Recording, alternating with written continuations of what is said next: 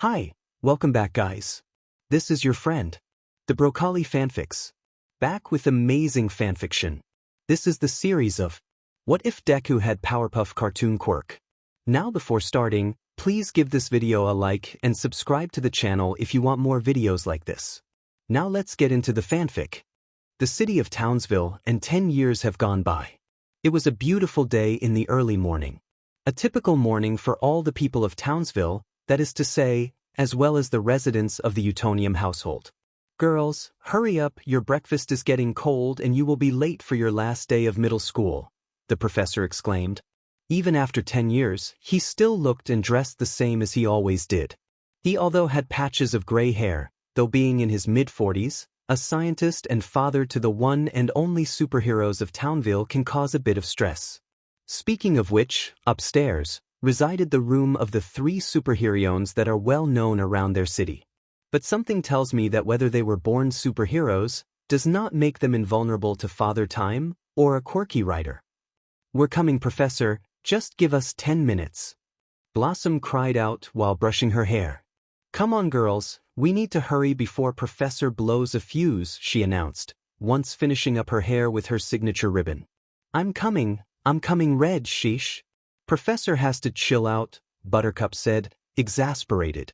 She was busy packing her last bit of books and homework to submit to the teachers at school. Bubbles, you too. You're even dressed, what are you looking for now? She questioned her other sister. No, I am not. I am still looking for my favorite blue sweater, she said, still digging through her side of the closet. You know, the one with the white bunny on the front. All right, fine, let me help you look. You might have misplaced it on my side again, she reluctantly offered. Downstairs waited their father, the famous Professor Utonium, creator of the Powerpuff Girls. He was starting off his day with his usual cup of coffee with eggs, bacon, and toast. He made the girls breakfast as well. Now, if only they could come down before it gets cold, he thought to himself, as he was getting ready to make another loud call, "Girl dash," but was cut off before he could finish. "We're coming," they all said in unison. 10 years have passed and the girls have all turned. They have really matured since they were 5, not little kids but growing teenagers now. As they have grown up, certain things have remained the same but significant things have developed and grown as well. The girls are now taller, reaching a bit over 5 feet. No longer were they referred to as bubblehead kids, now that everything is in proportion. Their body statures were well above average and fit. You could say they brought a bit of jealousy to some girls. In the years that flew by, they managed to acquire hands with fingers, feet, and a nose. Though they were triplets, they differed slightly in their dressing, appearance, personality, more and more as they got older. "Here, Professor. Just 1 minute late," she mentioned, holding her book bag over her shoulder as she makes her way down. Blossom still had her long and lustrous orange-red hair as when she was younger. When untied, it reached up to her knees, however, when tied up in a ponytail, with her signature bow, would reach to her mid-thigh. She has bangs that is evenly shaped and covered her forehead. Her style of dressing has taken a more modest and conservative form. She would often wear red and black plaid knee-length skirts with tights, button-up shirts with sweaters or vests accompanying it. She would rather dress almost school-like but still not appearing too studious, to not get her sister Buttercup to mock her, though most times she did not care and just ignored it. Blossom, just like when she was younger, was often studious and very advanced in intellect, way above her peers and also sisters. She would appear to have a more steady-level personality than the others. "Yeah. Keep your pants on, it's only 7:30 in," she said, coming downstairs with her camouflage rucksack. Buttercup's black hair was shorter than the rest of her sisters, being inches above her shoulders, presented in a messy bob style with a cow lick on top. She also had bangs, slightly above her forehead and messier than her elder sisters. She would at times hold back either side of hair with a small green hairpin to prevent it from covering her eyes, but it's also her way of appearing a bit more girly. She has always been a tomboy, someone who loves to fight and get dirty. Her style usually consists of baggy shirts, with ripped jeans or plain knee-length shorts for better mobility, as she puts it. She would not wear skirts, believing it made her look stupid. She was the more athletic one of the sisters, favoring sports than studies. Even when they fought, they were all strong, but she was a tougher fighter. She was also known for being a bit feisty when it came to others causing trouble towards her. Her temper did get a bit better as she grew up, but people didn't dare to get on her bad side or else they would get it. Right here, Professor. Sorry, I was looking for something important. As she said that, she had on the same bunny sweater she was looking for. Bubbles' blonde hair was longer than when she was younger, nowhere near the length of her elder sister but few inches below her shoulders, that she puts up in her signature ponytails, giving her a sense of innocence and charm. Unlike her sisters, she does not have bangs, but hair is parted in the middle. She is arguably the girly girl of the group. She often wears skirts and dresses with floral imprints or animals. She is deemed to be fashionable one of the group. She was always creative when she was younger, often drawing or singing and the like. She does well in school but not so much to the point of being compared to her genius elder sister, enough to not be scolded by her teachers, like a certain raven-haired girl. Bubbles has maintained her kind and caring nature from when she was a younger, volunteering in her spare time. She is still a bit sensitive, though has learned to be more assertive when needed, but she still has her times of being naive.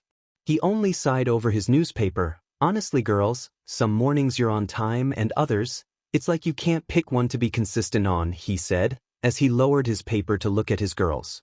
Oh, Professor, we do make it on time before class anyway. Besides, it's a girl thing. It at times takes longer to get ready, Bubbles cheerfully added as she took a bite of her toast. Well, some of us take much longer than others. Right, Red? Buttercup gave a side eye to her other sister. Oh please, just because I want to put more thought into my appearance, unlike some people, doesn't mean I get the blame for being late, giving her own side eye towards her stubborn sister. Besides, at least I prepare my supplies in advance, unlike you who was scrambling to get all her homework into the bag, she finished while chewing on her breakfast. Oh yeah, she called out, annoyance in the lines. Yeah, she said in a matter-of-fact way tone. An argument starts. Okay, that is enough. Professor snaps, silencing the table. Okay, look, I understand that you girls are growing up and need time to get ready, but come on. School starts in 10 minutes and I need to get to work. So can you please hurry it up next time? He finished feeling exhausted. Yes, Professor, the pink and blue girls said in unison. Only Buttercup was silent and looked still ticked off from the re. Okay, Buttercup? Asking with a more stern emphasis towards her this time. Yes, sure, whatever, she replies reluctantly. Satisfied with the answer, he goes back to reading his newspaper until he JRKs up, remembering an important announcement to make. Girls, when you come back from school, we have to talk, he said, with a neutral tone that made the girls nervous. What is it, Professor? Blossom was first to ask. Is it bad news? Bubbles looked a bit afraid. I don't like the sound of that, Buttercup already deciding her mood. Well, it is sort of a change, but more details will be given when you all come back, trying not to give out more details than it needs to be said. The girls looked at each other, one was puzzled, another fearful, and the other was skeptical about it all. The girls left their house and were on their way to school. They usually either walked or rode the bus to school, opting to not bother the professor. Their school, fortunately, was Pokey Oats Junior High. They were first ecstatic when they finished elementary school that they will pour into the sister school with all their friends. Guys, what do you think is so urgent for Professor to sound like that? Bubbles asked. I am not so sure, Bubbles, but it surely can't be so bad. Blossom tried calming down the situation. Maybe, Buttercup, what do you think? Bubbles trailed off, unsure. I don't know, Bubs. All I do know is that I don't like the sound of it at all, she exclaimed. How do you know not to like it, Buttercup? It's not like broccoli you can hate outward without giving it a try. Blossom gave her a skeptical look. Oh, shut it, Bloss. Call it a gut feeling if you want, but I don't like this at all. And I know you guys feel something going off too, don't you? Finishing off, looking at the two girls as if she was right. Bubbles was quiet, but she knew Buttercup was right about something being off. Blossom was barely paying mind to her gut instincts. She knew it to not always go right. But her own intuition was telling her something else. Just when she was about to give her reply, ring, the sound came from her book bag. She reached down to see it as a phone, but not just any cell phone but the PPG Mobile, with the smiling face icon beeping its red nose. The mayor made it a point to upgrade the girls to a more evolved communication service that befits their ages. "Hello, Mayor, what seems to be the problem, ma'am?" she addressed in a formal but urgent manner. "Blossom, I am sorry to bother you girls on your way to school, but there is trouble at the Townsville National Bank." Her voice was filled with urgency. "Understood, Ms. Bellum. Who are the perpetrators?" Blossom replied. "It seems that your old neighbors, the Smiths, are behind all the trouble. And I have word they want their revenge on you 3-inch," she added as if to warn them. "The Smiths? Oh, brother," with much indignation in her voice. "The Smiths?" Bubbles said as if as a question. "Dummy, they're the crazy, whack-job family who tried to take revenge on us when we were 5, for ruining her dinner," Buttercup said as she flicked her forgetful sister over the head. "That was 10 years ago, Buttercup, and they were hardly any real threat to us when we were small," shouting back in her defense. "Well, girls, it seems they still remember us and still seeking their unfinished revenge on us." "We're on our way, Miss Bellum," she said before hanging up. "Arg. I guess we will be really late for school now," Blossom said solemnly. "Oh well, it is still the last day of school. I think we will be fine for today," Bubbles said, trying to console her bookworm sister. "Ooh, at least I have a perfect excuse for turning in my homework late," screamed the overjoyed sister. "Okay, let's go. Buttercup, to the Townsville Bank if you would," giving out the instructions. "Don't have to tell me twice." "All right, ladies, hold on tight," as the other 2 sisters held on to her. She squatted down, bracing herself, a green energy enveloped her, before she leapt into the sky, in the direction of the crime taking place. They arrived safely on the ground, right in front of the bank. At that very moment they hear an explosion. They move into action, bursting through the door. "Okay, the jig is up, step away from the bank tellers," Blossom called out as the trio made their way to the scene. "Well, well, well, if it isn't the Powerpuff Girls and they have all grown up, how lovely," a lady called out with a mocking tone. What stood before them were the very Smiths, but a whole lot different than who they were 10 years ago. The woman that spoke up first was Marianne Smith, who was not so small in frame like she was before. She still wore her villain outfit, her black bodysuit and thigh-high boots, with a black mask and blue gloves as her villainous costume. But she was no longer the skinny, lanky woman she once was. She got more muscular while maintaining a curvy frame. She grew out her light blonde hair to shoulder length. And she carried 2 large metallic hammers that could have weighed more than her. "I am sorry the place is such a mess. But I would be happy to mop the floor with you girls' faces," laughing maniacally at her own pun. The 2 children, who have also changed over the years, were at opposite ends of the banks, pointing their laser guns at the cashiers. The older child, Bud, was not the lanky, geeky kid with braces he once was, looking to be around 21 years old. He grew much taller and had muscles as well. His green hair grew longer but messy. His costume upgraded, omitting the green cape he once had and opting for a utility belt that housed various weapons. The younger sister, Julie, also changed. For she was no longer the pudgy little 6-year-old girl but a much more mature-looking villain. She had a similar curvy body to her mother but less obvious muscles showing. Her once blonde ponytail has been cut down to be a pixie cut. She donned on some red lipstick, nothing else, and wore her mask. Her outfit was a leotard with a spiky-edged tutu. They turned to stare down the 3 girls that apparently ruined their lives. "Oh look, big brother, the Powerpuff Girls.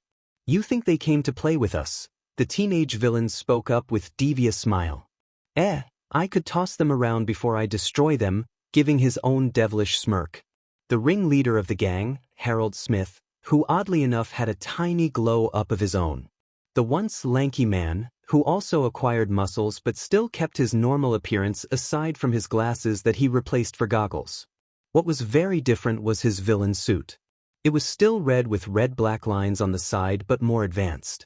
He still had the antennae on his head. He had a certain power bank that connected to his gloves, emitting electricity. "Well, it seems that the guests of honor have arrived to our little get-together. Family, shall we show them the same hospitality they once oh so graciously shown us?" His voice was dark and menacing. "With pleasure," they all replied back. "Stand on guard, girls. This may be a bit trickier than it seems," Blossom throwing warning to her sisters. With that, Harold fired a bolt of electricity at the three from his gloves.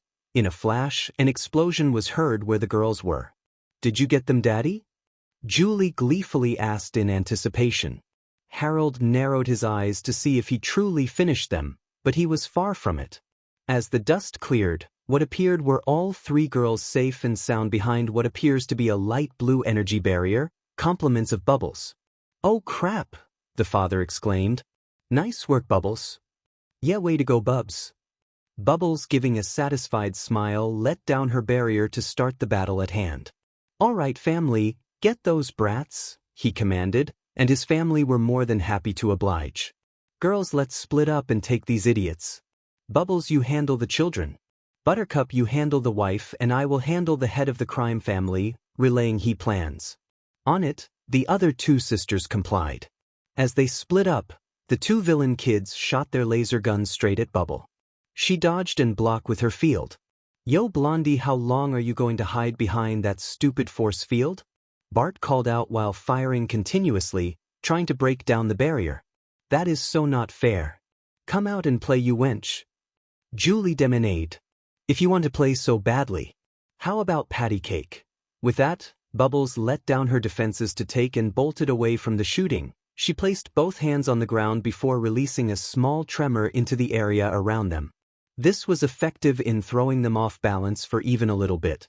What is going on, you b-by dash? She did not finish in time.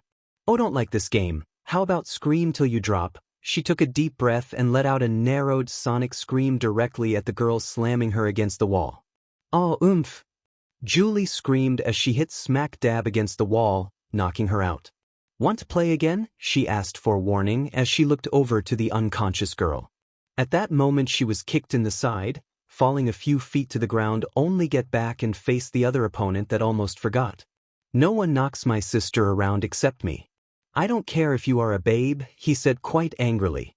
Bubbles only cringed at the attempt. Seriously, she knew the guy was in his 20s. He took out retractable metallic batons and attacked her with it.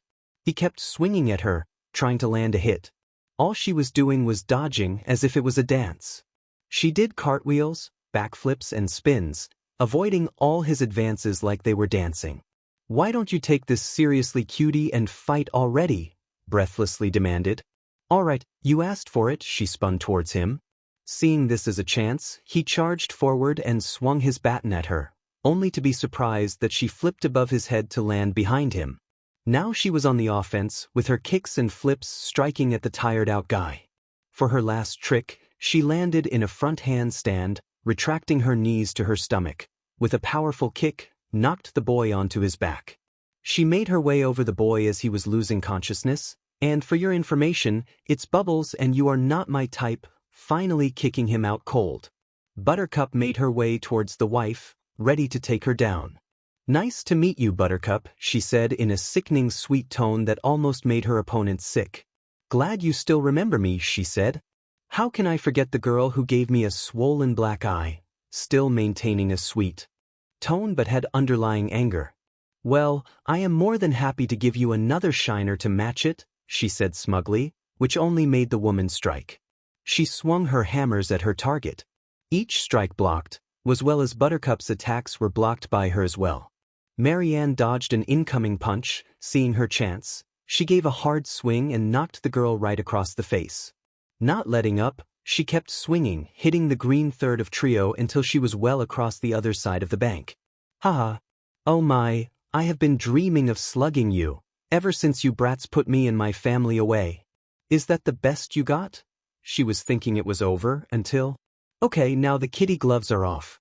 Nice hit, lady, but that was nothing compared to what I'm going to do to you." Standing from the onslaught, she only cracked her neck and with a weak green glow she gave the insane woman a sort of death glare. "Oh, you want some more? Bring it on." Feeling overconfident, she ran towards Buttercup, mallets in the air to land another blow to her. When the weapon made contact, however, it was stuck in place. "What is going on?" she wondered, looking wide-eyed to see her opponent held a palm out, blocking the mallet. "What a shame. And here I thought you were actually ready for this," she said with a mocking tone. Marianne did not listen but retracted her hammers and begun swinging at the green Powerpuff in growing anger. Buttercup in turn dodged, blocked or taunted her with more quips, making the woman blind with rage and swinging aimlessly. After a few minutes, Marianne was starting to slow down. Looking her opponent who was a few steps away, she said, "Getting sloppy, aren't we?" in a fake concerned tone. "Shut up. Just shut up and die, you brat." As if powered by some crazy adrenaline rush, she bolted towards to her, ready to slam her 2 hammers at both sides. Though this time with her arms crossed, Buttercup stopped the metallic mallet with each hand on either side, with an audible thump sound. Marianne tried to pull away again, but to her shock and horror, Buttercup held to the hammers so tightly that her hands made dents into them. What came next was strange for the villain. As she had to remove her hands from the handles on the metallic mallets, for fear of being burned, she now looked at the girl and saw static currents flowing around her. "All right, time to end this," she finally said. "No, I won't let you and your family go scot-free for ruining our lives and my din dash." Before she could finish or attack, Buttercup leapt forward to deliver consecutive punches and kicks at the annoying woman, leaving her with bruises, twin black eyes and missing front teeth that were knocked to the floor. The woman was now out cold. "I guess you didn't train enough," standing over the woman with expression of disgust and annoyance. "Sheesh, all this because of ruined dinner? That's the revenge you waited for?" she asked with a roll of her eyes at the twitching enemy. While her sisters' battles were taking place, Blossom was face to face with the ringleader. "Hello, Mr. Smith. I would say it was nice to see you again, but I'm afraid I would be lying," folding her arms while giving him an uninterested attitude. "Well, I will make this little meet-up a memorable one for one of us." Saying that, he raised an electrified glove up. "I see you advanced your toy gadgets since the last time we saw you. It's great what you can do when you have years of free time on your hands. After all that time, I thought you would be smarter and get your family and yourself the therapy you all so richly deserve," she quipped. "This has been a lovely catch-up, but how about you cut the crap and I just destroy you and your sisters?" Eyes filled with intent to kill. That was all Blossom needs to attack the man. Mr. Smith charged up his gloves and made his way to the teenage girl, swinging his electrified fists to just land an attack. Blossom was not going to give him an inch. She did her best to dodge each attack as it came, but it was difficult. Mr. Smith, getting even angrier with this tedious charade, fell to the next plan to release bolts of electric shots straight at her. She managed to make her way to a pillar close by. She hid behind it, but was met with a shaking pillar as Harold would not stop firing. "What? Are you too scared of getting a little shock?" "Huh?" Mocking her tactics. But she did not care, for she had a plan for this whole thing. She rolled out from behind the pillar. Before Harold could blast her, her hands were giving off a pink glow, and just then plenty of the rubble were also coated in the pink aura and floating in the air. She looked at the man and flung her hands, making all the debris shoot at him. Harold only knew to blast the debris, causing it to turn into dust. But that was the perfect plan, as Blossom managed to sneak under the cover of dust over to the man. A silhouette figure emerged from the dust, and right then, Harold took his shot. "Not so fast, you brat," sending bolts of electricity at her. "Bullseye." "Not so smart are we," laughed as he shot her. But did he? What the heck? Taking a closer look, he was shocked to see a damaged, melting ice sculpture on the ground. He did not have time to react when he was kicked in the back. "Too slow with the update, sir," Blossom said to the man on the ground. Unfortunately, she overestimated the time and paid dearly. Mr. Smith took the opportunity of her guard lower and blasted her with charge of electricity. "Ah!" she screamed from the pain inflicted on her. "Oh, did that hurt you?" "Good," he said, laughing at his opponent. Blossom, although she was electrocuted directly, she was seemingly okay. Only her clothes were slightly charged and her hair was a mess. "You're just as tough as you were back then, eh?" A few more shocks should put an end to that strong front, getting ready to blast her again. "I don't think so." Having had enough, she swiftly restrained the man's arms.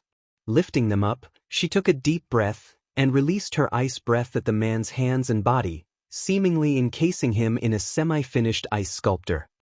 "You brat, you froze me," he cried out from the pain of the burning ice around his hands. Don't worry, I just want to discard your little toys without wasting time. She raised her opened hand. With a glow of both her eyes and hands, she enveloped the man in it. Before making a fist, she caused the ice around the man to crack and shatter, destroying his suit and weapons but leaving him in his skin-tight bodysuit. Mr. Smith could not understand how she managed to destroy everything with precision and leave him alone. He also was in shock that his plan was foiled. Too distracted to see that Blossom came at him with an elbow strike to the chest, grabbed his head bringing it down to deliver a perfect knee kick in the face. She finished it all off with a roundhouse kick that knocked the man out cold. That plan did work, but I shouldn't make weak mistakes like that again, she chastised herself, before regaining her composure and making her way over to her sisters who defeated their opponents successfully. Glad they're safe, giving off a small smile to them. As the girls finished off their battles, the police came into the building to arrest them. The officers assured the girls that they will put the family away for a long time. They couldn't stay long, for it was already 10. And the girls were annoyed and angry. Having to deal with these idiots and be late for school is no way to spend their last day of school. But Buttercup was not complaining. The girls wrapped up their last day of school. They managed to get to their important classes. Fortunately, there were only 2 PRDS of study room. Due to Blossom's tattered clothing and the fact she didn't have an extra change, she had to borrow one of Bubbles' clothing she kept in her locker for emergencies, though it was not her style of choice, but she was grateful for it nonetheless. They managed to not miss even more PRDS due to a police escort they kindly accepted after dealing with the annoying criminals. The school day was as normal for them as can be. There was no class but a day to turn in homeworks and projects that were long overdue. That was Buttercup's chance to turn in her works and get out of summer school program. The school clocked out at 15:30 p.m., and as always, they would walk home from school. Though the middle school was further from home, they opted to walk due to Professor being busier nowadays. Honestly, I am sure glad we are done and through with middle school, Buttercup remarked to her sisters with excitement as they were walking. I know, right? Finally summer break is on and it gives me more time to myself without worrying about homework, Bubbles also excitedly pointed out. Well, I for one am glad that we managed to get to school even with the detour we took, Blossom said, groaning at the fresh memory. Ugh, I really was not happy with how we had to deal with those wannabe villains, Buttercup added. Like it, if it would have been worthy of our time, maybe if it was Mojo Jojo or a monster or whatever. Well, I agree with you, Buttercup, but let us be happy it wasn't so bad, but they were dangerous nonetheless. Those 10 years really gave them an upgrade, so to speak, Blossom said. An upgrade to what? Total insanity? I see jail made them even crazier than they were. And the kids were so horrible, especially that pervy brother, yuck. His aura was all sorts of dirty. Bubbles shuddered in disgust about her early morning battle. Ah, glad I handled the mother, or else I would have socked those 2 dweebs real good, Buttercup laughed. Well, I am glad even with the infrequent attacks and crime these years we are able to hold our own. And with our different changes to ourselves, Blossom spoke up, giving a knowing look that made Bubbles silent. Well, even if there are less crime than usual, or even if we are not the same as when we are still the Powerpuff Girls, and we are even stronger when we stick together, Buttercup announced, making the other 2 nod in agreement. The girls went through a lot of changes these past years of their childhood. They were not the same girls they once were at 5, but you could say they had to learn new ways to adapt to said changes. They girls walked in silence until they reached their home at around 17:27 in the evening. Suddenly Buttercup stands a few feet from the door. Man, I am still not looking forward to this, guys, she said, almost inaudible. Buttercup, you're still acting paranoid? Blossom asked.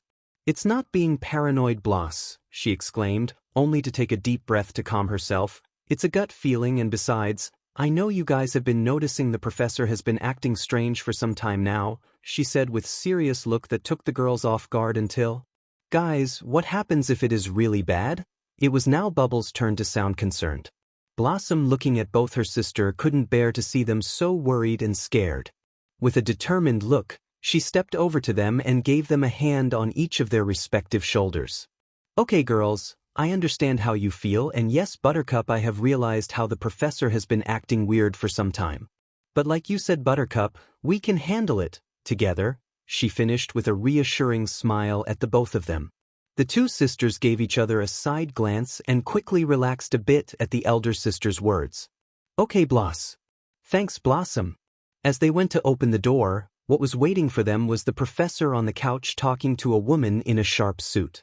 She looked to be in her late 50s, a few inches taller than the professor. She had gray hair tucked into a tight bun, wore glasses and had a serious look even when she laughed. It made the girls somewhat nervous. The two were talking until they spotted the girls. Girls, do come in. We have a guest." He gestured for them to come. They walked in a straight line all the way to the couch that was big enough to sit all of them.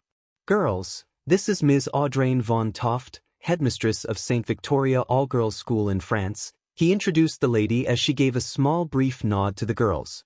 "Well, hello ma'am, nice to meet your acquaintance." Blossom was the first to greet and soon the others followed.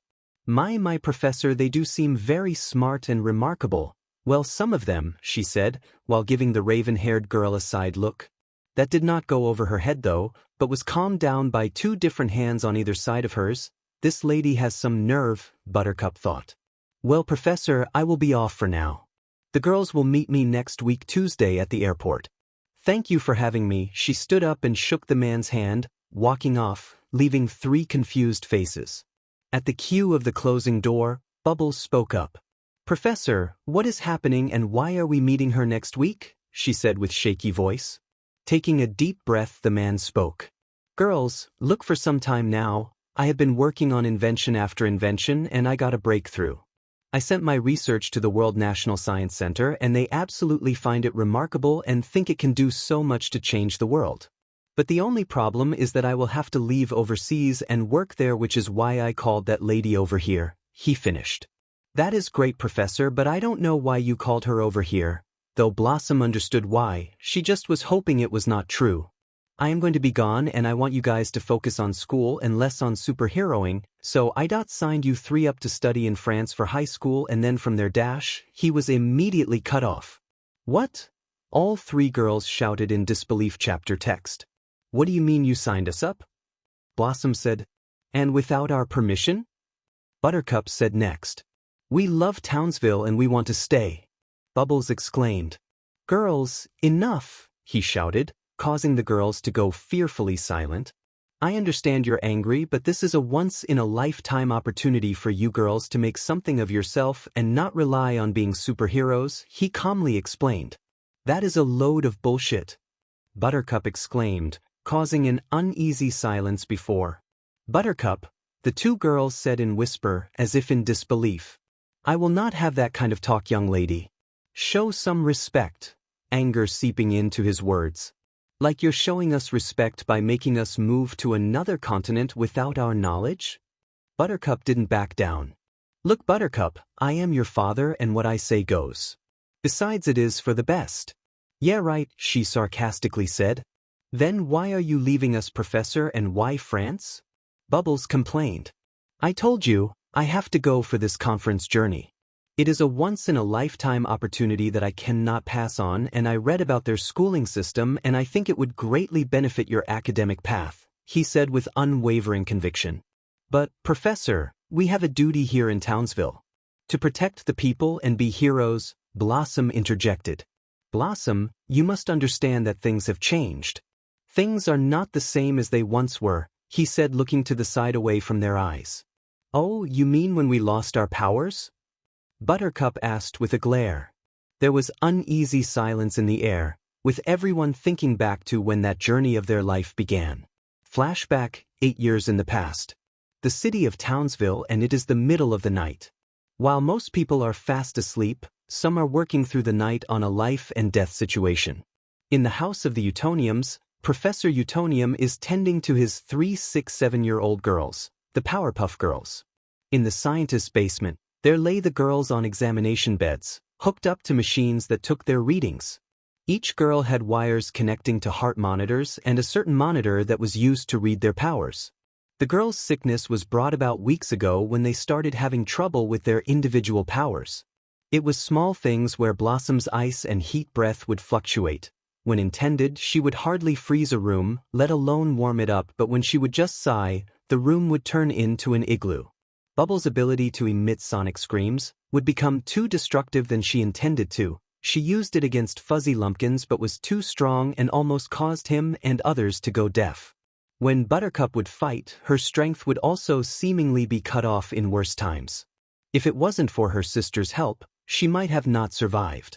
Things came to a head when 3 days ago, they were in their rooms when they started feeling funny, as if taken down with a deadly virus. They were all experiencing sudden hot flashes, chills and shakes. They would feel aches and pains that radiated throughout their body, from their heads down to their feet. But what caught the professor's eye was how their appearance changed. Their skin became pale, their skin became blotchy, and they emitted colored glows, in their respective colors. The professor had no idea what was going on upon seeing them.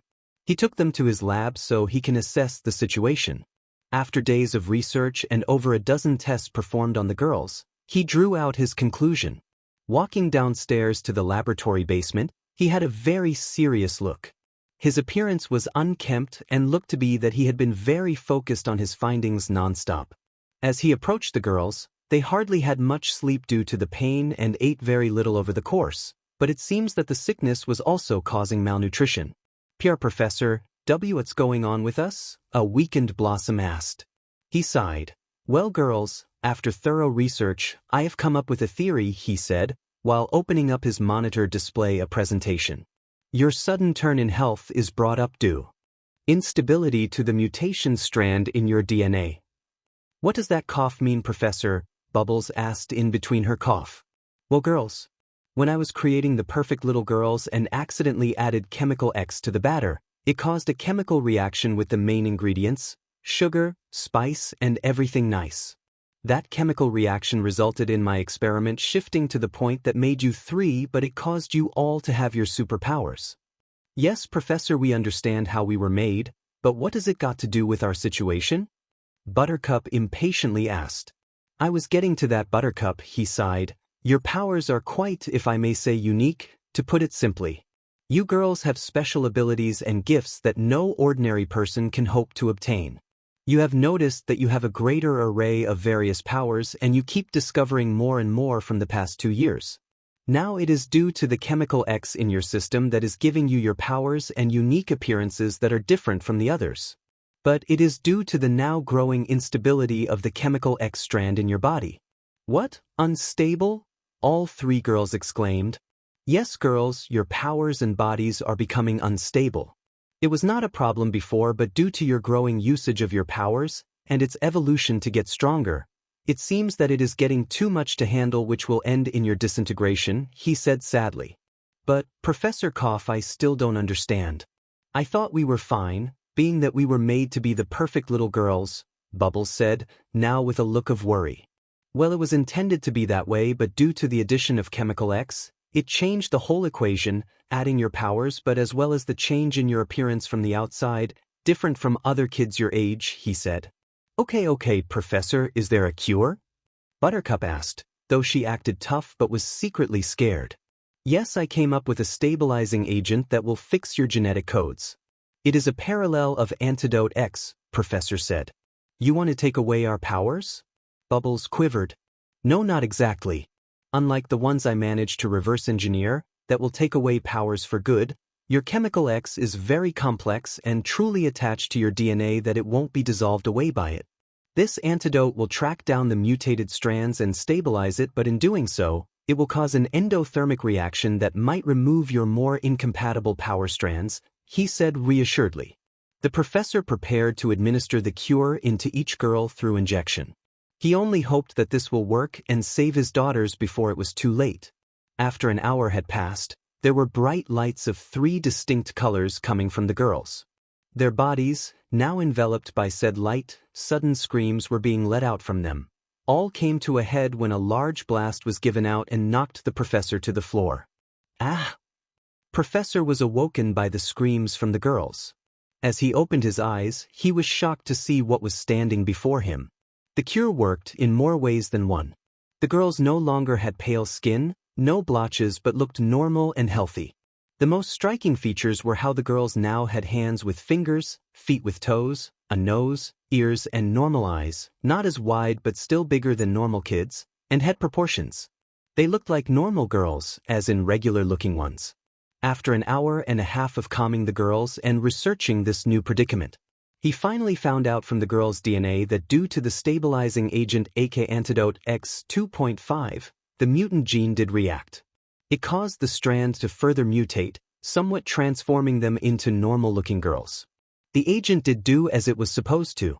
It neutralized their other seemingly incompatible powers, balancing their states. They looked like regular little girls but far from ordinary, for they still had powers. And from his readings, those powers are just as strong if not stronger. He also noticed some strange readings that he kept hidden. The problem was that aside from the appearance, there were changes to their power flux and some things were inevitably gone. They were not the same as before. But whether they still have their powers is up in the air. That's how the years have followed, adjusting to the sudden change. End of flashback, the present. What happened to us was bad, but we still came out stronger, Professor, so why are you doing this? Now Buttercup was getting more annoyed. Girls, the world doesn't need you anymore and you have a chance to be normal and make more out of your life than fighting villains. All major villains are gone like Mojo Jojo who left with the rowdy rough boys. The Gangrene Gang have disbanded and living their reformed lives and Fuzzy Lumpkin's territory has been closed off so no one can get hurt. And you all know how Princess is, listing all major villains off. What about him, huh? He is still out there and he is the embodiment of evil, she pointed out. You know as well as I do that he has not been around for years, he must have given up, he said. I highly doubt that, Professor. Him could be buying his time and dash, Blossom was cut off. And nothing, Blossom. I have never wanted you to be superheroes in the first place. None of you. There are other superheroes who can handle the city when you're gone and you have to focus on your futures instead of this nonsense anymore. Standing, he loudly gave his points. There was an eerie silence until sounds of whimpers were heard. It was Bubbles as she got up. No, this is not fair. Yelling out as she ran to her room followed by Blossom to try and comfort her. Professor was sitting down when Buttercup stood to her feet and spoke up. We are the Powerpuff Girls. No matter what you say or do, we will not give up that title. We have these powers for a reason and we will be superheroes, whether in this city or not. And I can tell you, are keeping a secret from us, Professor. Whatever real reason for this is, I hope it is a good one, and she said then went off to her room too. The professor didn't even get a chance to reply before she left. Honestly, he knew that this was the right call and they would thank him one day, but it was exhausting to say the least. If only he could tell them the true reason for this. Buttercup opened the door to her shared bedroom. She was presented with the sight of Bubbles sobbing, face down into Blossom's chest on the bed. It was clear that the elder sister was trying her hardest to calm the frantic blonde, though she could see that the elder sister was trying to fight back her own stubborn tears. She walked over to try to comfort her sad sister, placing her hand on the back, slowly rubbing circles to motion that she was here too. Buttercup was not one to shed tears so easily. Most times she would have an angry look on her face to mask her pain, much easier than being seen as weak. All of a sudden, 2 foreign hands were placed on one of her hands and shoulders. She realized her sisters were also comforting her through sad smiles on their faces. Yes, she was not one to cry so easily, but when she does, it was around those that saw her as stronger than she needed to be. That night they all slept without supper, being either too sad angry to eat after the bombshell news. The days that followed leading up to the big change was met with much resistance. Sometimes they would try to talk to the professor to change his mind and other times they would argue with him. All were shut down by him. Bubbles thought of running away but were met with a karate chop to the head by Blossom, inciting it was a bad idea and not thought through. All hope was gone when the following day came. Girls, hurry up, I will need to drive you to the airport soon or you will miss your flight, Professor said, reminding them of plan but not shockingly was met with silence. They were busy packing their bags when ring it was the mobile hotline. Ms. Bellum, what's wrong? Blossom said with urgency. It's terrible, girls, there is trouble down in Townville and it's urgent, she said with an unhidden fear. If this is another lame bank robbery then dash, Buttercup was cut off. No, girls, it's him, and he is in the center of town. Please hurry, girls, she exclaimed, That was enough to make the girls look shaken. They couldn't believe that him is back, but why was he here, now of all times? Okay, Ms. Bellum, we're on our way, cutting off the call. Girls, we will have to put packing on hold till we take down him, putting the phone back into her pocket. I knew that we still had him to worry about. At least we have a solid reason to stay now, Buttercup said, somewhat happy with the outcome. It may not be all that simple, since we haven't dealt with him for a while now. It might be pretty difficult to handle, Bubbles said. I know, Bubs, but we are superheroes and we got to do something or else people are going to suffer, Buttercup said. Taking a moment to let that statement sink in before, yeah, you're right, Buttercup. Let's go save the day, girls, Bubbles exclaimed with resolve. So they leapt into action, rushing out of the house, for Buttercup to have enough room to be able to fly into direction given with her sisters in each arm. Unknown to them, Professor also ran out, in an attempt to stop them. Wait, girls, come back. Coming to a stop outside his driveway, he fell to his knees. Oh no, this is not how I wanted things to go. Pounding the ground in utter frustration and defeat. In a mass of chaos and red-tainted sky, the girls arrived to see a scene that seemed to be straight out of a horror movie. They looked up to see the devilish fiend waving his claws, twisting the dark clouds in the sky to his bidding. The creature was the same as they last saw him. A red-skinned, demonic creature with puffy black hair, sinister light green eyes. Wearing makeup, including 3 long eyelashes, black lipstick, a woman's red jacket with pink tulle at the collar and hemline, tight-fitting red trousers, and black thigh-high spike-heeled boots. The creature appears to not have aged at all. An echoing effeminate voice, ha ha ha ha, I am back and I have come to play. At that moment he was pushed back by an ear-splitting sound that he instantly recognized. Quickly recovering from the shock, he looked down to see his favorite little playmates. They were dressed in their iconic hero dresses that were way bigger to suit their sizes. They each wore their individual colors of pink, green, and blue, with a black strap on the waist. They had on white socks and adorned black Mary Janes. The Powerpuff Girls, or should I say teens? Long time no see. My, how fast you girls have grown over the years, flashing his sinister grin at the girls. Honestly, we would have preferred not to have seen you at all, Blossom confidently said.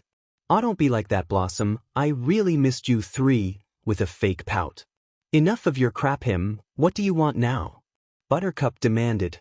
Always the most straightforward of the bunch, Buttercup, all Buttercup did was give a fiery glare. Very well. I just came to finally get rid you brats and take back Townsville, my kingdom. Isn't that fair? He smiled manically at his plan. Think again, you creep. We won't let you do anything to this town while we're here. It was now Bubbles who confidently spoke. You're right, little Bubbles. He was putting on a thoughtful demeanor. You know, girls, you won't believe this, but I have lived on this planet for millions of years and it has been boring to say the least. I have met individuals who have tried to stop me but ultimately have perished by my claw. Lying down in the air while telling his story. Stop dancing around your point and get to it. Buttercup was ready to jump up and attack. You know it's rude to interrupt while others are talking. Him shot a laser beam from his eyes straight at where the girls were standing. Luckily they blocked the attack with no damage inflicted. Is everyone okay? Bubbles asked in concern. Yeah, they both said in unison under the barrier. I guess the years did not teach you any manners, huh girls? In a low menacing tone before going back to his high-pitched one, what I was going to say is the blonde baby is right, I will never be able to rule this world with you brats here. The girls were giving a quick look at each other, wondering what him was playing at. You see, girls, for reasons I cannot get into at the moment, you 3 are poison to my very being and I cannot let you stick around and continue being a nuisance to my life, he said. Like Bubbles said, we are not going anywhere, freak. Buttercup shouted. Yeah. So you better get used to dealing with us, Blossom said until they all said together in unison, the Powerpuff Girls. Very well then, girls, have it your way, in merciless tone. Him raised both of his claws into the air and broke open a vortex in the sky. The view was like something out of a sci-fi horror comic, with cracks spread out from the portal. The color was a combination of red, black, and pink. The girls were keeping guard but were shocked by the situation above them. Right then, Black humanoid bat-like creatures emerged from the vortex, straight down towards the citizens. "Oh no, we have stopped those things," Bubbles cried out, before bolting towards some people in danger.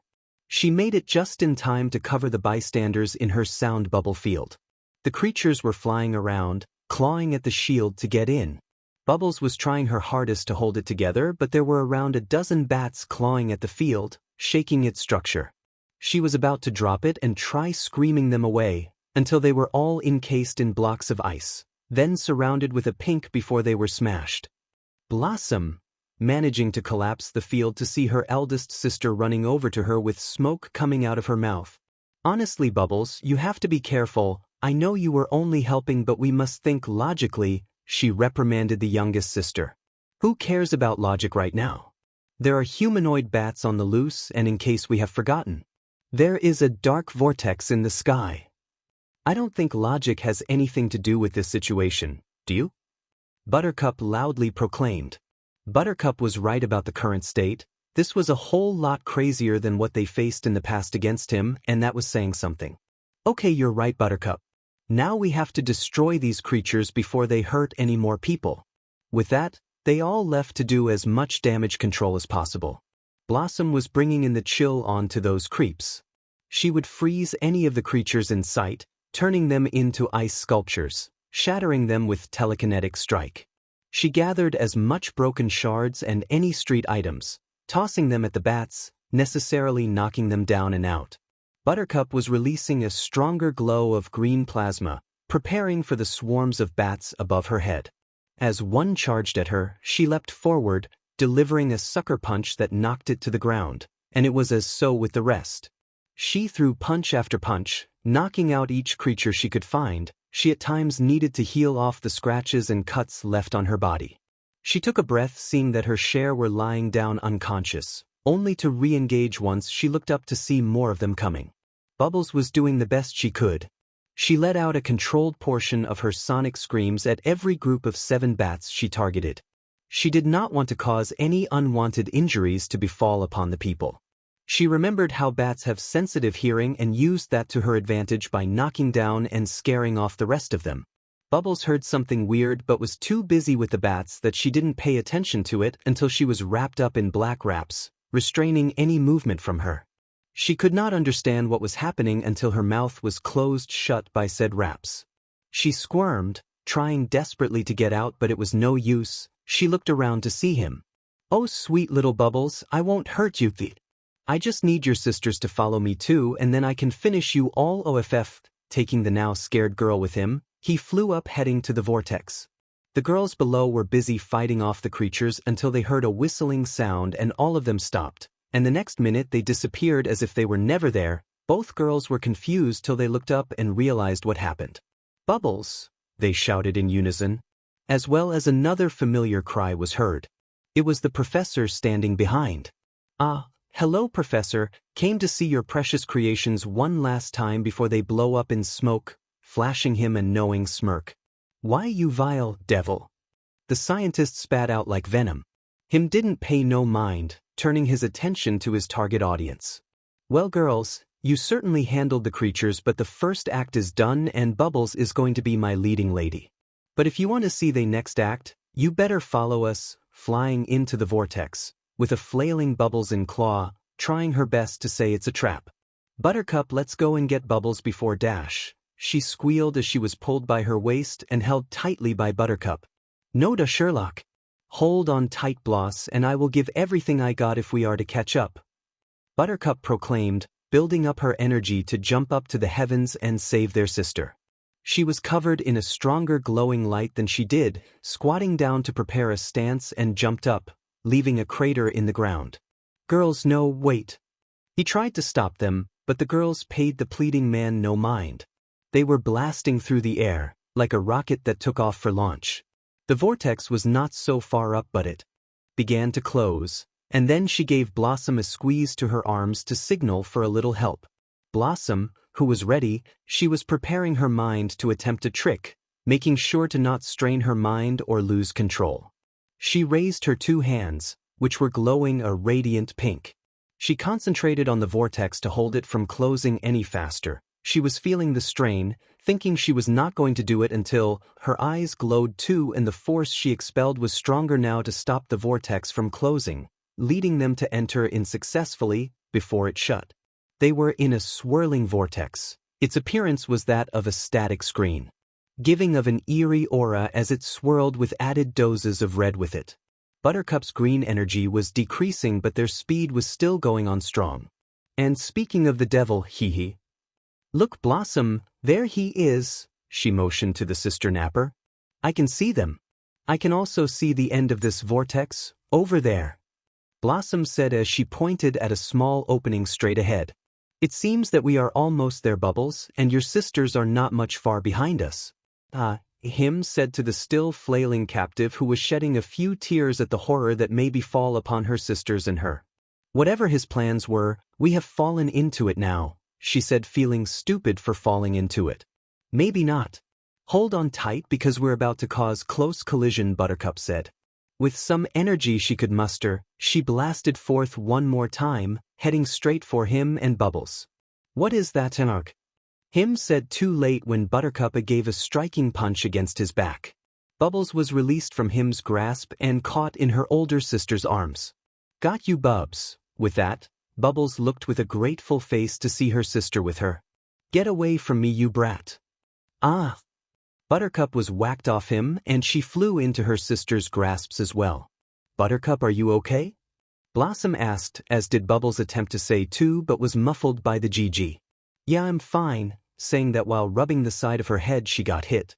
At that instant, Him was grown in size and looking said, Oh well, girls. I was going to be a sport and destroy you all pretty quickly, but I think you all are too good to be given mercy. Saying that, he formed a dark orb between his claws, looking towards his enemies with red deadly eyes. The girls were huddled together, awaiting what would befall upon them. They were trapped in portal-type realm, without knowledge of how to get out, and practically exhausted. Blossom was standing in front, basically trying to shield her sisters, and Buttercup was holding on to Bubbles, doing her best to show no fear at that, as well as break the restraints. Bubbles was just praying that they will all be safe from this nightmare. With Buttercup's effort, she manages to get her arms and hands free, which she used to hold both her elder sister's hands. She wanted to, at the very least in their supposed last moments, be with them forever, for which the elder sisters happily obliged. They all held hands, gathering into an embrace. In that moment even Buttercup welcomed. Him seeing this, could only add how pathetic they were, how sweet, enjoying your final moments, before blasting a dark beam at the girls, only to be deflected by a barrier of colorful light. H was all that Him could say as he lay his eyes upon a scene that made him do a double take. The girls were giving off a pure glow of energy, consisting of pink, green, and blue sparkles that morphed to white light. The light was set off and shot at Him, who was still trying to blast them but was being pushed back. The light flew forth, hitting all the corners of the dimensional plane. In that moment, Him let out an angry growl, before attempting a last-ditch effort. In an unidentified alley, rats were scurrying all over the place. It was well within the mid-afternoon when a static cling was heard around alley wall. It built up until a vortex opened from it, ejecting 3 girls from its dimension. They warily collapsed on the dirty floor, puzzled on what just happened. Girls, is everyone okay? What happened? Bubbles, regaining the shred of consciousness, asked to her 2 groaning sisters. Arg, I think I am Bubbles, but I don't know what happened, Blossom groaned. All I know is that psychotic, poor excuse of a clown was about to destroy us until some light stopped it all, Buttercup exclaimed as she stood to her feet. She recalled the whole ordeal. All of a sudden, it dawned on the 3 supergirls. Wait a minute, where is Him? All 3 cried out in unison. Before they could discuss further, a crash was heard on a nearby street corner. Maybe that's Him, Buttercup said, ready for a rematch. There is only one way to find out. Let's go, girls. Blossom called out to her sister, making their way out of the alleyway and onto the street, but it was not Townsville Street, that's for sure. Girls, where are we? Bubbles asked, seeing things differently. The girls stopped in place to take a gander at their new environment, and yup, it was nothing like their home dwelling. Stop, villain. A woman's voice carried towards the girls' ears, bringing their minds to a peculiar scene. It seemed like a woman was battling a monster-like man.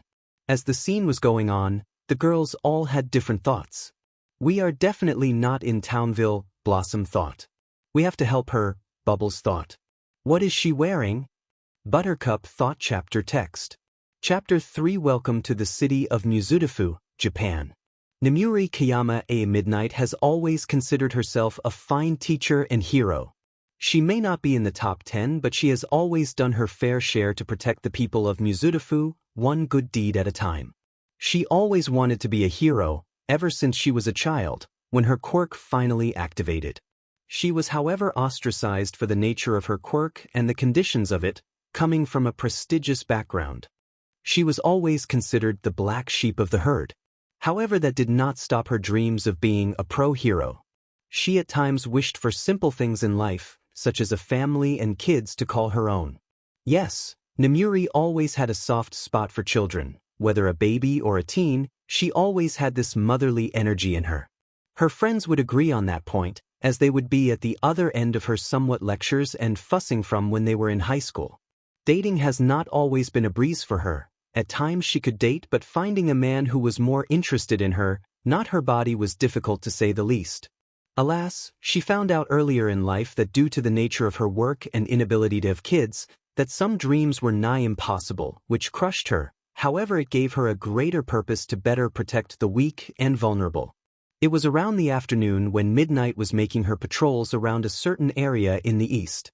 She was just about to wrap it up for the day when suddenly, at a local store, she spotted a crime in progress. There appeared a man that was all muscular and towering at 7 feet. He had a mutant-type quirk that gave him the appearance of a gorilla, wearing a tank top and jean trousers. He broke a wall of the building, where a certain man was running out, probably the owner. Please don't hurt me," the quivered in fear on the floor. "What? I wanted to make this fast and get out, but I guess I will need a hostage," reaching out his hand to grab the owner, but retracted upon being whipped. "What the hell? Who did that?" he exclaimed while turning his eyes to the culprit. Midnight retracted her whip as she stood at a fighting pose. "Stop, villain. Surrender now and no one has to get hurt," she commanded. "Oh, look here, it's the dame herself." "Sorry, babe, but I will call you when I need some punishment," he said that with a disgusting smirk that made Midnight angry. "Okay, you want a punishment? Here," she said. Midnight raced over to the man with a few flips, jumping into the air and delivering a flying kick to the face of the man. The man stumbled back a few feet until he regained his bearings, looking sad. Midnight was still on guard for what was coming. The villain went on the offense, swing punch after punch, to knock the 18-rated hero down, but she was holding her own with blocks and return swipes of her own. With added style and grace, but keeping her distance, so she may not be taken down so easily. When the villain gave a punch that instead cracked the ground that Midnight once was, she used his arm to flip out, giving a little bit of distance between them, to finally finish him. She tore off her skin suit on either arm, then as she activated her quirk, she used her fans to blow the fumes right the villain. She stood there tired, catching her breath at the prospects that this will be over, that is until... Dashing out of the fumes with a hand over his mouth and nose, the man gave a backhand that knocked Midnight off her feet and barreling onto the streets. Though she was not knocked out, she was in some pain. He strode over to the injured hero. "Sorry, but I was not going to go down that easy. I think it's time I put you down," launching at her with a strong arm, aiming to punch. Midnight was still hurt, not knowing what to do. She braced for impact and hoped for the best. A bounding sound was heard, but no damage was inflicted upon her. Not understanding what was going on, she raised her head to view the situation. At that moment, she was equal parts shocked and scared, for she laid eyes upon a little girl, a blonde-haired girl, not older than 14 to 15, in a blue dress, holding up a force field that was now protecting them both. Oh, another brat came out to play. "Well, kid, I hope your parents have said their goodbyes." Saying that, his strikes became stronger, but Bubbles was pouring all her strength into it, not caring that she was becoming exhausted. "Little girl, why are doing this?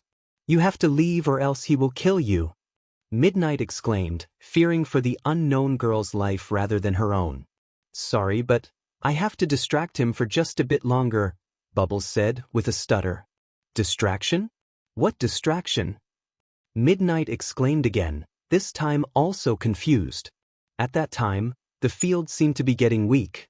Well, you sure are a tough cookie, but it's time to end this dash. Before he could say a word Midnight witnessed a green blur that struck the villain. It gave the man a right hook that sent the man flying backwards into the store he once robbed. The civilians that were still around to witness this were shocked at what just happened. What stood was another girl with raven black hair and a green dress, giving a tense stance as if reeling for a fight. But from certain people's keen eye, they could tell that she was masking her exhaustion as well. Bubbles, upon seeing that the plan was going well, collapsed to her knees, canceling the barrier. Midnight, regaining her bearings, also tried to stop the other girl from the danger. You girl, you have to take your sister here and run away. Leave this to the professionals, she said. Buttercup turned head to the woman and with a determined gaze said, Sorry lady, but we don't usually run away from fights, especially meatheads like him. And Midnight wanted to interject but heard another voice behind her. This time she had red fiery hair, a pink dress and a bow that tied up her hair into a ponytail. She's right. Because we are the Powerpuff and we don't back down from saving people, Blossom said. At that moment, the villain busted out of the store looking sad. He saw red as he ran over like a raging bull. Now Buttercup! Blossom yelled as if to signal her. Which it was. The mutant quirk user swung his arm straight at the girl's face, but with a steady gaze, she countered the attack by squatting down, grabbed onto his arm and using the momentum of the attack tossed him with enough strength, aiming at Blossom. What are you doing, Inno? Get out of the way. Running off to try and save the girl, she was not able to make it in time, but witnessed the next scene in awe. Blossom, with a fearless gaze, took a deep breath, and just when the villain was just where she wanted him, released her breath and cold winds enveloped the man till he turned to an ice sculptor, successfully trapping him in an ice cube. Who are these girls? They managed to take down a villain with ease, granted not as notorious but even so. They seem to be adept to this sort of thing. Not being from here, any citizen would be aware of not freely using quirks without a license. And though they seem really strong, I wonder her train of thought was interrupted when sirens were heard all around, with officers holding up guns straight at the girls.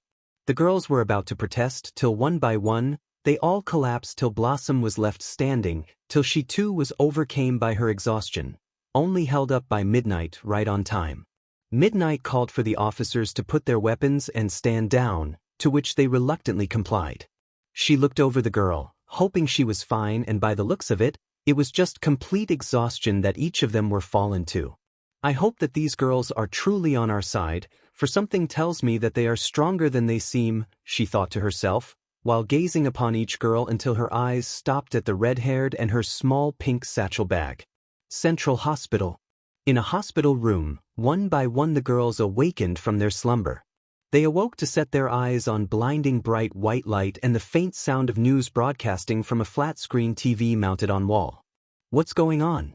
Where are we? Bubbles asked herself. Looking around, she could identify that she was in a hospital room that had 4 beds.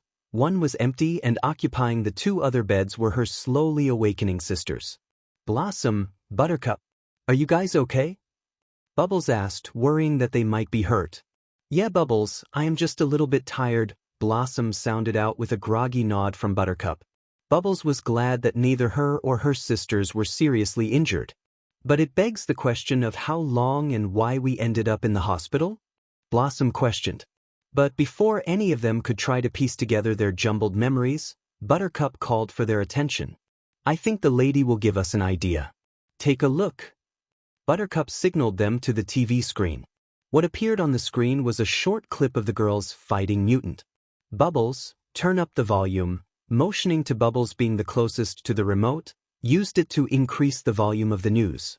Yes, bystanders were in shock at the commotion that would have befallen upon the pro-hero Midnight if it wasn't for these strange girls that basically showed up out of nowhere and assisted in subduing the criminal. The situation only happened 2 days ago, but people are still wondering who these girls are to risk their well-being like that, especially identified as not registered heroes. We have a comment from the chief of police, Kenji Tsuragami, who was present when everything settled, the screen changed to the chief. Well, I can thank these girls for saving the day. However, I cannot pardon their reckless misuse of their quirks without being registered first. So far these girls are unknown and seem to have done a good deed, but they are also unknown to either be concerned citizens or fame seekers, that I will stand for. They are presently in the hospital as we speak, seeing as they collapse from exhaustion, and we will do a full inspection once they are free. The man concluded before being switched back to the newswoman. Well said, police chief. At the end of the day, civilians should take a lesson from this and remember that hero work is not a game, and we should not just jump into situations that do not concern us or risk putting us or others in harm's way. It all ended well in the end, but what are on some people's minds are, who are these unknown vigilante? Are they on our side, or do they reckless fame seek dash? It was then that the TV was turned off by Bubbles, not wanting to hear any more stuff about them. But it did leave some girls puzzled and others a bit miffed. 2 days? All the girls blurted out, thrown for a loop. This is so not good, Blossom said. Well, that was a load of bullshit. We were well past exhausted trying to save that hero and civilians, successfully if we may say, and they have the nerve to call it reckless. Buttercup exclaimed, with no other sister trying to argue or chastise her vulgar language. Guys, what did she mean by quirks? Bubbles asked in confusion. I think that's how they refer to powers here. And I for one agree with you, Buttercup.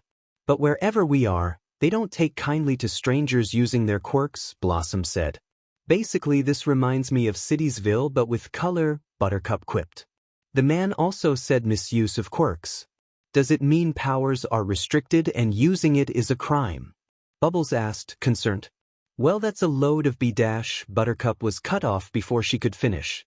Buttercup, she took deep breath. Bubbles, I don't know, but what I do know that wherever him transported us, we clearly need answers to what or where this place is exactly.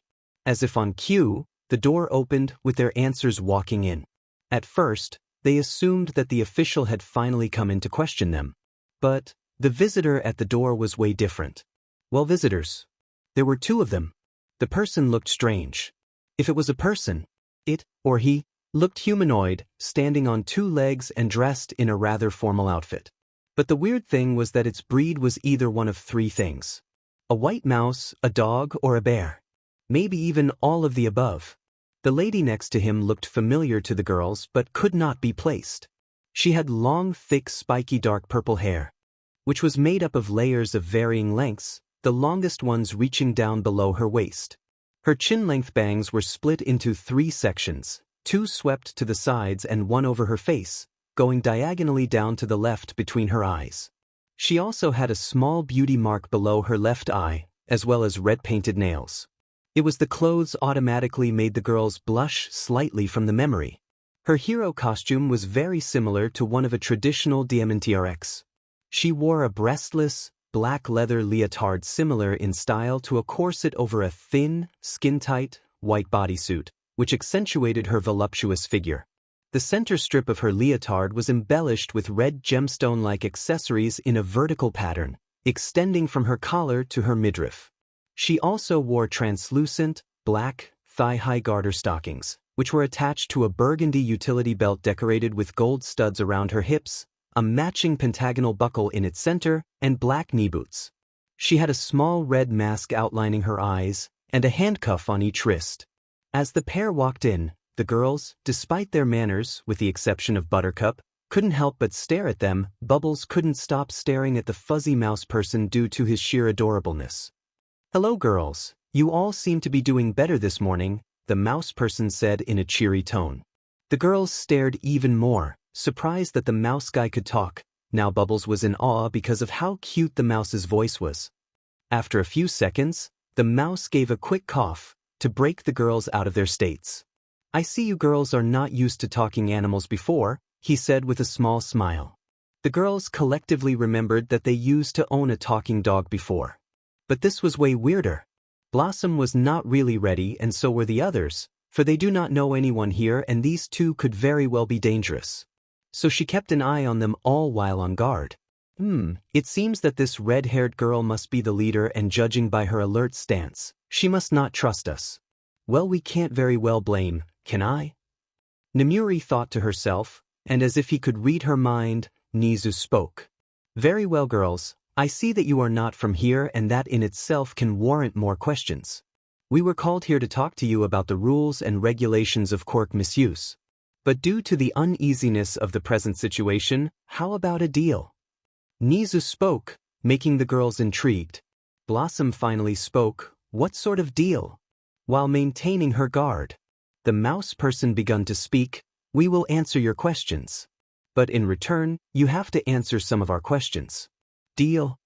The girls hesitated. They were still on the defense, seeing as they were in a strange place with no way home and these people are willing to answer their pressing questions. Only if they answer theirs, which seemed like a really good deal. If they get to ask questions, maybe the Powerpuff Girls could try and understand more of the mess of a reality they were in. Or at the very least, know exactly what quirks are or why there are laws that prohibit them. You won't judge us based on what questions we ask? You'll just answer them truthfully and that's it. Blossom finally asked. The woman nodded, as long as you do the same for us. Blossom looked to her sisters, who glanced at her and nodded. Finally, she answered on the behalf of her and her sisters. But we get to go first. Instead of looking insulted by Blossom's demands, the mouse laughed. All right, what do you want to know? Before Blossom could get a word in, Bubbles piped up. Who are you guys? Also, why do you look so cute, fuzzy, and able to talk? Bubbles squealed. Blossom looked at her, seeing the second question as a rude thing to say. Bubbles. The mouse, meanwhile, laughed again. Straight to the point, are we? Well, answer. My name is Nizu, and this non-fuzzy person I'm with is Nemuri. As her name was mentioned, Nemuri smiled like a greeting. As for your second question, I suppose I'm rather cute and fuzzy. I've been told that a lot. It's a long story though. For another time, Nizu continued while smiling politely. But Bubbles could sense a deep pain within him that she might want to check out later. Buttercup then spoke up, directing her question to Nemuri. Why are you dressed like that? Blossom was more embarrassed than mad at that time. Yes, that was not somewhat of a pressing question, but one needed to be asked. Nemuri nodded with a small smile and began to speak. Well, my hero name is Midnight, but my civilian name is Nemuri Kiyama. And the reason I wear this outfit is to properly utilize my powers as it needs exposed skin and this material is breakaway. This outfit is basically symbolizes my inner hero and makes use of assets, she said with a wry smile. The girls were equal parts intrigued, confused and red in the face at this information. Blossom, after shaking off the red from her face, raised her hand. I guess I'll ask the questions that all three of us are wondering. As she says this, she casts glares at her sister. Why are we in trouble? Nizu nodded, a little grateful that she asked an actual question pertaining to the actual topic. Well, there are a number of factors. The largest one has to be unauthorized quirk misuse during the villain attack. Well, excuse us if we didn't want to sit back and let Big and Ugly succeed in killing her. But why is there a law like that in the first place? Buttercup asked, feeling quite annoyed. Please, Buttercup, is it?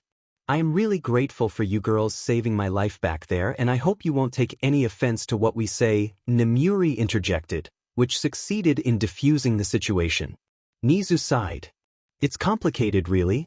But for the sake of simplicity, I'll just say the answer is the problem of hero incidents. You see, we follow through on these types of rules and take them very seriously. Not just for you but for everyone. Especially heroes. The girls looked confused at that, especially the heroes part, which prompted Nizu to continue. You know that whenever a villain is causing mayhem, they cause destruction, right? Well, it's the same for heroes too. In most, if not all fights before rules like these were in place, the villain may cause a large amount of destruction. But as the hero tries to clean up the mess, they end up making even more of a mess. This comes in the forms of unintentionally destroying parts of the area you're fighting in while you're pursuing the villain. That applies to the villain attack. Yes, you girls did take initiative and were willing to help when no one else couldn't. I commend you for that. But imagine if your plan had gone horribly wrong. The girls were quiet. They knew just how easily things could spiral out of control. They knew it from experience. From when the girls were 5 and had just unlocked their powers. I understand what you are saying, Mr. Nizu, but in that instant, damage was already certain and we did our best to minimize the disaster. Bubbles was to protect Ms. Midnight and distract the villain, giving cover so that Buttercup could effectively knock it off its balance. Once the villain attacked, she was to use the villain's momentum against him, launching him at me, so I may subdue him without any more need for damage. Blossom concluded her explanation. Nizu was impressed by the tactical plan that Blossom came up with. Clearly they have good teamwork, but the law is the law. Your planning was well thought out, but I have to reiterate that the law is the law. He was the cut off by one of the girls. So what? You just can't use your quirks at all? Buttercup asked, her voice not in a challenging tone for once. Nizu shook his head. No. We strongly encourage those with quirks to embrace their power. We just have to regulate it so that no one gets hurt from it. If you were to receive a hero license, then you are free to use your quirk to an extent. Enough that you can defeat a villain, but not too much that you go overboard and kill them. After all, what a hero should do is serve justice. Not commit murder, no matter how justified it is. The girls were not idiots. They knew that with great power comes with greater responsibility. That is why they chose to spend their days as superheroes, fighting crime and saving people each day.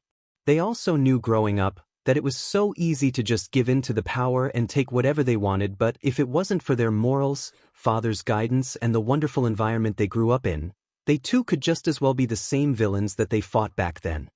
Nizu could very well see that the girls were not naive and understood what was at stake.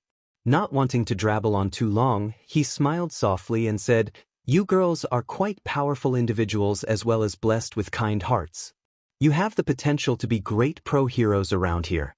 Do you go to any schools in this area?" Blossom was caught off guard for a bit but kept her composure. She knew this question was going to come, and when she glanced upon her sisters, they could tell that this would be a very delicate territory to walk on. Still unsure of the situation, but could not sense any lies from the animal. As far as she could tell, she answered, "No. We don't exactly live in this area." Midnight then softly spoke. "You know what? We were going to ask you about that. Where do you live?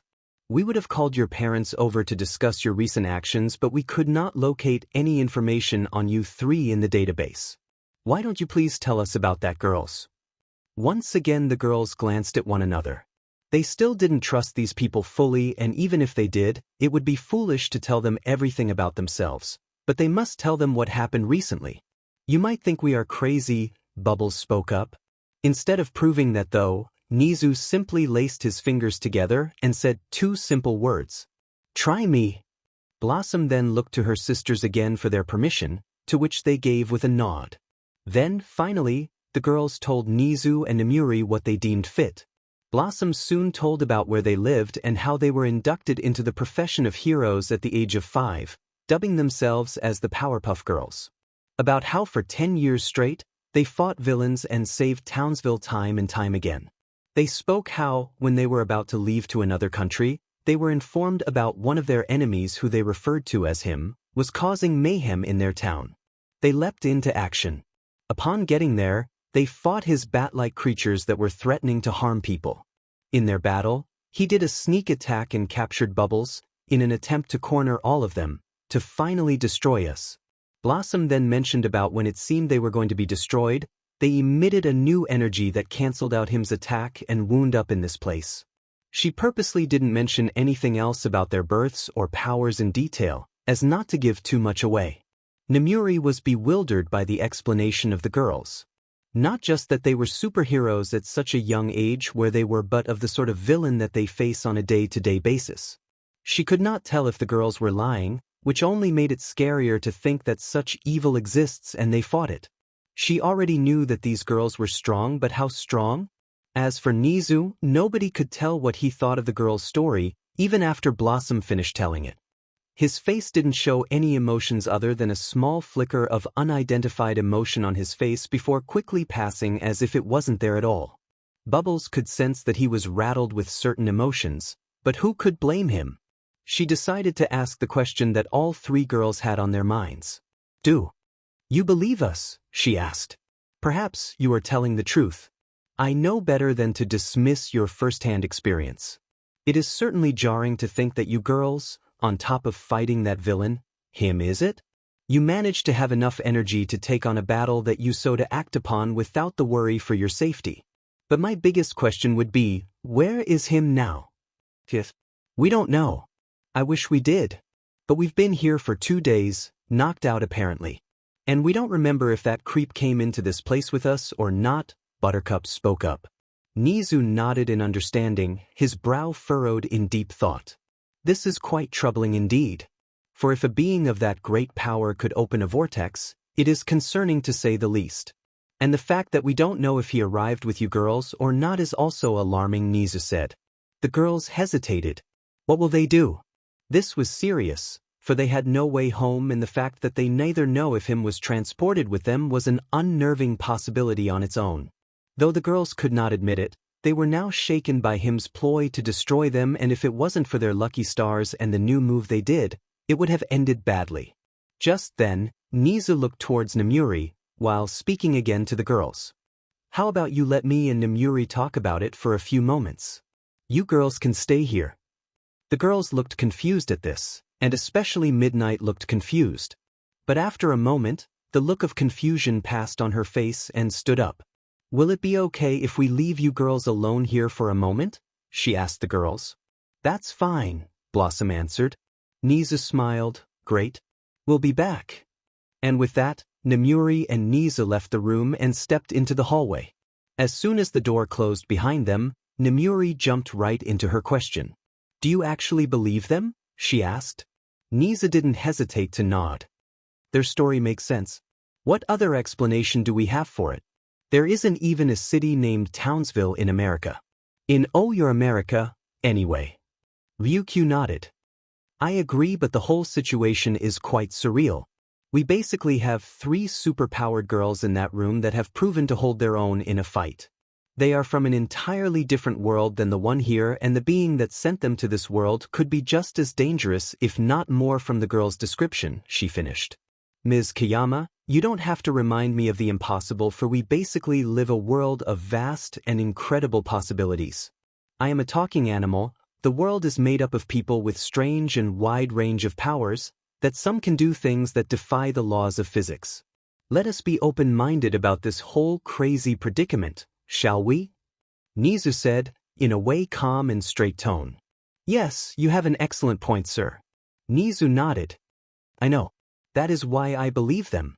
We have to anyway, for this could be deadly situation that has come about, especially if this creature could well be in our world right now and seeking these girls to finish them off, with a slight touch of worry in his voice. But we have to also realize that the public eye is not so pleased about these girls showing up out of nowhere and using their quirks illegally. The police would want to detain these girls, and that in it will already be a problem on itself, Midnight said. I understand where you're coming from, Ms. Midnight, but I assure that I have a plan that will resolve the issue soon so the girls will not have unwanted attention on them. Nizu said with a little smirk. She did not react but simply gave a slight nod. Nizu saw it and placed a paw on her arm. There are many more things I want to do, but finding accommodations for the girls is top priority as of now. They will also need new identities, so as to better fit into this world properly. That is why I asked you to come, Ms. Kayama, facing the woman. Me, sir, are you sure about that? She asked, quite shocked. Yes, Midnight, I am. For I can't think of any other person for the job other than yourself, and I have a good feeling that the girls could benefit from a strong female role model to guide them while they are here, he explained.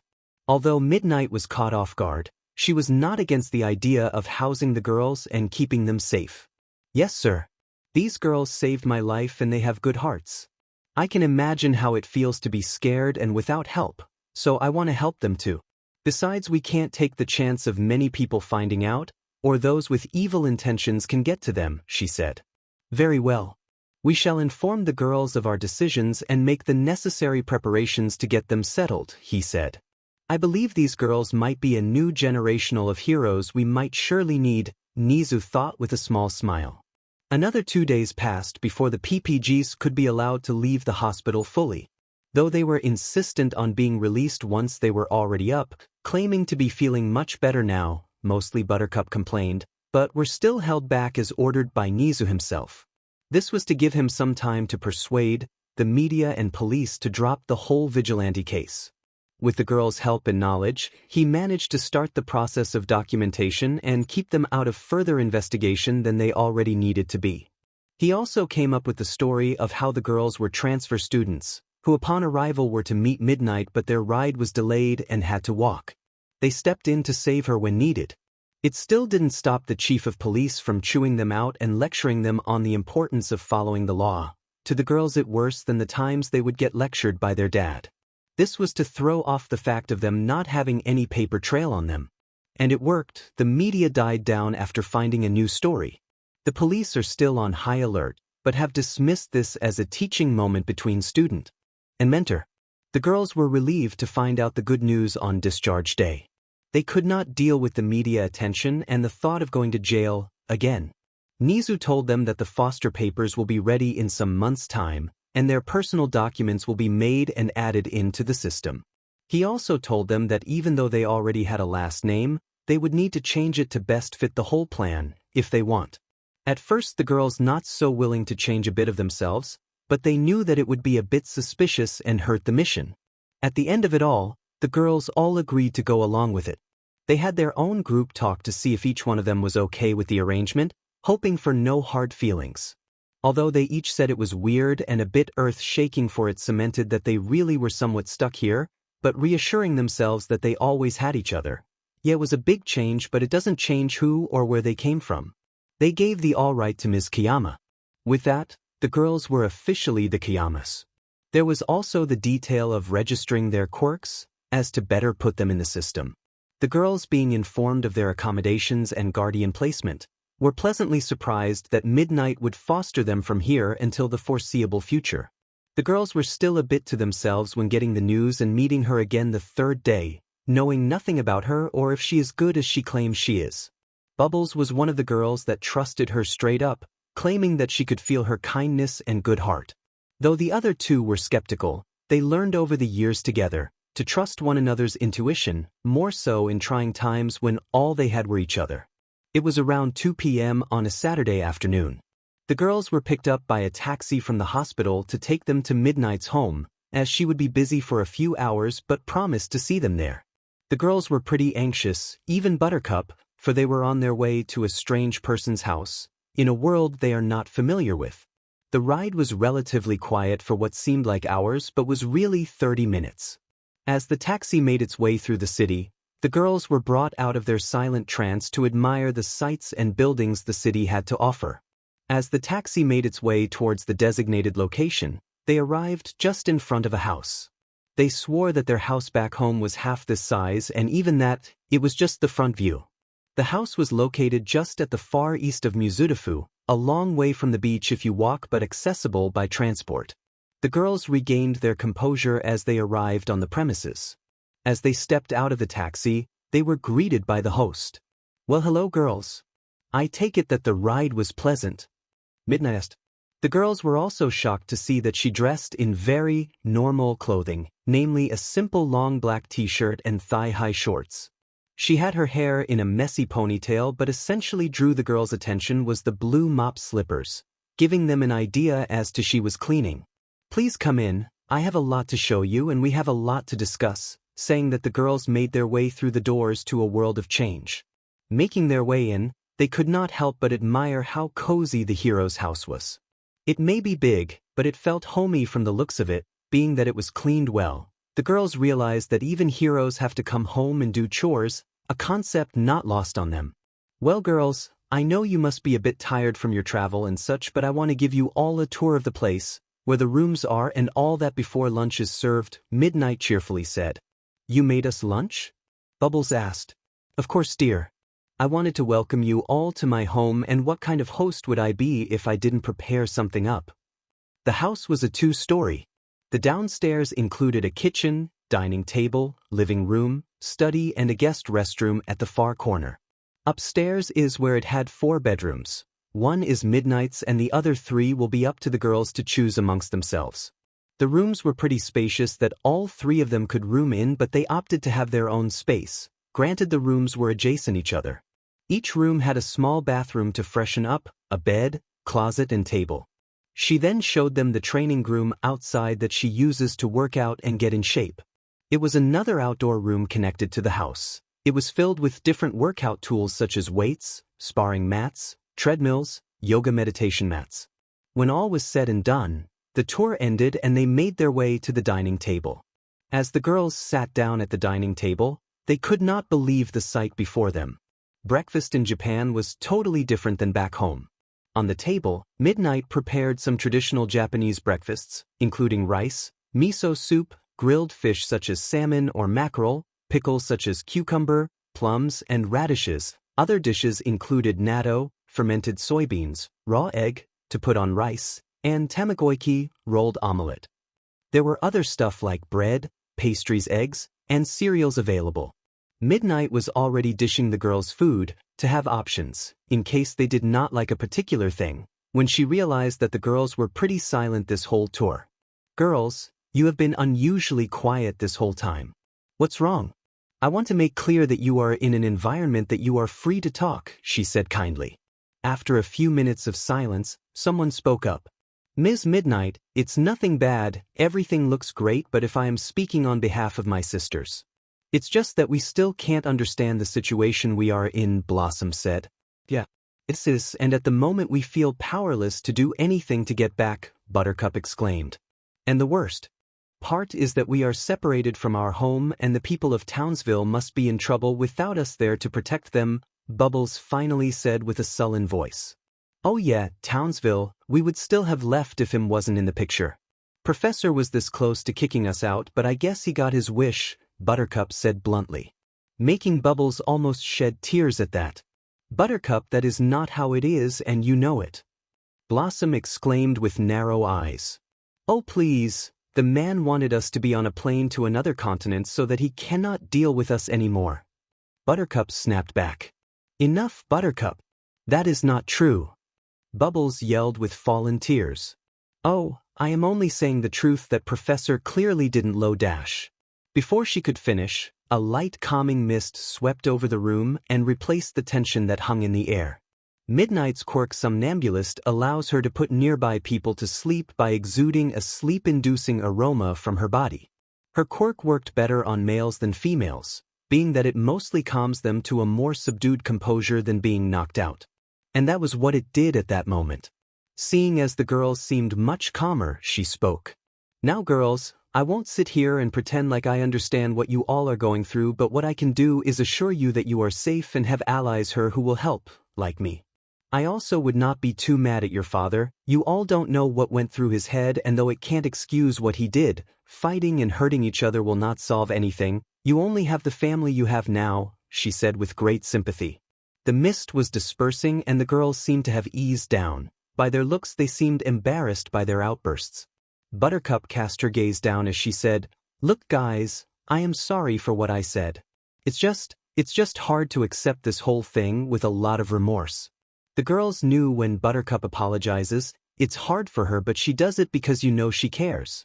"It's all right, Buttercup, I know we were all stressed and scared," Blossom said, placing a hand on her sister's shoulder. "I also understand that you never discussed about what Professor did and it was shocking, but I don't believe he doesn't love us. Beside the reasons, Buttercup, like you said, when we stick together, we are stronger than ever," saying that Bubbles went in for a side hug. Buttercup, not being too touchy feelings, still welcomed it as she needed one. "Of course Midnight couldn't help herself. The love that you have for one another really turns me on," she said with fondness. Yep, that was enough to kill the moment and cast all eyes on her. Seeing those faces, she composed herself and explained how it is just a side effect of her quirk and other details involving it being her own take. Well, the girls were either understanding Bubbles, thought it was intriguing Blossom, or just weird Buttercup. Ms. Midnight dash. "Girls, you can call me Ms. Kiyama. Midnight is my hero name and I would rather not hear it when I am at home," she said with a small smile. Yes, Ms. Kiyama, we would like to thank you for your hospitality and housing us. We know it must be a bother to take in all three of us, seeing that we are strangers," Blossom said.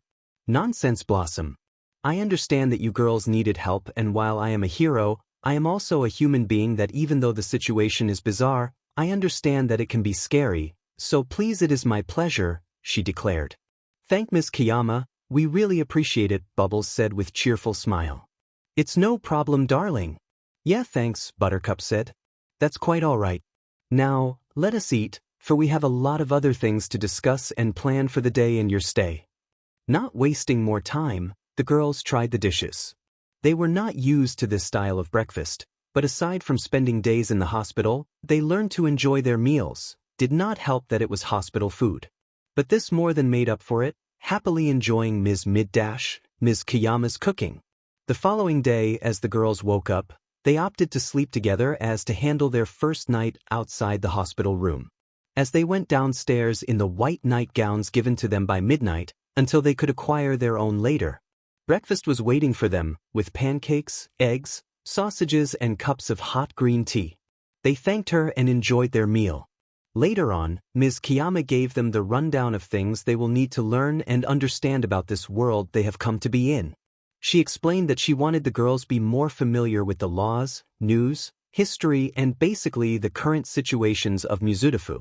She mentioned about the study they saw along the way and suggested that they read up on the topics she mentioned to better understand their environment, mentioning that she had some books and articles that will help. Aside from Blossom, the other girls were not looking forward to studying at the moment but begrudgingly accepted, in order to not have trouble with the law again. The four ladies went on an outing with Namuri to buy some stuff for the girls.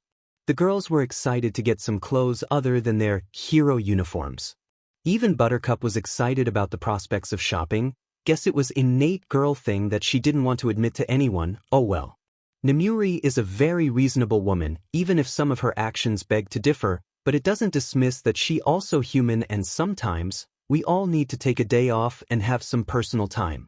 Being that, she told her agency that she was to have a few days off and to be informed if anything came about.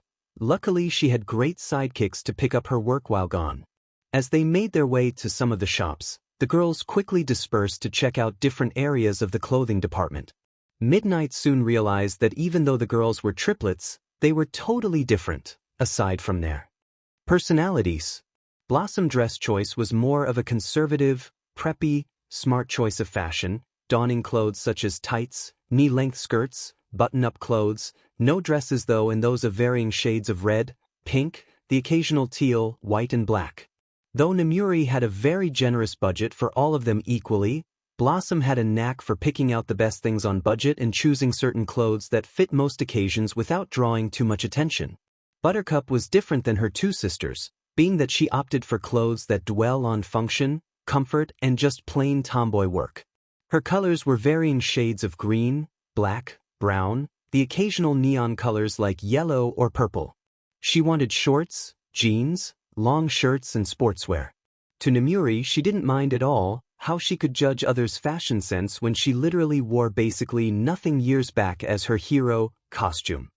Bubbles' choices struck her the most as she opted to get some basic clothes such as skirts, shirts, and dresses but would buy various colored fabrics and certain sewing kits. She did not mind purchasing for her but questioned why. Bubbles would rather create her own clothes than buy them.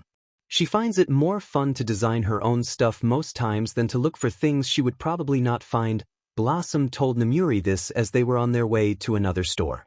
Suffice to say, these girls were completely different from each other. A month has gone by with all the girls living under one roof.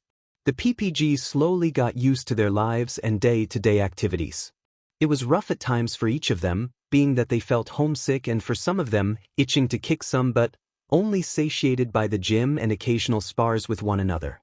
The girls' documents came in and they were all happy to at least have some form of ID to get the police of their back. Did I mention that the nice detective always made it a point to check on the girls, to see if they're up to any funny business, which proved annoying rather than helpful. Now that the girls have the right papers, they were able to move freely around the city, after much begging to midnight.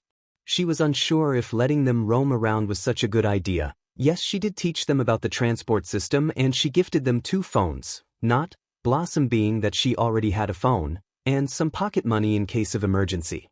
But she relented when she realized that they could take care of themselves out there and it was better than cooping them up like porcelain dolls. Ah, Mama Bear unlocked. Like seriously, they are not so fragile. The girls hugged and thanked her, leaving a warm feeling her chest. Is this what being a parent feels like? A smile crept up her face. It was a fine afternoon, with the sun shining bright and the streets no so busy at this time. They went sightseeing, exploring the shops they once were and others that they each wanted to check out individually. When all was said and done, they went to a small cafe that was said to have yummy cakes and pastries. The girls, even when they were younger, always had a sweet tooth for them. As they quickly ordered and paid for the treats, they made their way outside to enjoy their food on the outdoor table under an umbrella. Blossom ordered a slice of strawberry cake, a tart and a bubble milk tea. Buttercup got the 2 slices of death by chocolate and a green tea. Bubbles decided to get a dozen cookies and an iced tea. All 3 girls were minding their own business when Bubbles heard a commotion around the corner of the shop. She left abruptly, leaving the girls wondering why, until they stood up to follow her. Bubbles made it to the scene to witness. "Leave me alone. I didn't do anything," a little boy shouted, held down by 2 big-looking kids. Tough talk from someone who is quirkless. Why don't you make it easier on yourself and leave this world alone? Honestly, quirkless losers like you shouldn't even be alive. They laughed while the boy was at the point of tears. That was all it took for her to take action. "Hey you big JRKS. Leave him alone," she yelled, bringing all the attention to her. The boy, whose cheeks were already stained with tears, looked up with some hope in his eyes. "This doesn't concern you, girlie. Yeah, how about you leave us to talk before with mess your pretty face, okay?" the one guy said dismissively. Not missing a beat, she sprang into action. With a couple of flips, she made her way to the JRKS. Before they could react though, she sent a kick to the first guy's chest, barreling into the wall. The other guy, now focused, dropped the kid, fists turning red and hot, lunged at Bubbles. She jumped out of the way of his attack. She made her way over to the kid and raised her force field. The guy was busy trying to break through when he didn't notice someone behind tapping his back. "Excuse me, but what the hell do you think you're trying to do?" the feminine voice asked. "How about you mind your own F-?" As he turned, before he could finish, a punch made contact to his face and knocked him clear out. "Geez, Bubbles, next time you plan on fighting some guys, how about you wait for us first?" Buttercup said. "Yeah, sorry about that," she said apologetically. "Well, it's no problem, at least it was to help someone out." As she was talking, one of the other guy stood up and made a break for it. But he did not make it far before being lifted by a glowing aura. "And where do you think you're going now, buddy?" Blossom asked with a raised glowing hand and a scowl on her face. "Let go of me, you dumb girl. I didn't do anything." The boy was thrashing in her hold. She just sighed. Well, what a way to end a day. As the other girls made their over to her, with the boy in tow, the girls were able to tie up the 2 boys and secure them to a dumpster. From the young boy's description, the 2 punks are seniors at his middle school that find it funny to pick on powerless individuals. Classic bully complex. "Thank you so much for helping me back there. I deeply appreciate it." With that, he gave each of them a bow. "It's no problem. It's what good people do," Bubbles said with a reassuring smile. "But still, not many people care about quirkless individuals like myself," the boy said with hints of sadness in his voice. "Quirkless? Is that what they refer to people without powers?" Blossom asked. The boy looked confused at that question. "Yeah, it's what society calls those that have no powers. Usually, if you could say, are some of the people that are looked down upon." Blossom read something about quirk discrimination from one of the books and online.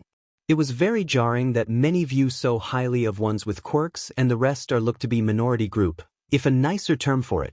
"By the way, are you 3 sidekicks or heroes?" the boy innocently asked. The girls looked at each other before answering. "We're neither, kid," Buttercup said, "according to these world standards. But you used your quirks without a hero license. Aren't you scared of getting in trouble?" he asked, worried for his saviors. "It's fine, kid, no one saw us, and besides," Buttercup said, "you just have to do the right thing even without permission." The boy looked shocked. but quickly recovered with a happy smile. Right. And with that, the boy waved them off goodbye and left. The girls went back to salvage their food and take them home. They walked along a road to a near bus stop. I am glad that our food was still there when we got back. I don't like wasting, Blossom said, carrying her to-go bag as well as her other sisters did. Honestly, if Bubbles was running to save a cat stuck up a tree, I would have been pretty irate. Chocolate is something you don't mess with. Buttercup said a threat, knowing well she was teasing. Hey, I would still have gone, it was a cute little kitty, Bubbles said with a fawning smile. They all just giggled at that. It wasn't a total waste and they saved a boy from being bullied, so far a pretty great day. As they were walking along, their voices were drowned out by sirens coming from a fire truck. It was heading towards a burning area. Without thinking twice, "Let's go check it out, girls," they ran towards the danger. In the midst of them was a crowd of people. They asked around for what is going on, but many people didn't pay them any mind. It left to push through, or rather Buttercup to push, while Bubbles and Blossom trailed close behind. Making their way through the yelling people, they could finally see what was going on and, oh boy! They were witnessing a fire break out in front of one of the apartment buildings, but not just that. A slime creature was in the midst of the flames with a boy trapped inside him. The girls shocked to say the least. Looking around, they recognized some of the people as pro-heroes. Then why are they not going to save him already? Before they could plan what to do, they heard a hero shout out, "Don't you idiot, you're going to get yourself killed," effectively onwards at a green-haired teen running towards the danger. From what the looks of it, he was going to save the hostage. Boy's POV. He was doing his best at clawing the slime villain off the struggling hostage. As he did so, his life flashed before his eyes. He couldn't help but smile at the one who is trapped. "Kakin, I couldn't just stand there and watch you die," visibly shaking. Right then, the slime villain had enough. "Get away, you runt," swinging an elongated slime punch down at the boy. Time seemed to have slowed down, with the heroes now taking action. The boy was bracing himself for impact. But there was nothing. Looking up, he saw why. A girl was blocking a fist that was aimed straight at him. "Not so fast, ugly," the girl exclaimed. At that, the boy was in shock. Normal POV. Buttercup, being an impulsive hero she is, flew to the scene with a green glow. "Buttercup," with her sisters calling out to her. And making it just in time to block the monster's punch with a thud. "Not so fast, ugly," she exclaimed while holding off the creature. Looking down, she saw the boy was unharmed. She also many civilians as well as the heroes were frozen in shock at some girl. Basically, a kid held her own against an attack like that. "You okay, dude?" she asked, only getting a shaky nod. Turning back, she scowled and gave her undivided attention to her opponent right in front of her. "Ah, a strong little girl. How about I take over you instead?" Fat chance creep. She swatted the goop off and reaching in, she grabbed onto the hostage's shirt. With a tag, she yanked the boy out of the creature. "Now you've done it. Come here," making his way to the girl. Buttercup was raising two green fists on guard waiting to fire away, until an icy stream hit the creature, letting out an angry shout. Bubbles came in and gave a vibrating punch that not only pushed but shattered pieces of the villain to the floor. Two fists collided with the raven-haired girl's shoulders. "What were you thinking?" screamed the two sisters in anger and worry. Before she could reply, the slime monster came back. He raised his hand again to hit the now three girls on guard until some buff guys stood in the middle to block the next attack. I really am pathetic. Some little girls had to risk her life, so give me time and finally save you all. The girls only narrowed her eyes at that comment. Detroit's smash. With that, he sent shockwave punch causing vacuum vortex, clearing out the flames and destroying the monster. There was a moment of silence until everyone started cheering for All Might, gushing at his strength, changing the weather with a single punch, resulting in rain. You would think that such acts of heroism were to be rewarded. Well, that wasn't the case in this world unless you have permission. And at times, you realize that some heroes who don't understand your powers can feel threatened by you. So, threatened in fact that they talk behind your back. And that is what the girls experienced. After the dust died down from the slime attack, the authorities came onto the scene. And when they were informed of 3 girls that oddly fit their description, the officers were more than glad to take them in. As the girls were being escorted, they heard many whispers about them, but they were definitely not their fans. You see those kids? Yeah, there's some wannabes who thought it would be cool to play heroes. The girl's strength-enhancing quirk is okay, but nothing too flashy. I know, right? Poor little girls, they know nothing about being a true hero. As the girls were settling in the car, someone came up. Thanks for the assistance, citizens, but how about next time you stay in school and leave the heroics to the big guns? He left off, giving a fake-looking smile that made the girls see red. Okay, this means war. When the girls got to the station, they were all, mostly Buttercup, in a shouting match with the officer. He would want nothing more than to put girls behind bars, but knowing that Nizu had his eye on them, made him step back from his plans. The shouting would have gone on for longer if said Chimera and Guardian didn't just step through the door. Nizu sighed. That's all right, officer, you may go now. We'll handle it from here. With that, the officer left with a slight glare that was not lost on anybody. With him gone, the real interrogation can start. What were you girls thinking? When I allowed you all a day out, I didn't think I meant do something illegal. Midnight was first to speak. The girls flinched but still kept silent. Indeed, girls. I did warn you all a month ago about illegal quirk usage, and now, sighing once more, we meet in the very place I did my best to avoid for you. He concluded. There was still silence in the air after the two had basically grilled the girls about their actions. Both adults confused by their silence and asked, well, do you girls have something to say? We want to be superheroes, was as faint as a whisper that neither could tell who said it. I beg your pardon, girls, what did you say dash? We said we want to be superheroes, they stood up and announced. It was now the adults' turn to be silent. But the girls didn't stop. We don't agree with the system that this so-called government has built. We find it ridiculous and quite frankly biased, Blossom said with arms. We understand that there should be some rules and regulations in place, but... Bubbles said. We are already superheroes. But if we have to show these bunch of idiots that we are, then I say bring it. Buttercup declared with a fist raised.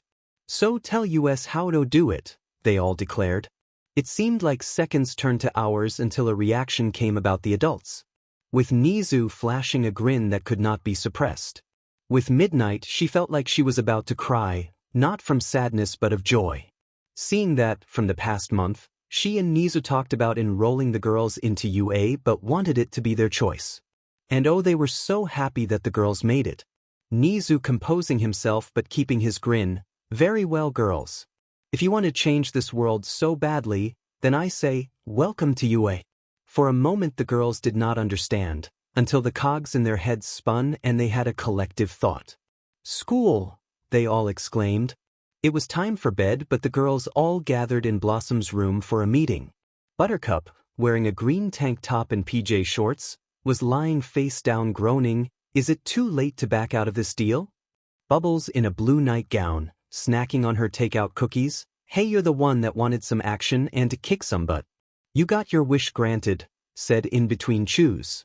Oof, she groaned. Come on, Buttercup. We would still have gone to school, sooner or later. At least this is a hero school and it will help us grow further in our profession. Blossom was wearing long-sleeve pink pajamas, at her vanity, brushing her hair. I get that, but it's school, she continued to whine. You have a point there, but there is nothing left to do. We just have to deal with it. Besides, Ms. Namuri assured us that it would be fun and we have 10 months before the exams. Bubbles finished her snacks. Honestly, if it was any other school doing that, I would deem it highly counterproductive, Blossom rolling her eyes at it. Well, I guess they want those who were not privileged to work on their powers, to get some time in between, Bubbles said. Anyway, if it gives us any chance to shut those geysers trap up, then I can suffer this sacrifice, Buttercup said dramatically. Bubbles jumped on her, with an oomph. Oh, Buttercup, you are really a hero for going through this pain for such a noble sacrifice. They all burst into laughter. All right, girls. It's late and we have a training scheduled tomorrow, so would you please get out? Blossom with all the sweetness she could muster. But deep down, she was dead serious. Years of living together has taught them to never mess with Blossom's beauty sleep, ever. So they all said their goodnights and made their way to their respective rooms. For tomorrow is their start to their new goals. More months have passed since the girls' decision to enroll into UA. Midnight and Nizu couldn't be happier at this step for them. The girls did relay to them that they already had battle experience from their own world. They did not go into depth about it, but they honestly said that it was quite dangerous. The girls have been training for the exams, for both their written and practical portion. Though Namuri did give them advice that the practical part was worth more concentration, but it didn't mean that they should not focus on their studies, quickly shutting down Buttercup's plans to breeze through it. Namuri did give them the option of recommending them in, instead of going through the hassle of the whole exam process. She basically told them that any well-known hero could recommend a student that they deem highly exceptional to enter into the school without going through the general exams. Although they will have their own exam, it would still guarantee them a spot at UA, no matter what, so long as they prove their mettle. The girls did give it some thought, but in the end, they wanted to go through the regular exam. They wanted to prove themselves and show what they can do, whether in the classroom or the battlefield. They were going to show some serious girl power. That was the response that Namuri was counting on. She knew the girls were skilled enough to enter into UA all on their own, and she knew they knew. With a satisfied smile, she planned out the girls' workout. Basically, the first week would be the girls showing her what they got, through close combat, quirk, power, use and creativity in all those fields. She was pleasantly surprised by their individual skill and powers. She did notice some drawbacks in certain areas of their performances. From there, she assigned each girl a regime that focuses on the areas they can go further and areas they are lacking in. Certain areas such as control, fighting skills, concentration and tactics. Dagoba Municipal Beach Park. When the training started, the girls were each given areas where they will need to work on, either individually or as a whole. Some would need to work on their focus when using their powers, while others would need to keep on improving their physical abilities, reminding them that you can't always lean on your powers. While the other girls were busy doing some sparring matches with Midnight at home, Buttercup seized the opportunity to do some runs in the morning, often as far as the beach. She would often run in her yellow and green ombre sports bra and shorts. She has been running for the past 3 months since training. Honestly, she would rather focus on that than studying, but she knew if she wanted to get into that school, she would have to buckle down and put in the effort. In the past, she realized the unkempt area was just the place to practice her more wide-range abilities. She would stop by the beach and practice some basic workouts that required some heavier sets. Seeing that the beach was filled with trash and other forms of garbage, she saw it as an opportunity to not only help with building up her resistance in strength training but her other power, without getting into trouble due to no one being around. As she stood across from her makeshift target dummy, she took a deep breath as was taught to her, raising her hands out, green energy encircling them. She aimed and fired. The green plasma beam fired destroyed the dummy that was mere moments there. Continuing in her attacks, she ended up destroying all 15 training dummies with ease. Feeling satisfied with the outcome, she went on to working it into a more combat format. Taking her fighting stance, right, was all she said, till she engulfed her hands and performed martial art attacks to the garbage surrounding her. She stopped to catch her breath. "Yeah, that was awesome," she exclaimed, while picking up the water bottle she brought with her. She was about to go back to training until, ouch, was heard from a different area of the beach. She found it strange that people were around, but she was hoping she wouldn't get in trouble for breaking the law. Anyway, she went to inspect if anyone was in trouble. She navigated her way around the landfill and got a glimpse of the situation. A guy with messy green locks of hair was being pinned down by a large piece of scrap metal, and from the looks of it, he was not looking so good. "Ugh, they'd get this thing off me," he cried out while using every strength of his growing muscles to push it off. He went and gave one more push, to find that it was seamlessly floating above his body. "Wait a minute, how is this possible? Am I getting stronger than I thought? But I have only been training for 4 months and I am yet to receive one for Al Dash. Hey, are you alright, dude?" He brought back from his thoughts by a voice. Looking up, he got a glimpse of his savior. Why, thank you for helping me." Stuttering, he gave a quick bow. But then he realized who the girl was and went on a babble fit. "Oh my stars! You're the person who saved me and my friend from that slime villain 4 months ago. I didn't get a chance to properly thank you for saving our lives. I wanted to thank you earlier, but things were already crazy and the heroes were mad at me for pulling that stunt. Oh, I wanted to ask about your quirk. Seeing that you were strong enough to knock that monster off you. Was it a strength-enhancing quirk? But it doesn't the green glow on your hands, or it could be a way to activate it dash." He was immediately cut off when Buttercup placed a hand over his mouth. She was feeling annoyed at this point. "Honestly dude, firstly you need to take a breath and slow down." She sighed before continuing. "Secondly, it was no problem man on both fronts. I was busy training and heard you might need help. But what the heck were you thinking with that and without a trainer?" she asked, gesturing to his makeshift workout area. Looking embarrassed, he said, "Sorry, it's a habit," looking to her gestured direction. "I am busy training, so I may get into UA and my C coach is coming soon," he said with determination. Buttercup mulled over what he said, so he's also going to apply to. But by the looks of it, he looks to be gaining some muscle, she thought to herself. "Well, that's cool, so am I," saying that casually. "Oh, that's amazing. With your quirk, I'm sure you will get in," he said enthusiastically. She gave a nod. "Anyway, do you got a name, pal?" she asked out of courtesy. "Oh right, sorry, my name is Izuku Midoriya, pleased to meet you again." Once more with a bow. "Well, my name is Buttercup Kayama." He was thinking he heard that last name from somewhere but didn't think much about it. "Oh, that's an unusual first name. But it's nice is what I mean. You're not from around here, I may say?" he awkwardly asked. Buttercup didn't know how to respond but diverted, yet just knew and whatever. "Anyway, I was busy doing combat training as well. You down for a spar?" You see, I am just building up muscles, me being on a strict workout regime. Not really focusing on any fighting styles yet," he said, feeling quite embarrassed. "Well, that's just stupid." She said it with deadpan expression. "Wah!" Flabbergasted and hurt by her response. "Look, I get you're trying to get some muscles before the big day, but not knowing how to fight is pretty stupid if you're aiming to be a hero.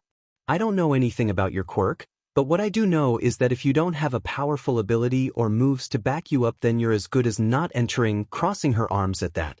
Izuku was stunned. He understood that he was building muscles so as to obtain one for all. If not, then he would be unfit to be its vessel, but could she be right about the combat practice? "Yeah, maybe I am stupid to think that. But I am going to get into you. I owe that to myself," he said with conviction. Buttercup just stared at him till, Izuku looked stunned once again. Why are you laughing at me?" he asked with a surprised expression. Putting herself together, she said, "Nothing, dude. It's just that you're kind of funny, no offense.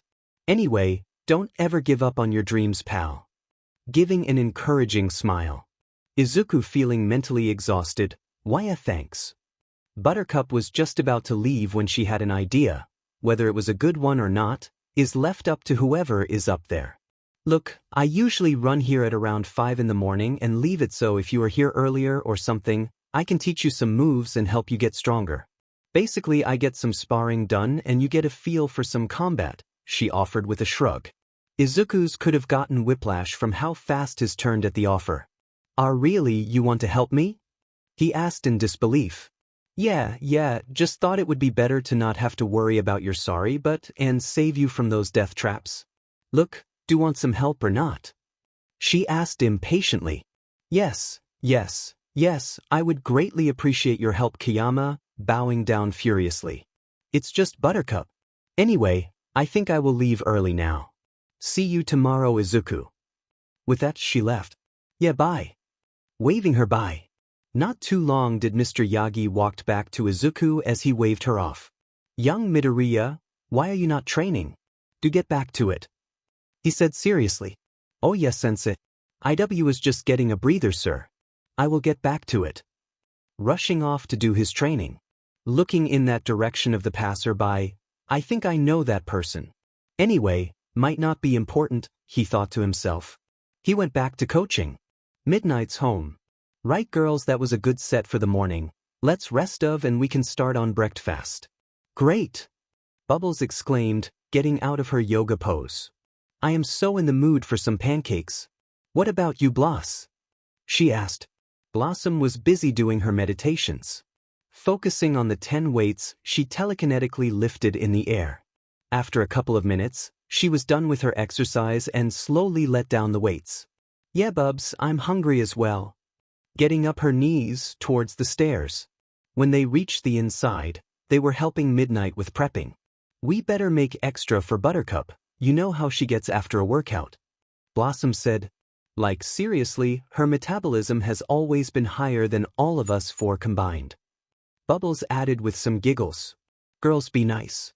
It's perfectly reasonable to be hungry after a workout. The way you three have been working hard, I have no doubts you will get into UA. Midnight cheerily said while prepping. Speaking of which, I hope she won't be coming later again. Last time she came back around 11 a.m. Bubbles complained. I know, girls. To keep in mind that she only runs about 3 times a week, and so you girls. Interjected Midnight. Yes, but she takes longer with her runs. Blossom added. Okay, fair point. And just then, the door opened and in comes Buttercup. Hey guys. She announced as she walked in. Whoa, Buttercup, you're home early this time. Said Bubbles. Yeah, usually you get back around 9, 11 the latest. Blossom quipped. Hi, yeah. Well, I saw fit to come back.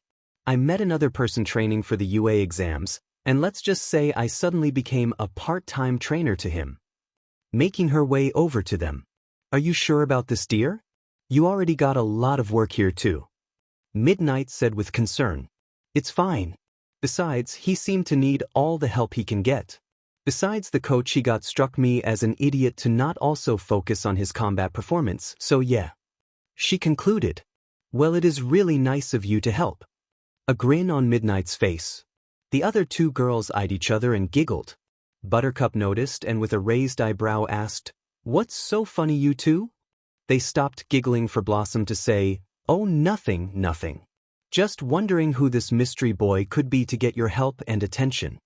She said with a sly smirk. Don't you even start, Red. I am just helping because I find it ridiculous and don't want to see him get annihilated. He looked so pitiful when I gave him a reality check. Yeah.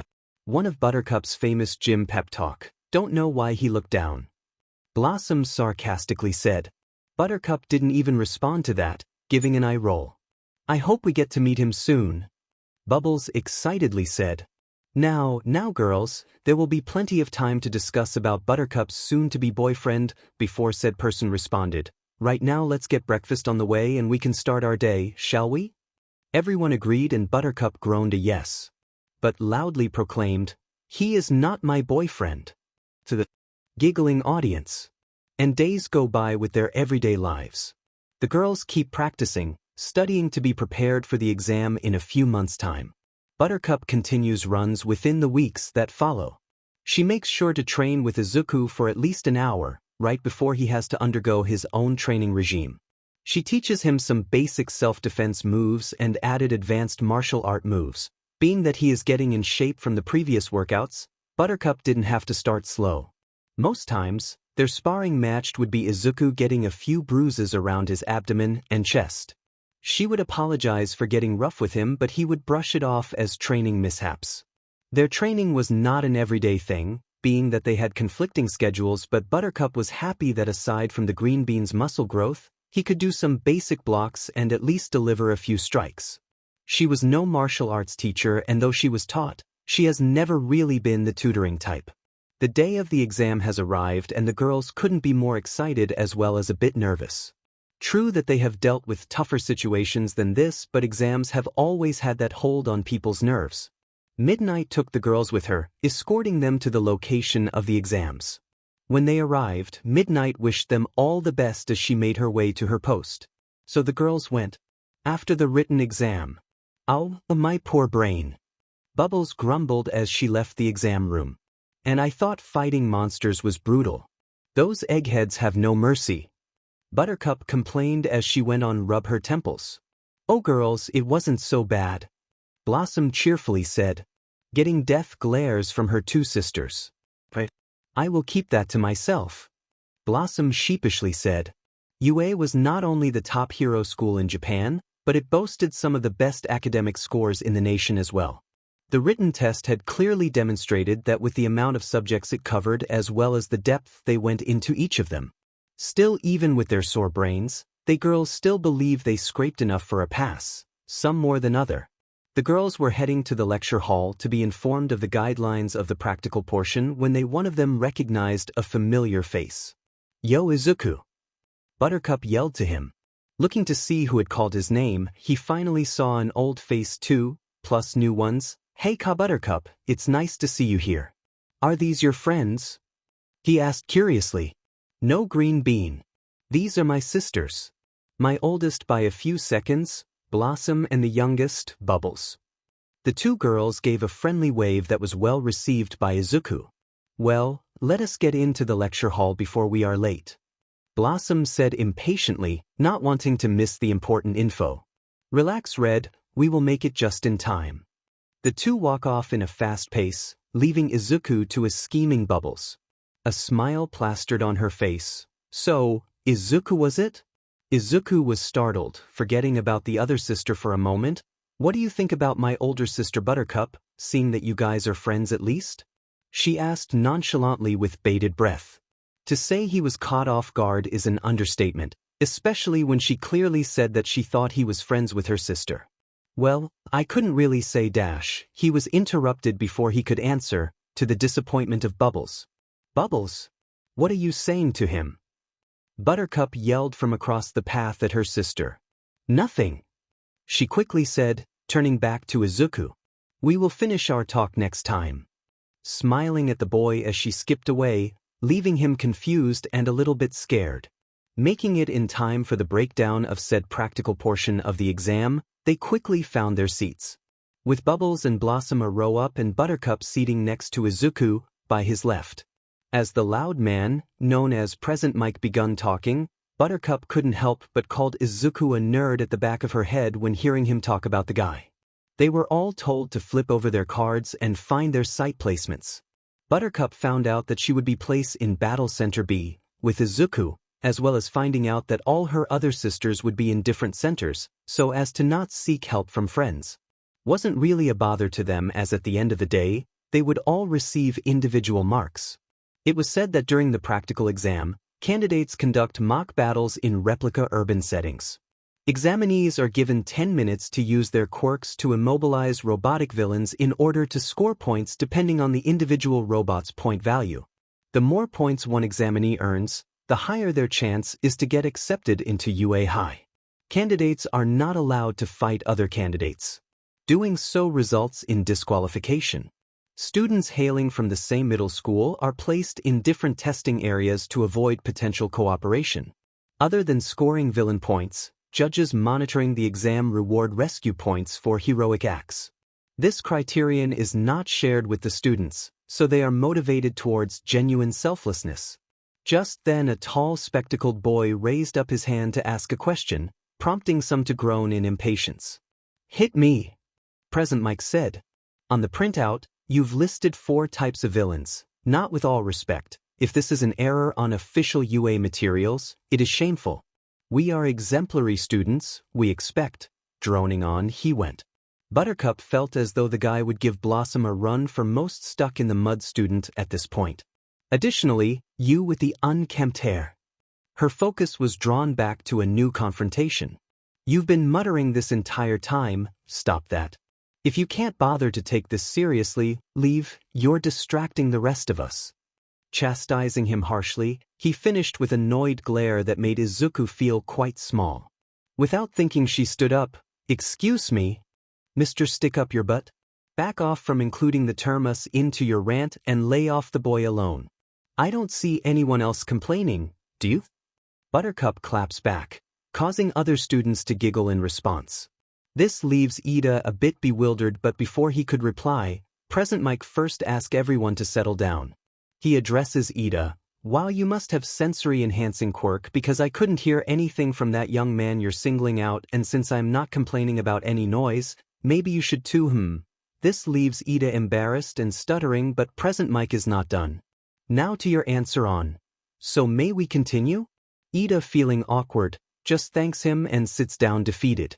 This brings a small smirk to Buttercup, and Izuku just mouths a thank you, which she mouths, no problem. Bubbles is seen giggling at that, with Blossom showing a small smile. Bakugo just teases over that. Afterwards, they separate their different centers. Buttercup and Izuku find out where they are to go, as they have the same markers. Buttercup overhears Bakugo threatening Izuku if they were in the same area, then knocking him over. She wonders, what's the guy's deal? And walks over to him to see if he's okay, but stops in her tracks to see a brunette checking on him instead. Test Site B. Okay, as Buttercup and the rest of the other applicants were waiting outside. She mentally prepares herself. Okay, Lee's whoop some dash. Start. Present Mike called out loudly from where he stood on a platform at the top of a tower, his voice reaching out across the large testing grounds and to all the various groups of applicants. Everybody in Izuku's testing group froze up for a moment at the sudden start. What are you waiting for? There are no countdowns in real life. Run. Go, go, go. As Buttercup entered the area, she wasted no time in finding a robot to bash. Target acquired, eliminate. The machine intoned, and Buttercup couldn't help but grin as it moved towards her. Seeing a one-pointer robot, quick as a bunny, she gave a powered-up punch, smashing it to pieces.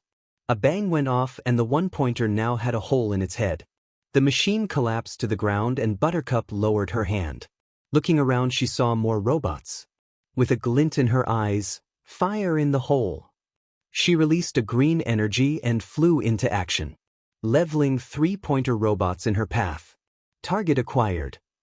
Rang out over a dozen times as all the bots noticed her and took aim. Not giving them a chance, she released waves of her energy at the metal heads. Holy shit! What was that?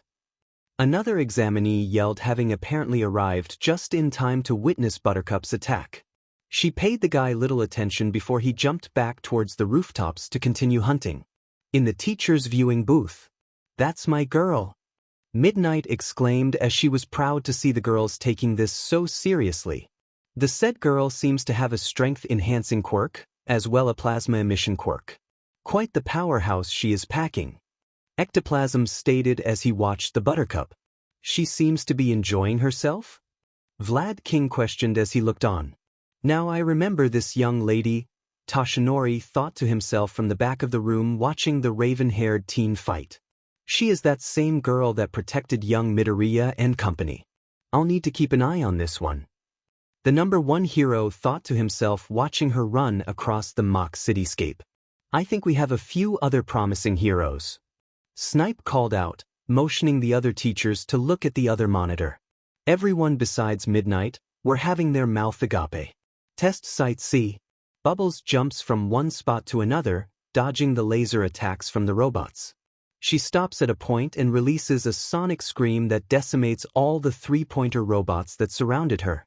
She was about to run off when her eye caught on to a bird being chased by a one-pointer robot. She didn't need to be a mind reader to make out from the frantic tweets that it was in distress. It didn't take long for her to bounce off into the direction. Coming down, she gave a concussive force punch. Turning to the bird with a soft smile, "Tweet tweet, are you okay, little one?" Getting a soft tweet in response. Just then, a tall, broad-looking guy, with a muscular build and peach-colored skin. His head took the form of a rock, which was unevenly shaped and pointed at the top of his head, and his jaw was square-shaped. What really stuck out to Bubbles was the fact that multiple birds were either perched on his shoulders or flocking around him. He walked up to the blonde girl, obviously shy. Hello. Thank you for saving my friend. Gesturing to the bird in her hands. She was just staring, which was obviously rude of her, but she couldn't stop staring at the guy in front of her. She found it adorable that the birds trusted him enough to be by his side. Unfortunately, the awkward stares caused the young man to feel self-conscious and stammer something incoherent. Bubbles, finding her manners, blushed a faint shade of pink, before handing over the winged creature and flashing an embarrassed smile. She was about to apologize when she saw another three-pointer robot at a distance from where they were standing, readying to fire. Taking a serious face that made the shy boy flinch, She jumped over him and gave another sonic scream that shattered the robot. Satisfied with the work, turning to finish her conversation, the boy was gone. Where did he go? She shrugged at that before leaving to acquire more points. Wow, that little girl may look sweet, but she has a mighty strong voice. Present Mike commented as the teachers looked at the teen. Test cited. Normally A's would be Blossom's ideal letter, but at the moment she was finding it completely difficult. Like seriously, the fake road was littered with damaged pointer robots. Finding one that was remotely alive was seemingly futile. She managed to tackle at least 2 one-pointer robots, but anything else was up in the air. She was grouped up with glorified buttercups that left nothing in their trail. So annoying. She spoke aloud. There has to be something I can do, or else I will not even make it into the Gen Ed class. Giving some serious thought, she knew she needed a bird's eye view of the whole site to even put her plan into action. She released a stream of cold air and putting her telekinetics into action, she created a tower of ice that shot up into the air. The people around were in awe of what was happening. Some thought she was showing off, planning to waste time, exhibiting her powers, while others caught a glimpse of her strategy. Now high up, she could properly scope out the scene. Where are those, there? She exclaimed, seeing a dozen or so pointer robots of various points. She wasted no time, digging deep to complete the task. Her ponytailed hair began to flap as if a breeze had made its way to her, hands covered in a strong pink glow. And as she opened her eyes, her pink irises were shown glowing. She directed a wave outwards, sending forth to her intended target. In a matter of time, pointer robots for miles were floating in the air, each covered in a light pink glow. Many people were dumbstruck by this. Some were wondering if it was part of the test or if the time had gone out. Some saw the direction of where the robots were going and followed to see the situation. Teachers viewing booth. Many of the teachers were at this point shocked at the level of ability the red-haired examinee was showing. Does this girl have an advanced form of telekinesis? Cementos asked in shock, looking at Midnight's direction. I shall never tell. Midnight said playfully.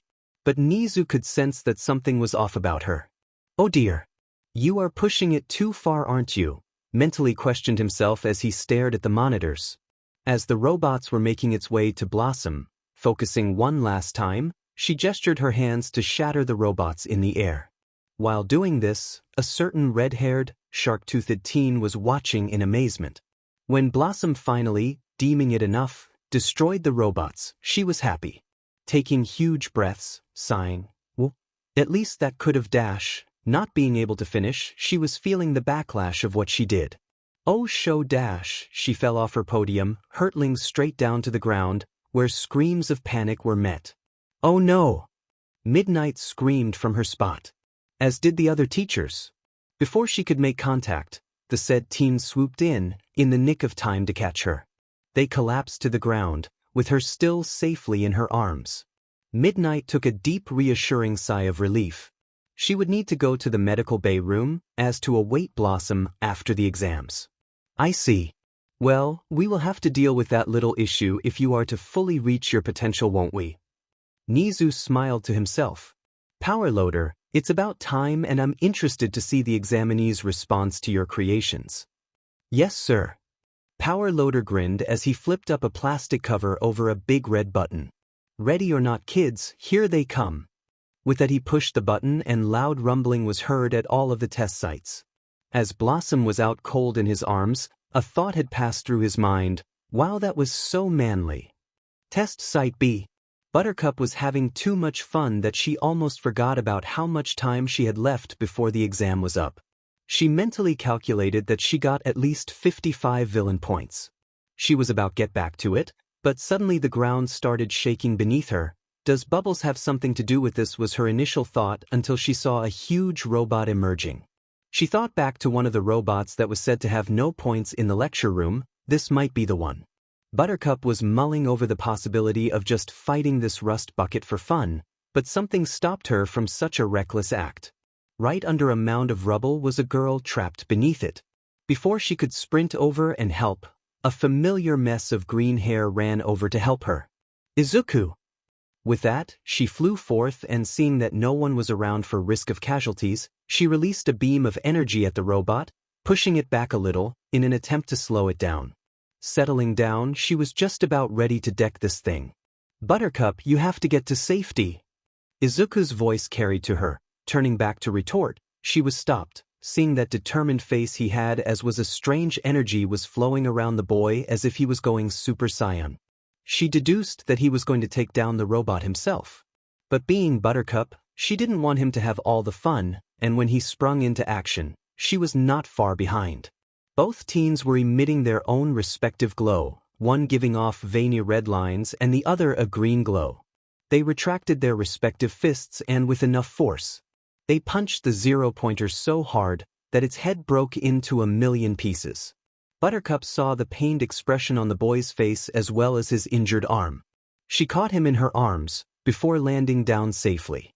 Looking at the unconscious boy, she couldn't help but have a newfound deeper respect for the green bean. She cast her eyes down to see his bruised, swollen arm. She placed her hand on his arm. A greenish-yellow glow shone from the area and just after a couple of minutes, the injury was healed. And stop. Present Mick's voice was heard throughout the testing grounds. "The exam is over." Teacher's viewing booth. Those two destroyed the zero-pointer to pieces.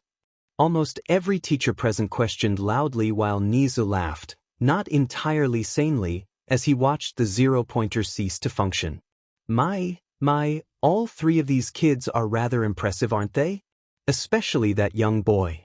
Nizu remarked, seeing all of his staff staring wide-eyed at the screen. Did she just heal him?" Recovery Girl asked as she looked at the teen. "It would seem so." 13 replied, her distorted voice still managing to come off as shocked. "Nizu, I would like to meet with this girl. She has a gift and I would like to know its extent, to further train her." Recovery Girl informed the principal. This new outcome could favor the school and help those in need. We can most definitely inquire." Nizu, the odd, chimera-like principal replied with a smile, his eyes never leaving the screen following Buttercup. All Might was just silent. "I am so proud of them," Midnight mused to herself. After school, half an hour passed since the exams had ended and the girls as well all the other examinees went for a checkup with the school nurse. Buttercup and Bubbles were made to wait an hour before Blossom could even leave, due to her mind shutting down and needing to recharge, a concept that was not too foreign to both girls. The patient was brought in by a red-headed boy with sharp teeth, just wishing their sister a speedy recovery and to take it easy. Buttercup was around long enough to see Izuku awake and with the all clear, he was sent home. But he thanked her for the help, all she said that is was no problem. Though he didn't know that she healed him. Well, Blossom was groaning as she woke up. "What happened?" "My head." "Feeling a growing migraine coming in." "You wouldn't have had that headache if you didn't push yourself too far." Both sisters yelled at the patient, further causing her head to hurt. 1 week later, Midnight's home. The girls were in their individual rooms, doing their own thing when Midnight called to them, "Come down," in excitement. "Girls, it's here!" Midnight exclaimed as she called up from downstairs at the girls' rooms with the letters addressed to them. It was from UA, but sadly for Midnight, she could not be told of the contents directly, due to conflict of interest. One by one, they all stormed down like teen hurricanes. Each one thanked her before taking the letters and heading to the living room. "Girls, you may open it together in the living room or in your respective rooms, it's up to you." They all decided to rip the band-aid off and just read it all together, making a beeline to the couch. As they were reading their papers out loud, they cheered for each girl passed the written exam. Blossom, 100%. Buttercup, 63%. Bubbles, 88%. Then they all looked at the disc before it lit up and got a hologram to appear in their living room. "Hello, Blossom, Buttercup and Bubbles Kiyama. I'm Nizu, the principal of UA High School, but I believe we have already met." Nizu smiled. "I'm happy to inform you that you all passed the practical exam score. As for the scores, please look behind me." The chimera pointed to an electronic board that turned on showing their pictures and scores. Practical exam score. Blossom Kiyama. Villain points, 100. Rescue points, 20. Total, 120 points. Practical exam score. Buttercup Kiyama. Villain points, 55. Rescue points, 30. Total, 85 points. Practical exam score. Bubbles Kiyama. Villain points, 49. Rescue points, 16. Total, 65 points. As you can see, you've all performed very well. And Blossom is the new record holder for highest score in fact. Nizu congratulated with a smile on his face. I'm pleased to welcome you all to UA High School, Kiyamas. This will be your hero academia. We did it. A scream so loud erupted that you could swear that they were using Sonic Scream or Bubbles was. Thus began the tale of the Powerpuff Girls in the world of My Hero Academia. Unknown location. Red eyes look down into an unfamiliar pool of water. A claw is raised, causing a swirl of red clouds to form a makeshift mirror, used to spy on the suspecting victims. The signal is weak, but the being is able to flicker to different channels, showing random people.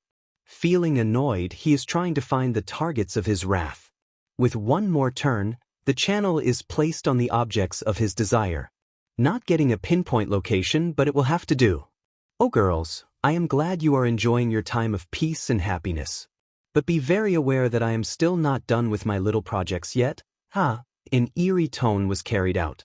And with that, the signal is lost. Weeks passed since the girls were told of their acceptance into UA. After their initial burst of joy, they made haste in their preparations for the big day. With the help of Midnight, they were able to get their class schedules, get their sizes measured for their uniforms, PDD clothes, and other needed materials. As it was the first day of going to UA and the girls were super excited about the whole thing. But some things never change when it comes to getting ready. Girls, get a move on. Or we'll all be late for school. Midnight called from the downstairs. We're coming, Blossom said while getting a strange sense of déjà vu. The girls were all sorting one or two things. Whether it be their dressing, styling their hair, or even packing their respective bags. They were not really late but were just advised to come along with Midnight so that in any event of an emergency, they would be able to find their way back. As they made their way downstairs, each wearing their regulated school uniforms, consisting of a long-sleeve, button-up white shirt, a gray jacket with blue-green stripes, a red tie, a dark blue-green pleated skirt, and a small, golden button on their ties. Blossom wore gray leggings under her skirt, Buttercup wore tight shorts that were visible under her skirt, and Bubbles wore fake knee-high tights. Midnight was so happy that she pulled all three girls into a bone-crushing hug, lasting more than it should. If they weren't late before, they sure will be if this hug goes on long enough. They soon arrived with an hour to spare. They all could not believe that this was happening. Granted, they never dreamed of enrolling into a school that trains heroes of the future in another world, but they had to make the most of their current situation. Alright, see you later. I have to run for a meeting before orientation. Have a great day at school. Midnight waved back at them as she disappeared off into the opposite direction. The girls gave their reciprocated waves goodbye as they started off their journey. Alright ladies, let's head out. Buttercup marched forward with utmost surety until... Buttercup, do you know where we are going? Bubbles asked. And her older sister's ego deflated before it could rise above. The girls were wandering around the huge campus, trying to locate their designated homerooms. They were busy bouncing ideas off each other when they spotted a familiar mess of curly hair. Hey, Green, Buttercup called out, getting the boy's attention. Hearing that, he flashed a nervous smile, and he walked over to the three girls. Hey girls. Gee, good morning, he nervously greeted them. Blossom gave a small bow as to show respect while Bubbles enthusiastically waved him a hello. Hello Izuku. We seem to be lost and we were wondering if you have any idea as to where Class 1A may be. Blossom politely asked with a smile. Oh, I was just on my way to the classroom myself. We can all go together. He politely offered in turn. Sounds great. Buttercup replied as they followed the boy on his way. 1A. There it is. Izuku smiled at finally finding his classroom. UA was a massive school and he'd almost gotten them lost. A helpful upper-class man had kindly pointed out the way for them and given them a thumbs up before leaving. They were able to make to class with 10 minutes to spare. Standing before the door, Izuku took a deep breath and exhaled before opening the door and stepping into the room. As they opened the very doors, there were familiar views that made the green-haired boy's stomach drop and the raven-haired girl roll her eyes. "Take your feet off that desk, immediately!" the same blue-haired teen demanded as he chopped the air. "It's an insult not only to the people that made it, but also to our seniors who studied here before us." "You're kidding me, right?" Bakugo sneered back at the other teen. "Did your old school put a stick up your butt or were you born with it?" "Just my luck." Both Buttercup and Izuku sighed in defeat. Did the universe have it out for them or something? "It's those four." The blue-haired teen spoke as he noticed Izuku and the girls standing in the doorway. Bakugo scowled at Izuku from across the classroom. All of the other students in the classroom, the majority based on the fact that only a few seats were empty, looked towards all of them at the same time. The girls were a bit uneasy from those stares. Some were of critiquing nature, while others were of nervous smiles. The girls were unsure if they did anything wrong or what. "Good morning, my name is Ida Tenya, from Semi-Private Academy." Ida introduced himself while chopping the air to Izuku. "I'm Izuku Midoriya, it's nice to meet you." Izuku returned the greeting. "Hello, my name is Blossom Kayama and these are my sisters, Buttercup and Bubbles Kayama." She introduced herself and sisters, only to be met with some whispers. She did not understand but went forward, making his way to address the red-haired girl. "Pleasure to meet you. I was very impressed by your record-breaking achievement at the entrance exams, Blossom." Ida stated and Blossom felt her cheeks redden slightly. "Oh, thank you." Blossom replied nervously. "Yeah, that's the girl who moved all those pointer robots with her mind, so manly."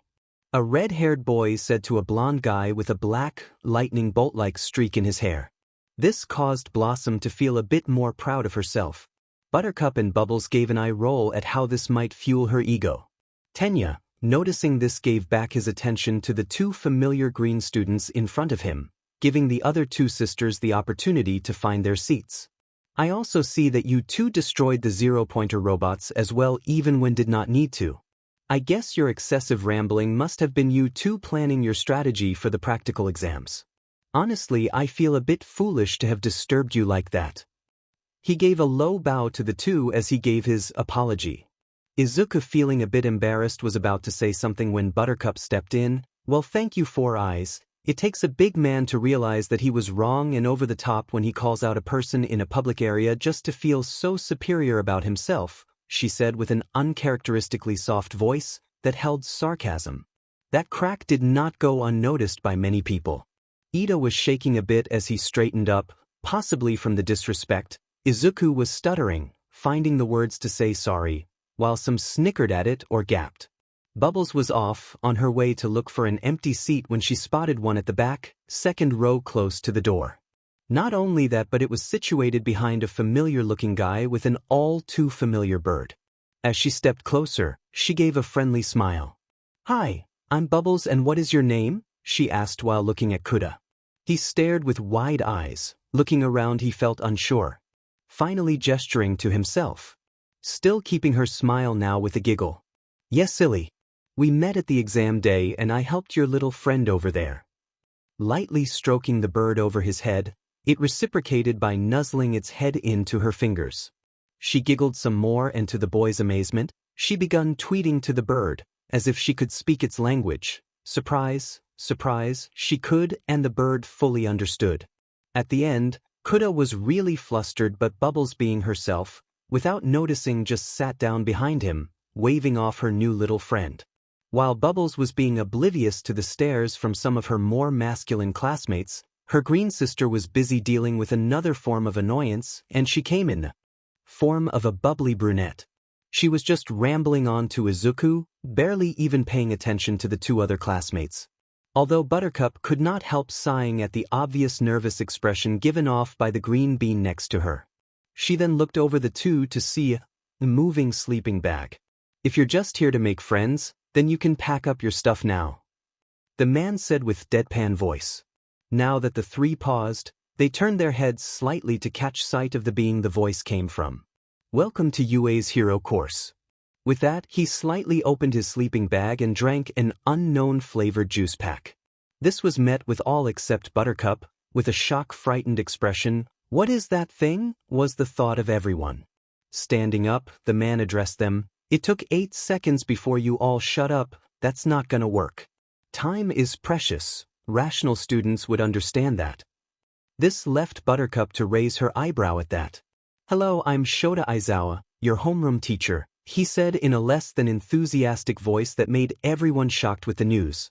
Riffling through his sleeping bag. Right, let's get to it. Put these on and head outside. He pulled out some clothes. The girls gave each other a glance. What is up with this guy? In another part of school, Yagi Tashinori was looking over a book labeled Teacher's Directory. UA's course doesn't follow the normal academic path. He sighed, get the wrong homeroom teacher and life is hell. He worriedly thought. The class was now located outside, adorning their school-regulated tracksuit, much to everyone's confusion, but really set off the bar was, what? A quirk assessment test. Everyone exclaimed at once at the news. But orientation, we're going to miss it. The bubbly brunette spoke up, feeling confused at the change in schedule. Aizawa spoke up, back turned to his class. If you really want to make the big leagues, you can't waste time on pointless ceremonies. That got majority to stiffen at that. Here at UA we're not tethered to traditions, now facing them. That means I get to run my class however I see fit. Leaving them even more dumbstruck. You've been taking standardized tests most of your lives. He pulled out a device. But you never got to use your quirks in physical exams before. While he was busy talking, the girls were sharing their opinions at the worst time. In a whispered tone, and I thought the teachers here were going to be more energetic than this? Buttercup addressed her youngest sister. He must be really tired, Buttercup, Bubbles responded. Blossom turned to them. Guys. Hush, or we will dash, she was interrupted by the somber man. Blossom Kiyama, I don't know how they do things wherever you and your sisters are from, but here in my class, we normal don't interrupt when a teacher is speaking. Understood? Feeling a bit embarrassed, Blossom just nodded. You managed to get the highest most points on the entrance exam. Getting her straighten up and focus. What was your farthest distance throw with a softball when you were in junior high, if they did do that? Taking a moment to recall, she gave her answer. 52 meters, sir. Right, try doing it with your quirk. Handing her the ball. She then appears in a circle, for where she will throw the ball. Anything goes, just stay in the circle. Go on, you're wasting our time. With a nod, she prepares herself. Focus. Let's not overdo it like last time.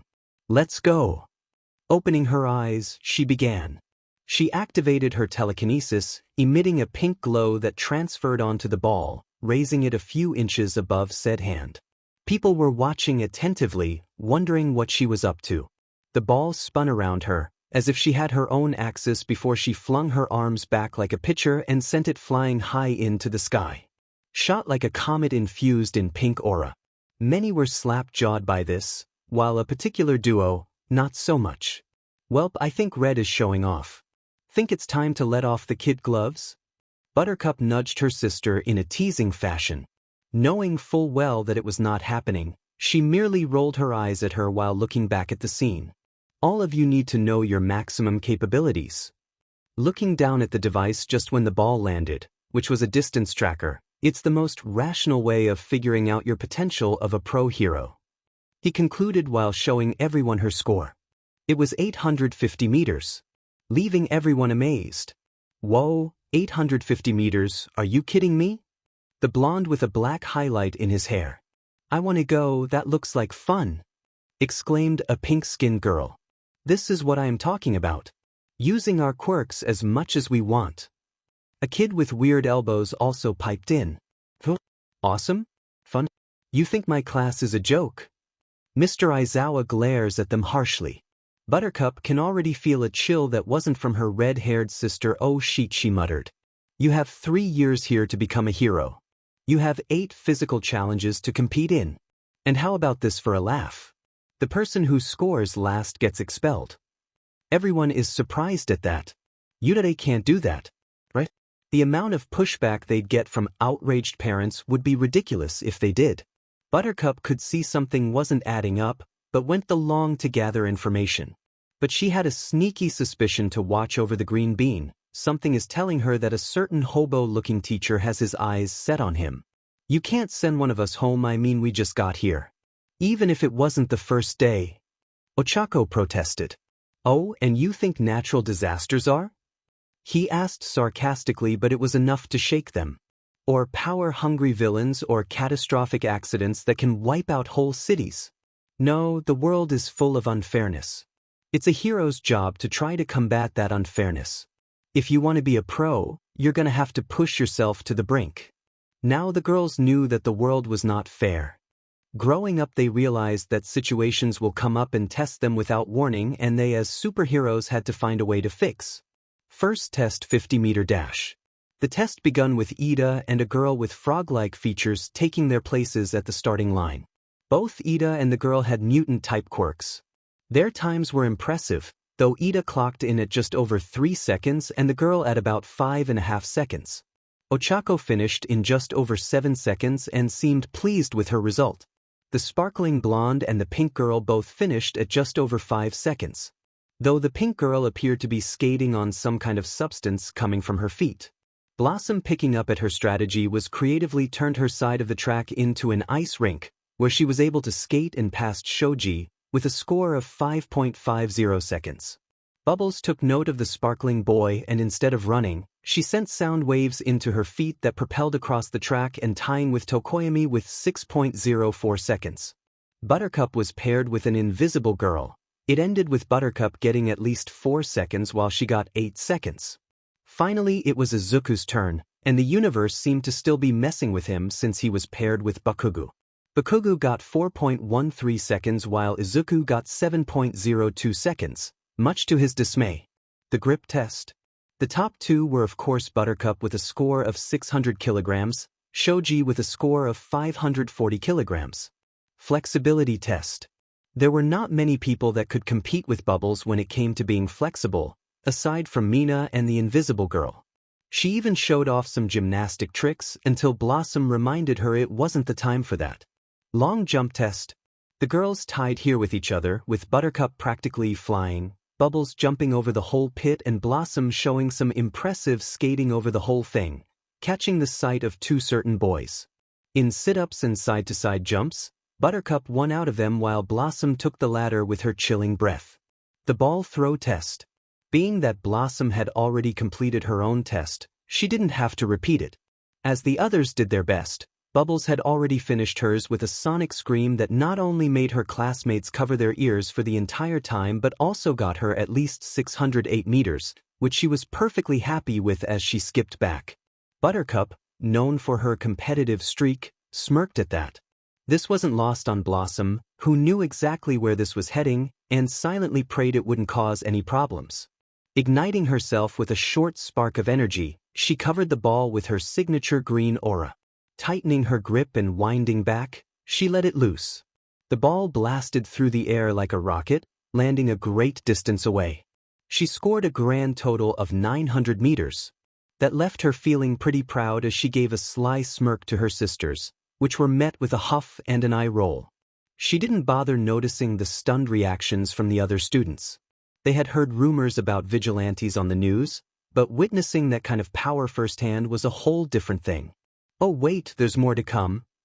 Izuku was amazed at her control over her power. That record was short-lived, however, when the bubbly brunette basically made her ball disappear into the stratosphere, scoring infinity. That shifted everyone's attention to her instead, much to the elder sister's relief. Trying to take her mind off the ridiculousness, Blossom noticed that it was Izuku's turn. He looked nervous just like he had for every other test, but there was something else in his expression that caught everyone, especially Buttercup, off guard. A sharp focus, a look of pure determination. Everyone would soon see why. When Izuku was handed the ball, he stood still for a second. Then he planted his feet, leaned back, and threw the ball with everything he had. His face was set with resolve as his arm flashed in a blur. But what shocked everyone was the green light and energy that flared around his arm and the ball. It didn't take long for people to realize what was happening. He was using his quirk. The highly destructive, bone-breaking, painful quirk. Buttercup recognized it instantly too. But just as quickly as the energy came, it vanished. Izuku stumbled forward, dropping the ball next to him, hardly an inch from where he stood. Judging by his wide eyes, he hadn't meant for his power to disappear like that. Aizawa's voice cut through the silence. That's enough. Before you tear yourself apart. Everyone turned to look at their teacher, who was striding toward Izuku. He didn't look tired or bored now. His hair floated, blown by some unseen wind, and his scarf swirled around like gray snakes. His once dull eyes now glowed red. Everyone backed away, startled. The girls were stunned. What the hell? Buttercup mumbled, gulping. How can he do that? Murmurs started spreading. Is that Mr. Aizawa's quirk? No way. Mr. Aizawa is Eraserhead. For real? No joke. Bubbles frowned. Who's Eraserhead? Blossom's eyes widened. She remembered everything she'd read about him. Her obsession with pro-hero research was finally paying off. Eraserhead's a pro-hero. Not super well known, but he's notorious in battle, especially for disarming. His quirk is Erasure. He can cancel out a quirk completely. It only works on emitter types. I doubt it would work on us, since we're not quirk-based, but I'd rather not test that theory. Bubbles and Buttercup stared at her in shock. Blossom just smiled. What? I've done my fair share of research. Before they could say anything more, all attention snapped back to the field. Mr. Aizawa? Why did you block my quirk? Izuku asked quietly. Aizawa looked irritated. That's your question? But I'll tell you why. The judges for this exam weren't thinking straight. Someone like you shouldn't even be allowed to enroll at this. You're not ready. You have no control. Were you planning to break your bones again? Counting on someone else to save your body? No. That's not what I was trying to do. Izuku protested. Intentions don't matter if you're a liability in battle. You have the same reckless passion as another overzealous hero I know, one who saved 1,000 people and became a legend. But drive alone isn't enough. If you can only throw one punch before collapsing, you're worthless. The class gasped. Buttercup, nearby, clenched her fists. She heard it all and was barely keeping herself from lunging at the hobo of a teacher. Aizawa continued. I've given your impractical quirk back. Take your final throw. Keep my words in mind. He stepped back, scarf settling, eyes dimming. The girls looked on, concerned. Poor guy. It's not his fault his power breaks his bones, Bubbles muttered. Buttercup sighed. Seems like everyone just piles on him. But Aizawa has a point, Blossom said. It's risky to use a power that'll hurt you just to win. Sacrificing yourself is a dangerous move. Buttercup shot her a glare. Don't we do that sometimes? Blossom hesitated. She thought back on their fights, the last resort powers, the danger they'd embraced. She couldn't deny it. They did do that, but not recklessly. Right? Before Blossom could respond, Buttercup walked over to Izuku. People stared. Even Aizawa narrowed his eyes but stayed quiet to see what she'd do. Standing in front of him, she said casually, Hey, you good, green bean? Izuku nodded weakly, still staring at the ball. She continued, Welp, if any of what Tall, Pasty, and Gloomy said is true, then you and I need to have a serious talk about strength training. But for now, focus. Forget everyone else. Be the hero that got into this school, or some sheet. Then she turned and walked off, leaving him stunned. But why is she helping me? Izuku wondered. Then he looked at the ball, an idea forming. A few moments later, Aizawa's monitor beeped. Your score is 710.3 meters, he said, stunned. The class erupted in cheers. Izuku had used his quirk, but differently. Instead of channeling power through his whole arm, he focused it into a single finger, launching the ball without major injury.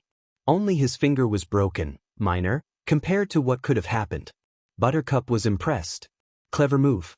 But she still didn't like seeing him hurt.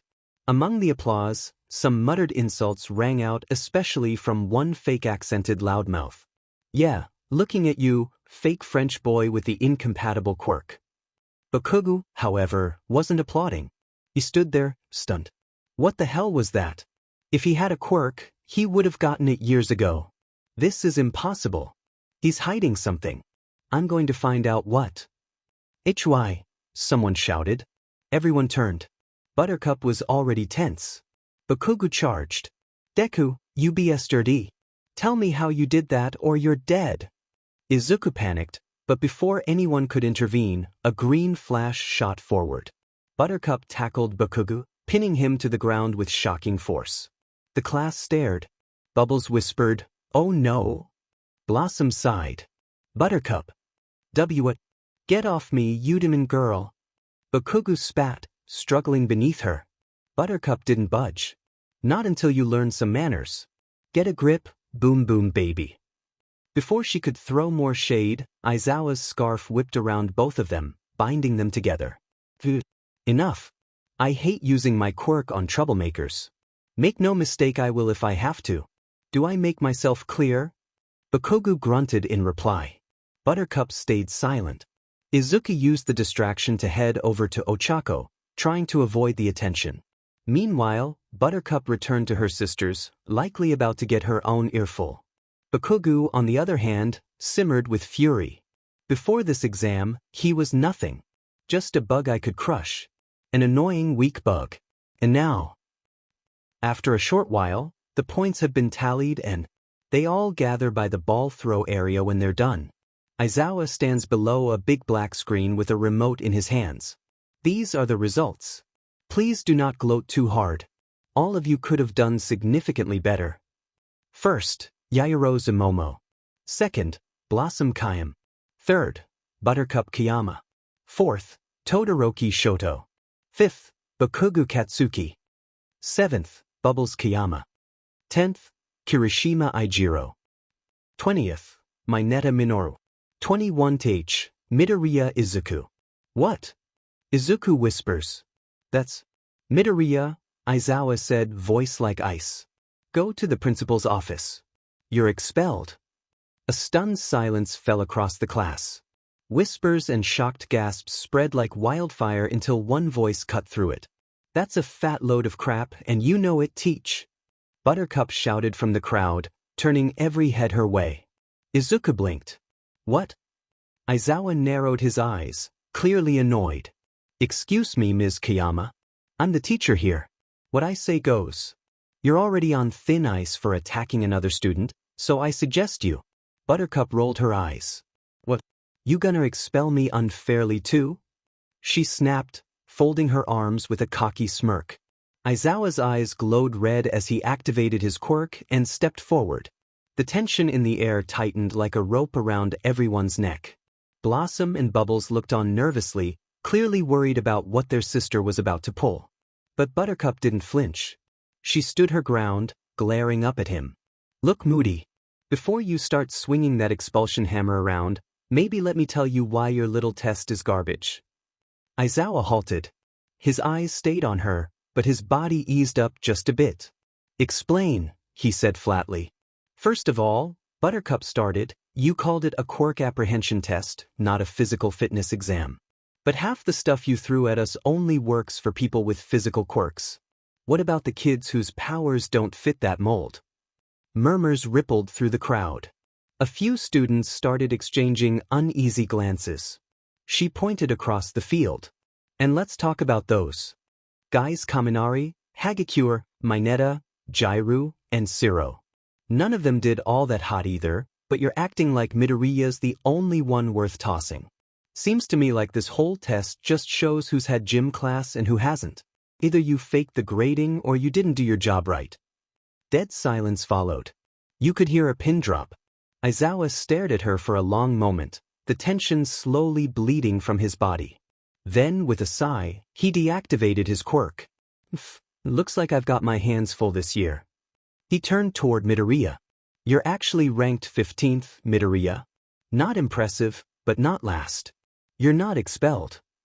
Midoriya's eyes widened in disbelief. Aizawa's gaze shifted. Mineta, on the other hand, you're dead last. You're expelled. Go to the principal's office. He walked off without another word, leaving the class in stunned silence after the emotional roller coaster that had just played out. Buttercup smirked, arms still crossed. Aizawa's voice rang back one last time. School day's over. Change back, pick up your syllabus, and head home. Midoriya, go see recovery girl about that finger. With that, he disappeared down the corridor, leaving a class that wouldn't forget day one anytime soon. Back home, to say the first day of school was a mess would be an understatement. It had started out so well, but now the girls, especially Buttercup, were being viewed in a certain light. And not a good one. By the time they returned to their homeroom, the atmosphere was heavy. They weren't idiots. It was obvious that most of the class didn't like them. Buttercup was in a foul mood because of it. The ride home was silent. None of the three sisters really knew how to address what had happened. But they all knew it would come up sooner or later. When they got home, they found a note from Midnight, saying she was out on patrol for the night but had left food in the fridge. Dinner was uneventful at best, but it was what came after that finally broke the silence. Buttercup. Knock knock. Buttercup. Knock knock. Come on. Open up, will ya? Buttercup sighed. She couldn't ignore them forever. They did live in the same house, after all. Begrudgingly, she opened her door. Standing there were her sisters, Blossom with her arms crossed, and Bubbles holding a tray of cookies and milk. Oh yeah, this was going to be long. They sat in various spots around the room before it began. All right, Red. If you're here to finally chew me out, just get it over with, Buttercup groaned. Blossom took a deep breath. You know, you're one of the most stubborn people I've ever met in my life. Seriously. You just had to stir up trouble on the first day of school. Did you even think it through? She asked, one eyebrow raised. Buttercup huffed and looked away. Blossom, I know today wasn't great, but I actually agree with what Buttercup did, Bubbles said suddenly. Both sisters turned to her. How so, Bubbles? Blossom asked. Shifting in her chair, Bubbles explained, well, honestly, the test didn't make much sense. Sure, it showed how physically strong some people are, but it didn't really take everyone's quirks into account. Like Buttercup said, it didn't feel fair to all the students. Buttercup remained quiet, but she was a little impressed. It wasn't often Bubbles backed her up when she was in trouble, but here she was. Blossom sighed. You know what? I actually agree with you too, Bubbles. That got Buttercup's attention. Seriously? You too, teacher's pet? Blossom rolled her eyes, ignoring the jab. Yes, Buttercup. I agree with the sentiment. Though I think making the teacher and most of the class mad at us on the first day was a bit much. Oh please, Buttercup grumbled. The teacher's mad because I called him out on his BS, and the class is mostly mad at me, not you two. She finally started to relax a little. Either way, Blossom said, it's not how I wanted to start things. But, standing up for someone like that? It was admirable, Buttercup. She gave her sister a knowing smirk, the kind that said she knew there was more to it. Buttercup groaned. Shove it, Red. Aren't we supposed to be heroes or something? Help the weak-willed and all that junk. She shrugged like it was no big deal. Bubbles giggled. Buttercup quickly changed the subject. So, how do you think our second day of school will go tomorrow? The girls exchanged a look. Honestly, Bubbles said, nibbling on a cookie. I hope we don't get any more drama like today. That was scary. Well, Blossom replied, we can't really say for sure. UA's definitely not your average school. But let's just see what tomorrow brings, okay girls? Okay, they said in unison. Buttercup reached for another cookie and paused. Bubbles, you greedy cookie monster. You finished all the cookies. She waved the now empty plate in frustration. Seriously, Bubbles, Blossom added, half laughing. I made over a dozen cookies. How did you eat them that fast? Sorry, Bubbles said, completely unbothered. When it comes to cookies, it's every girl for herself. Buttercup grit her teeth while Blossom sighed. Well, I should have seen that coming, Blossom said, shaking her head. Honestly, how do you eat so many sweets and still look like that? Bubbles shrugged with an innocent smile. Maybe my natural-born cuteness needs more energy, she said while sipping her milk, like that explained everything. That was it. Buttercup grabbed a pillow and chucked it, knocking Bubbles off the chair with a squeal. Feeling oddly satisfied, she grinned, right before Bubbles tackled her and the two fell into a playful tussle. Blossom watched them for a moment, her expression unreadable, until the corners of her mouth twitched into the ghost of a smile. Quietly, she stood and left the room. As she closed her door behind her, her thoughts drifted to the day ahead. I really wonder what tomorrow has in store for us. With that, she headed to bed unsure, but ready to face whatever came. In the UA staff room. It was another beautiful morning and Midnight felt at ease, or as at ease when you are a pro-hero teacher guardian mother of 3 super-powered girls. Yes, it has not been easy, and sure, watching over the girls has been tricky, but she is happy to help someone in need. That's why she became a hero, to help those that are not fortunate to find it. She was going over her class's schedule when she heard a certain conversation take place between 2 old friends of hers. Occupying a table over, she saw Aizawa and Hisashi Yamada. The thunderous voice has always been unmistaken, even when he did not use his quirk. The topic of conversation was on Aizawa's problem children of the year, particularly on a green-haired boy with an unstable quirk. Midnight could not fully wrap around the whole conversation but could guess the certain student he was talking about. Unlike him, Midnight found it important enough to read over a student's file, whether they would grace her class or not. What was important was that if they caught a certain teacher's eye. It was written down that Izuku Midoriya was a particular late bloomer by medical standards that she could not fathom. As in, yes, quirks can come in late, around the age of 6 to 7 years of age in a child, but to have your quirk appear when the person is 14 years is quite odd to say the least. Either way, the file stated that he was deemed quirkless up until last year, and from what she saw at the entrance exam, he did not have a great grasp of such a powerful quirk. Such a shame, she thought to herself. When done, she made her way over to her 2 old friends. Stepping closer, a certain topic caught her interest. It serves you right, Shota. You finally got an observant student with a backbone that called you out on your bullshit, on your so-called quirk apprehension exam. With that, he began laughing at his friend again.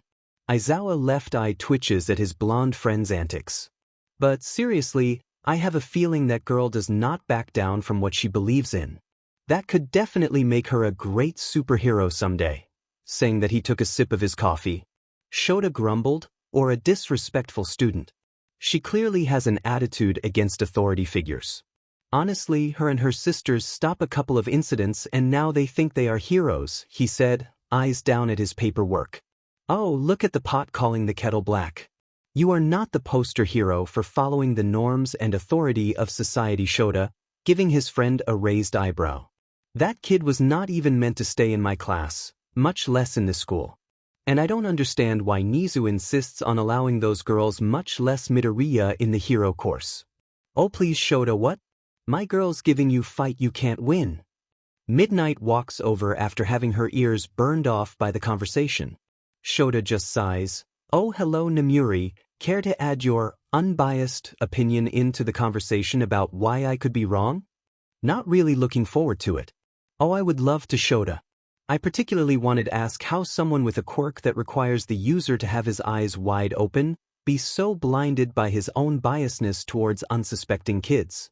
Sitting down to face the man straight up. Hisashi just sat there, wondering how he got placed in the middle, both physically and literally. He has been friends with these particular superheroes since they all went to UA, and he knew firsthand that they had different views of heroism. He could not understand Shota's brand of teaching. Like, how do you motivate new incoming kids by scaring them with a test designed to kick them out right after they have already proven themselves in the entrance exams? Oh well, he hopes that he can leave this conversation in one piece. The next day of school was as normal as can get. When the girls entered their homeroom, they were met with glares and odd looks, more specifically from 4 particular classmates, though she did not care much to deal with it now. Bakugu was busy shooting glares at Buttercup for what she did to him, and in all honesty, she would have slugged him if she had the chance back then, but whatever. Ida was acting as if she was in the wrong for going against the teacher, even though he acted like a total butt. The funny thing about all this is that Izuku hasn't said a word to her or her sisters. Might be because he hangs out with the zero-gravity girl and stick up his butt. She learned a long time ago not to let her anger boil over unnecessarily, not to repeat of last time. Aside from the ridiculousness that is her class, school was far from the glamour and excitement it was bragged about to the girls. Don't get them wrong, they were not looking forward to any more of a teacher's bullshit, but they did expect that an institution ranked as one of Japan's leading school in heroics would be a little more exciting. As it goes, they not only teach heroics but stuff that a regular school would cover, be it math, chemistry, English grammar, which to the girls' credit they could ace with flying colors, history, physics, modern literature and modern hero art history taught but none other than their dear guardian who practically glowed with happiness at the prospects of having them in her class. Although they did have classes as heroics which made up for the looming boredom that plagued some of their faith in the so-called hero school. The classes were short but what they lack in time, they unfortunately more than made up for it in the large amounts of lesson plans. Tell me again why we wanted to enroll in this school? Buttercup groaned as she had her head down on the table next to her food. It was thankfully lunchtime and the girls were enjoying the school meals. They were impressed that a superhero with a food-specific quirk was the one making all these, but then again, they're in UA. Blossom was just having her rice with grilled fish and steamed vegetables while Bubbles was enjoying a bowl of miso soup and a bowl of rice. Pausing for a minute, well, if memory serves me well, we all wanted to help people in this world just like Townsville and I quote, show those spandex-wearing jerks what real superheroing looks like. I believe those were your words. Taking another piece of fish into her mouth. I never thought it involved so much schoolwork. Like honestly, I thought it would involve more action and less fraction, she grumbled, taking another bite of her katsudan. Well, Buttercup, we do have classes like heroics, Bubbles piped up. Yeah, but our teacher is Mr. Musclehead himself, punctuating it with an eye roll. It is kind of interesting to have the #1 hero in Japan teach our class. He is greatly admired. Bubbles said. Well, yes, he has done well for himself, but I am not a fan of him being titled the symbol of peace or such, Blossom said. Why, Bloss? It doesn't seem like a big deal, Bubbles asked, confused. Well, aside from the ridiculous notion that he has of peace being personified. From his many crime-fighting reports and interviews, he seems to revel too much in the spotlight and his attitude seems to be a bit full of himself. I agree with Bloss. She would know a little something about having a big ego, Buttercup smirked as she faced her meal. Followed by giggles from Bubbles. Blossom's eye twitched but only sends a fiery glare across to her sister. They continue to eat and talk about the day so far, when familiar faces walk up to them with trays in their hands. Izuku comes over with an uptight Ida and a too bubbly Ochako. The girls were slightly glad at this, thinking that most of their classmates were avoiding them. They began talking, with Ida lecturing Buttercup about authority and treating elders with respect, to which she just ignores him, much to his irritation. Ochako went on to talk about how she is so excited about UA and she then goes on to address Izuku as Deku, something not lost on Blossom. From her lessons in Japanese language, that does not sound like an intended name to give to a child. Is that one of your names, Izuku? She asked, knowing full well the answer. Feeling a bit flustered, he tells them that it is a name Kaken gave him to make fun of him when they were kids. Excuse me, but who is Kaken? Bubbles asks, confused. That would the guy who Buttercup tackled into the ground yesterday. I believe his name is Bakugu, Blossoms answered. Oh, the angry mean one, Bubbles said with a grimace expression. This makes Buttercup a bit on nerve, but Ochako interjects to say that the name sounds cute and he can totally take back the name as his own, making it a hero name. Buttercup then with a smirk, how about we just call him the Green Bean if we are going with cute names? This in turn makes Izuku to blush and smile, if not a little. Ochako dismisses the name with a smile, citing that it is a somewhat childish one and that Deku is more meaningful. Deku, not wanting to start conflict, just opted out of it and continued eating. This causes Buttercup to just roll her eyes at that, quickly resolves with a whatever. Bubbles could feel there is more to the situation than said out loud and she decided to keep a watchful eye today. Heroics class. I am here. The familiar voice called out and Izuku as well the others were all in smiles. Well, most of them. Coming through the door like a hero. All Might exclaimed as he opened the door and struck a hero pose, his cape fluttering in a slight breeze. No way, I can't believe it's really All Might. Kaminari exclaimed with a huge grin. All Might is our teacher? This year is going to be totally awesome. Kirishima yelled excitedly. Oh brother, Buttercup groaned under breath at the dramatics. Welcome to the most important class in UA High, Heroics Basic Training. Think of this class as Hero 101, All Might with his signature smile. Here you will learn the basics of being a pro and what it means to fight in the name of good. He proclaimed as he pulled out a card with the word, battle, printed on it in big, bright red letters. Yeah, fight training. Bakugu grinned viciously as he stared at the card. Real combat? Izuku said, seemingly surprised. Well, I can agree with Tantrum Boy on something, she said while cracking her knuckles in anticipation. Yes, a battle trial, All Might grinned. But what are the keys of being a hero is looking good. With that he pressed a button on a small remote he had. From the wall emerged 20 metal cases, each marked with a number corresponding to each student's seat. For that you'll need these costumes. The entire class exclaimed with a cheer. Exactly. All Might smiled. Get changed and meet me at ground beta. All Might was looking at the three girls after his speech. Maybe I can help these girls to be on the right path. Maybe my teaching expertise may be what they need, he thought to himself. But he noticed something strange happening over at the blonde one. Blossom and Buttercup had the same thought that crossed their minds and looked to where Bubbles sat, to see their hunch was correct. Bouncing in her sit with wide blue eyes, she was so excited and closing their ears before the class or teacher realized what was going to happen. Oh. Stayers. She released a deafening scream that could have been mistaken for her quirk activation. Ground beta. They say the clothing makes the man. All Might intoned as he watched the students start to emerge from the locker rooms. As of this moment you all are heroes. The class all trotted out in their hero costumes, some commenting on others' suits while some maintained a quiet, focused attitude. Though when the girls turned up, some were staring while others were a bit impressed by what they were wearing.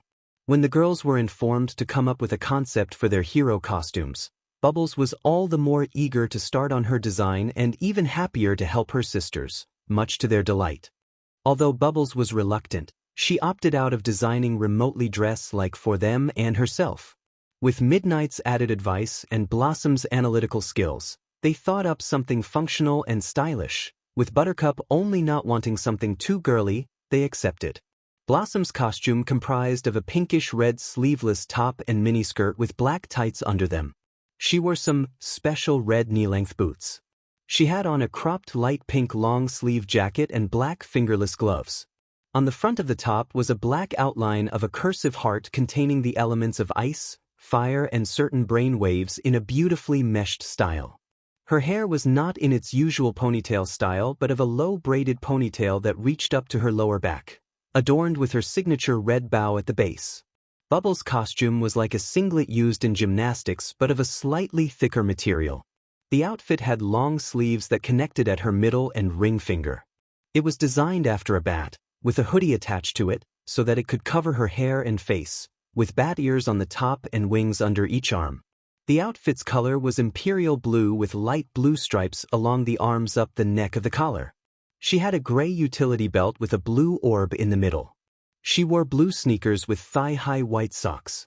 She took an idea to wear a mask that resembled Midnight's but blue. Buttercup's emerged in dark green bodysuit reaching all the way to the pants with the arms and gloves being black. Her ankle boots being black. A black holster on the side of her left thigh. Wearing a dark green hairband and a black outline of a star on her chest and a small one on her right knee. Wow, Bubbles, these came out better than we expected. Blossom praised her younger sister works as she looks herself over. Yeah, thanks Bubs, you got the style I liked. I don't even mind the tiny skirt. Buttercup sent a teasing smile at her designer sister.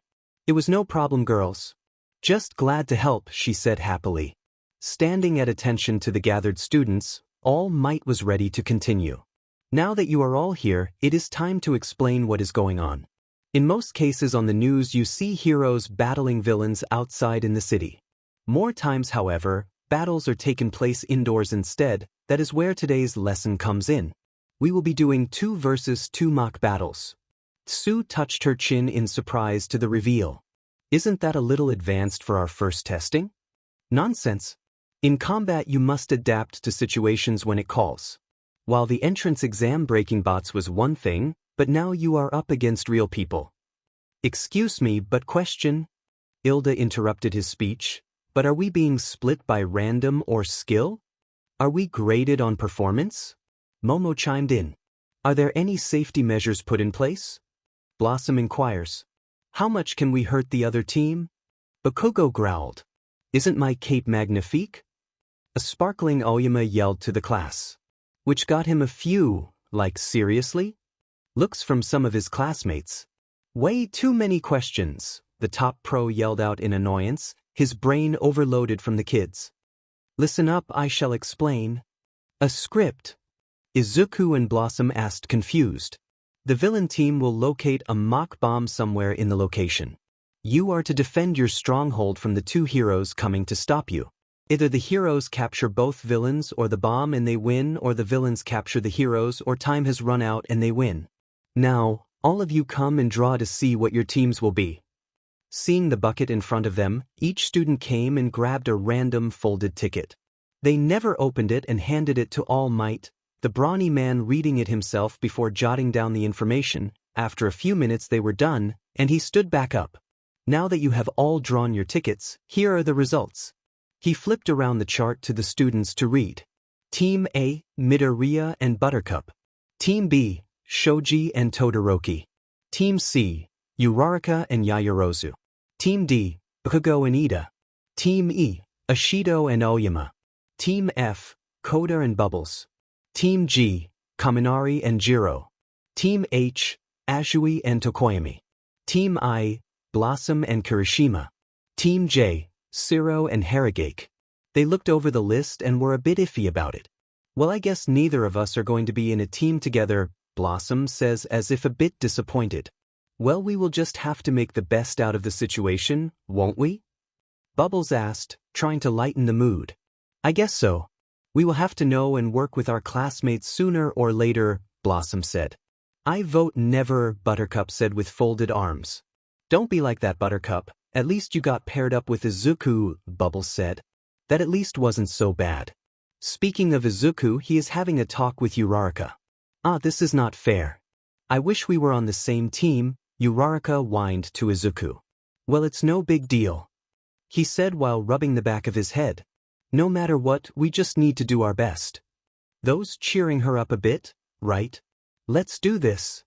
Team Eha, Buttercup said as she saw the list created. Hey, looks like we are a team.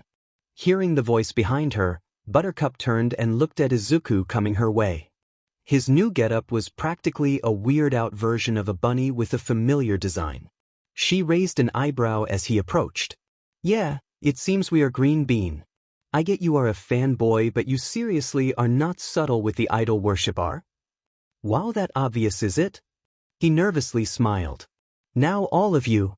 All Might declared as he dug his hands into two different buckets, the left labeled villain and the right hero. The first to be battling will be these guys. Teams D and A. Both Midoriya and Bakugo gasped out loud to the twist of fate that they would be facing each other, their eyes locking in a split second and sending a tense-filled pulse through the air. Finally, I get to crush you, Deku. Bakugo growled as he hissed through his teeth. Get ready, you little BSRD. Izuku was feeling a little nervous at that, and Buttercup did not like the intent in the Jarkus voice. Walking away, the raven-haired girl was now curious and asked, Okay, Zu, that caught the guy off and staring at her. What else is going on with you and that guy over there? And don't say it's nothing, she firmly pressed. Izuku didn't want to lie and just opted to tell her the truth. We've known each other since we were kids and we were best friends. Bakugo became a bit mean after his explosion quirk manifested. It didn't help that he was always rather advanced and was constantly showered with praise. He views that everyone aren't as good as him from it all, and since my quirk didn't manifest at all until last year, well, I became a target for his ridicule. He looked up to see a peeved-off Buttercup, but it wasn't so bad. At least I got my quirk, and so everything worked out. Buttercup had a lot to say but opted to let her fist do the talking. It seems you still look up to that a-hole, not shying away from her use of words.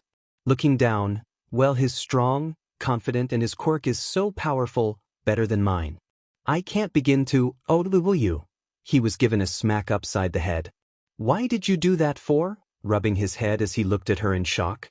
Looking straight into his eyes, she spoke, "'Cause you're acting like an idiot. You mean to tell me that you have gotten this far and by the looks of things, with an awesome quirk of your own and you're still doubting yourself? Besides, the guy is acting like a great AJRK with an ego to boot. You don't owe anyone who does not seem to treat you with decent respect an explanation of your quirk or of yourself. Besides, you seem more determined and can think outside the box, like the other day with the ball," she says, trying to get her point across. That was enough to make him stutter and blush in embarrassment. No one in his life, even his mother, ever acknowledged him like that before. She was of someone who had strength too, and here she is giving him praise. Gathering his bearings, he replied, "I don't know about that, B, but thanks," trying to cool down. "Anyway, we should come up with a plan." "What you got?" she asked. "Well, we just need to secure the bomb and we will win. But I know that Kaken will want to attack while Ida stays behind and keeps watch. So I am thinking that we split up, divide and conquer," he says with a sure face. "Not a bad idea. So I take it that you locate the bomb room," she said it as if obvious. "Actually, I was thinking that I'd distract him while you find the bomb. He will be already coming after me, so it will give you time to locate and disarm the device," Izuku said.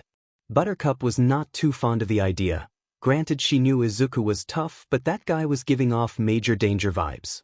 She also knew that he didn't have much control over his powers. "Okay, but watch your butt, got it?" she said sternly. He gave a small smile. "Okay." Making their way to the site.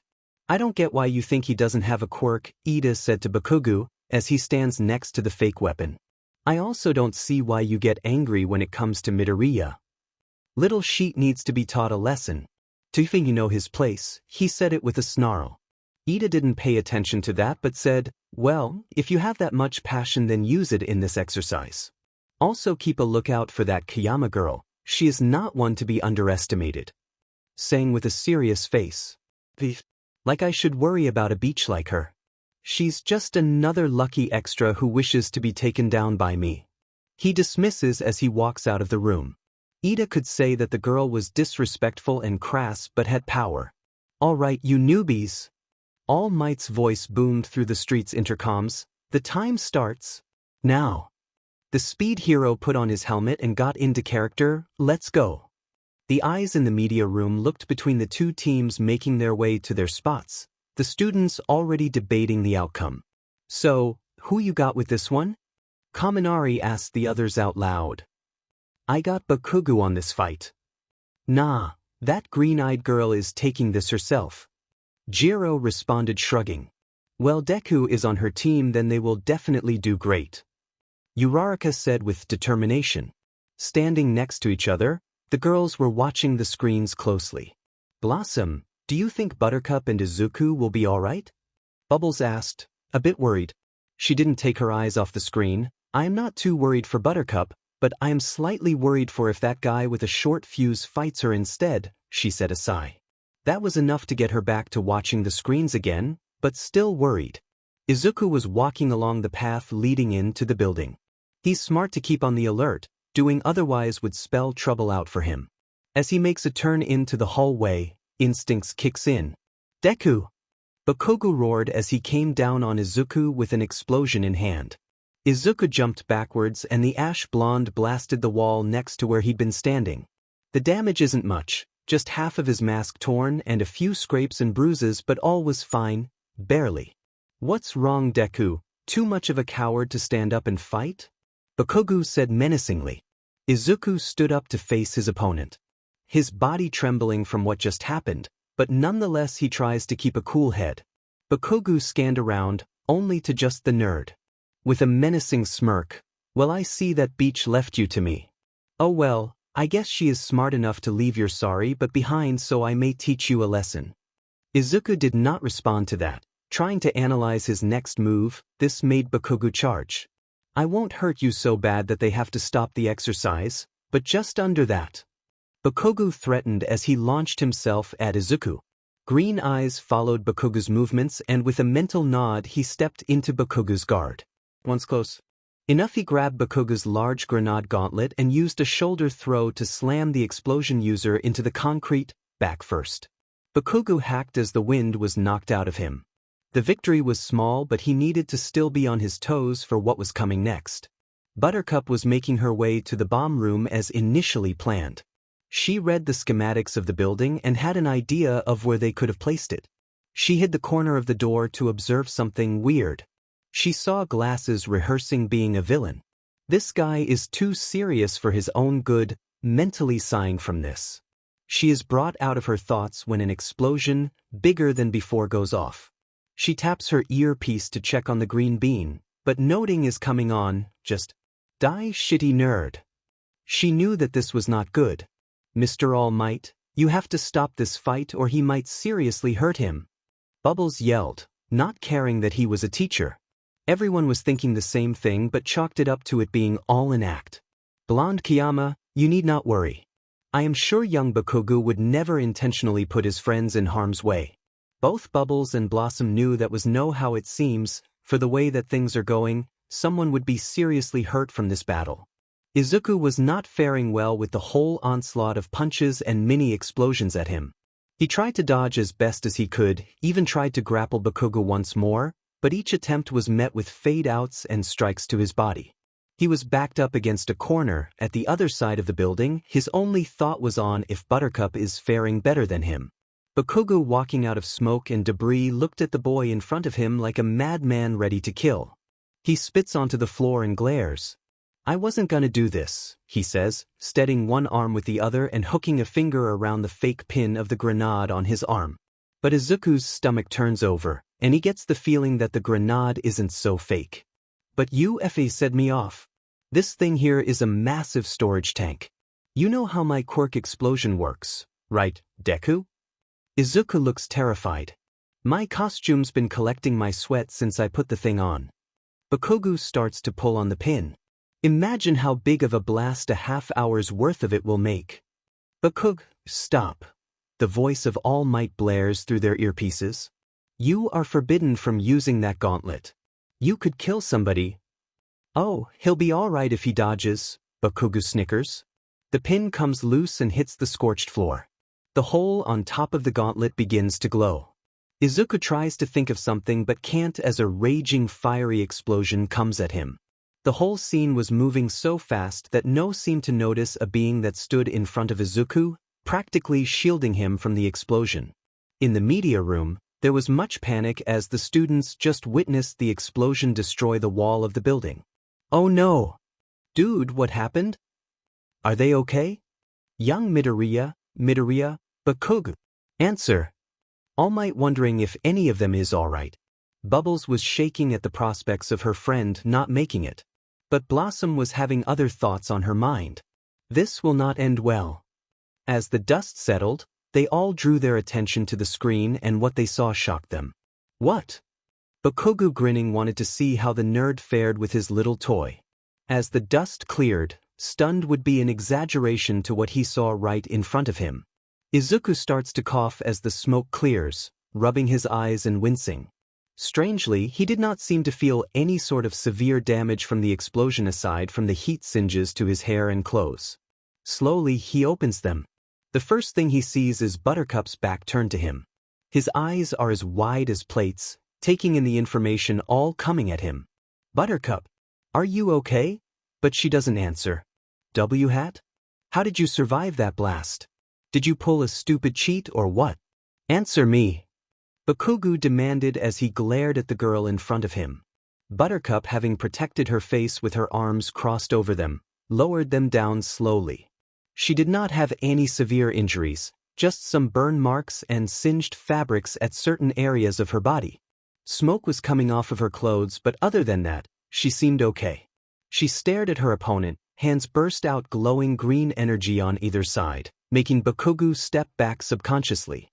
With a narrowed glare, she had only one thing to say. All right, let's go.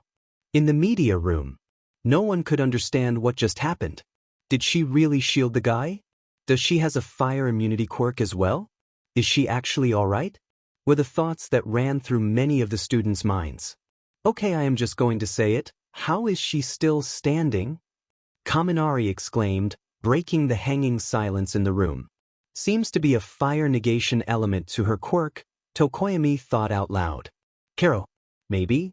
But it is still funny how she seems to have such little damage. A finger was placed at Tsu's chin thoughtfully. Shish. Buttercup knows how to scare a girl. Bubbles let a breath she held in out. Rolling her eyes at sister. You know, we can each handle certain elements, right? In a whispered tone. I know, but it doesn't mean we can't get hurt. Bubbles said in her defense. Blossom soon realized that although Buttercup was safe, it added another reason to put them on the radar. Everyone's eyes turned back to the screen. Even All Might was a bit shocked at this. There was a moment of silence in the air. All three of them were standing in place, wondering what the next move would be. Bakugo was getting sick of this sheet and piped up again. Enough of this crap. Die. Charging at his target with a crazed look in his eyes, giving off a blast from his left arm that propels him to land an explosive attack. Izuku was on guard to help, but Buttercup raised up a hand as if signaling let me. As Bakugo changes direction mid-flight, aiming towards the nerd, Izuku wanted to tap into one for all, to at least counter. Before either one could do anything, a hand grabbed onto the ashy blonde and as swift as a trained martial artist, swung him so hard that it sent Bakugo flying into the other side of the walls. All that was heard was a big thud and gasps for air. Izuku was taken aback at this and even more so when he saw his partner give off a green aura glow. Finally, time to teach him some manners, she says as she walks over to him. Wow, was all Izuku could say. Bakugo stood up, now looking more sad than ever. You think you are so tough just because of a dirty trick? Snarling at the girl. Don't talk about dirty tricks, you big baby. After pulling that stunt, she spat as she narrowed her eyes. He said nothing as he charged off, sending off crackles of explosives. He tried to land an explosive punch but was met with a block and a return punch and kick. Buttercup would give back punches to the arms and jaws. Kicks the chest and plasma-infused blasts to counter his own attacks. Bakugo was riddled with bruises and scrapes that were visible on certain areas that were not covered with by his costume. Buttercup's arms had some more burn marks but was still better off than Bakugo. Sheet. Reeling back from the last punch. Ready to give up? Looking at the guy with a scowl. He gritted his teeth and raised his other gauntlet straight at her. I will not lose to that shitty bee and some F-ed-up cheat. With a glare, his finger was on the pin. I have enough sweat to win this battle definitely. Kaken no, it's too dangerous.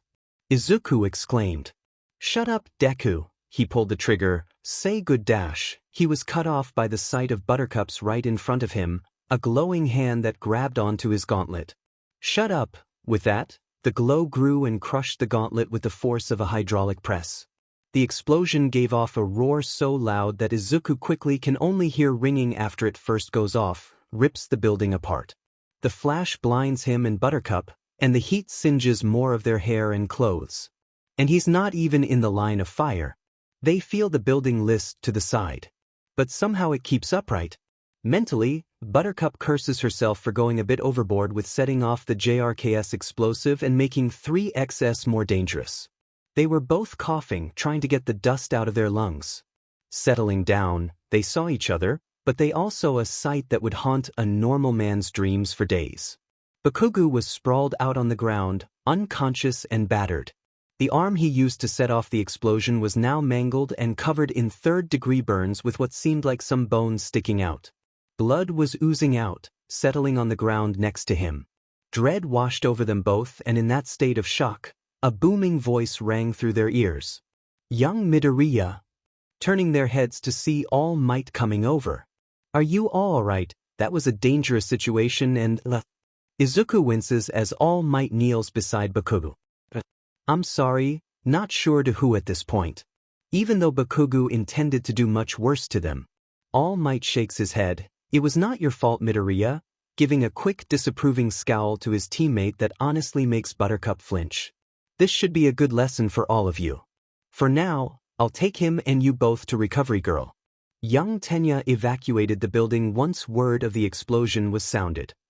Yes, sir, Izuku says, slowly approaching All Might. We will all discuss the situation at a later time, Midoriya. For right now, you will both have to get moving. With that, the Cape Hero left the two teens behind carrying an unconscious boy. Buttercup felt bad but knew that the situation could not be helped well. She turned to Izuku to see if he was okay, but saw him swaying and about to collapse if not for Buttercup's quick reflexes and catching him before he hit the ground.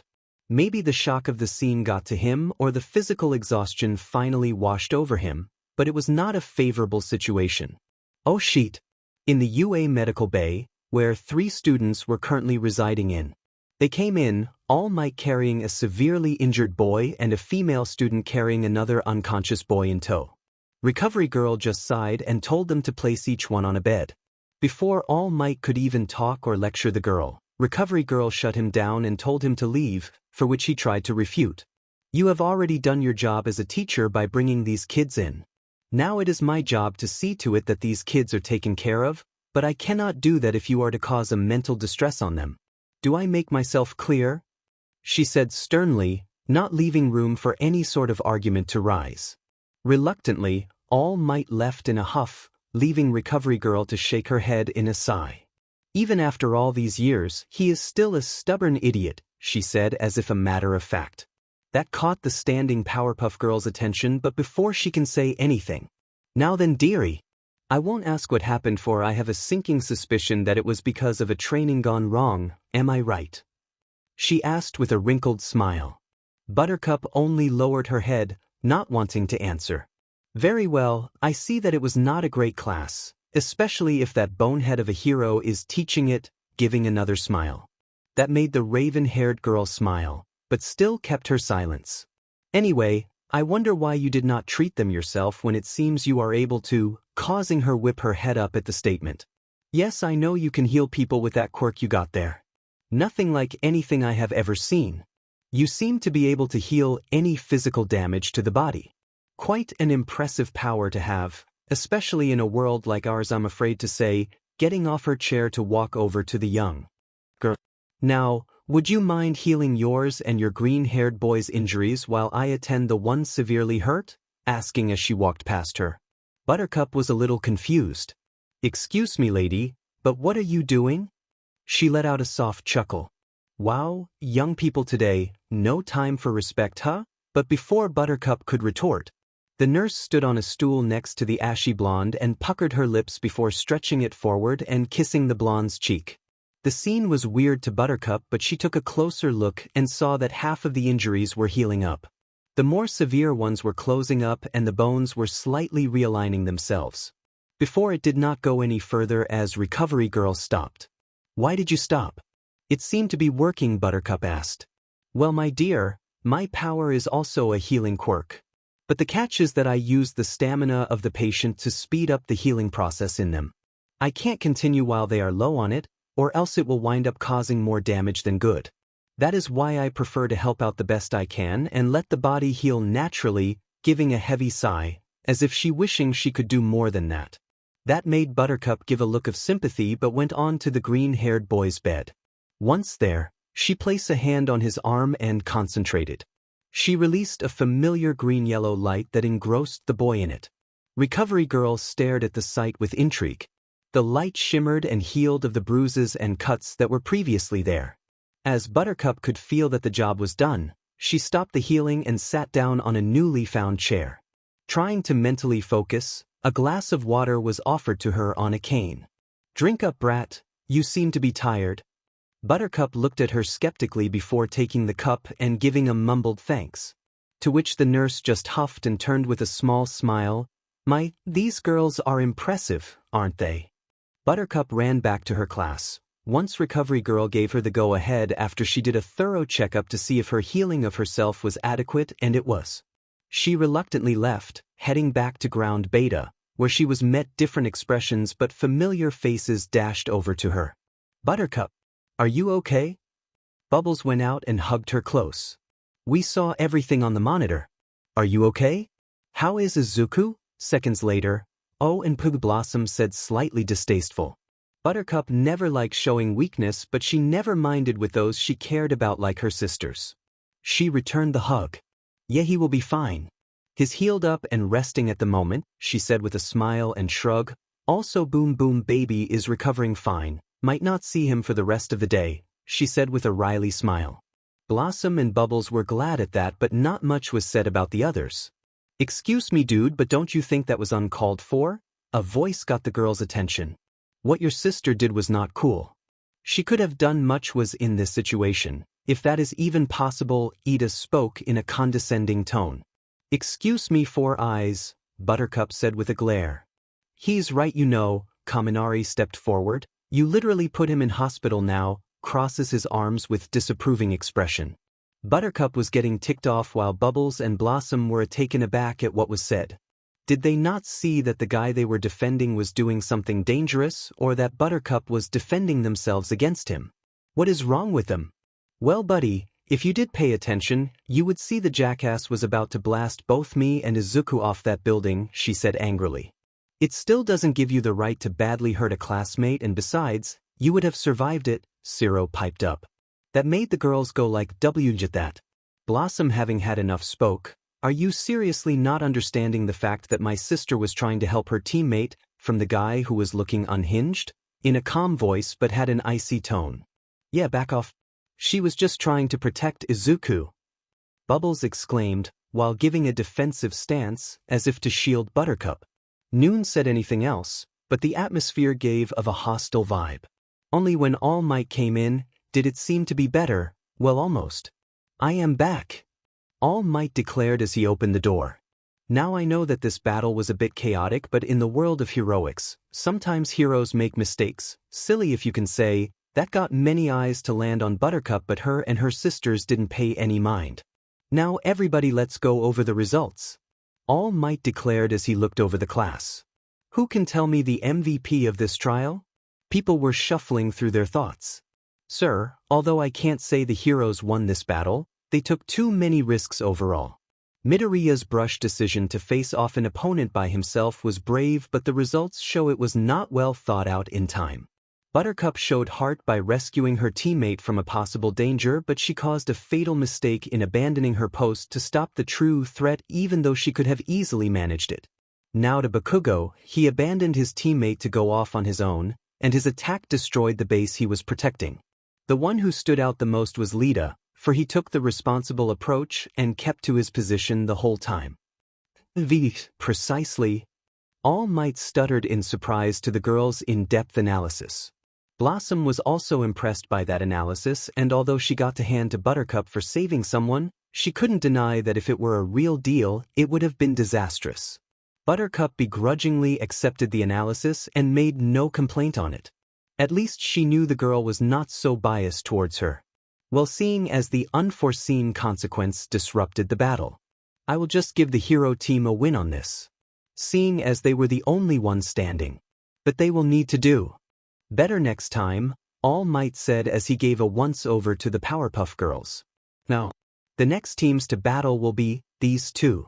Shoto Todoroki and Mizo Shoji, Team B, versus Kayama Blossom and Eijiro Kirishima, Team I. The teams were walking out of the room, headed to their positions.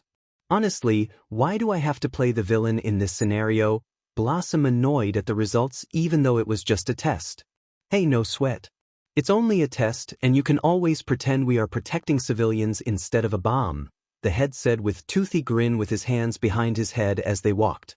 Blossom was not too informed with the people as her classmates, but she did know their names and knew he was Kirishima. She noticed that his hero getup was going practically shirtless other than black sleeves and red shoulder pads along with his face wire guard. She quickly chastised herself for staring at him and whipped her head to the side.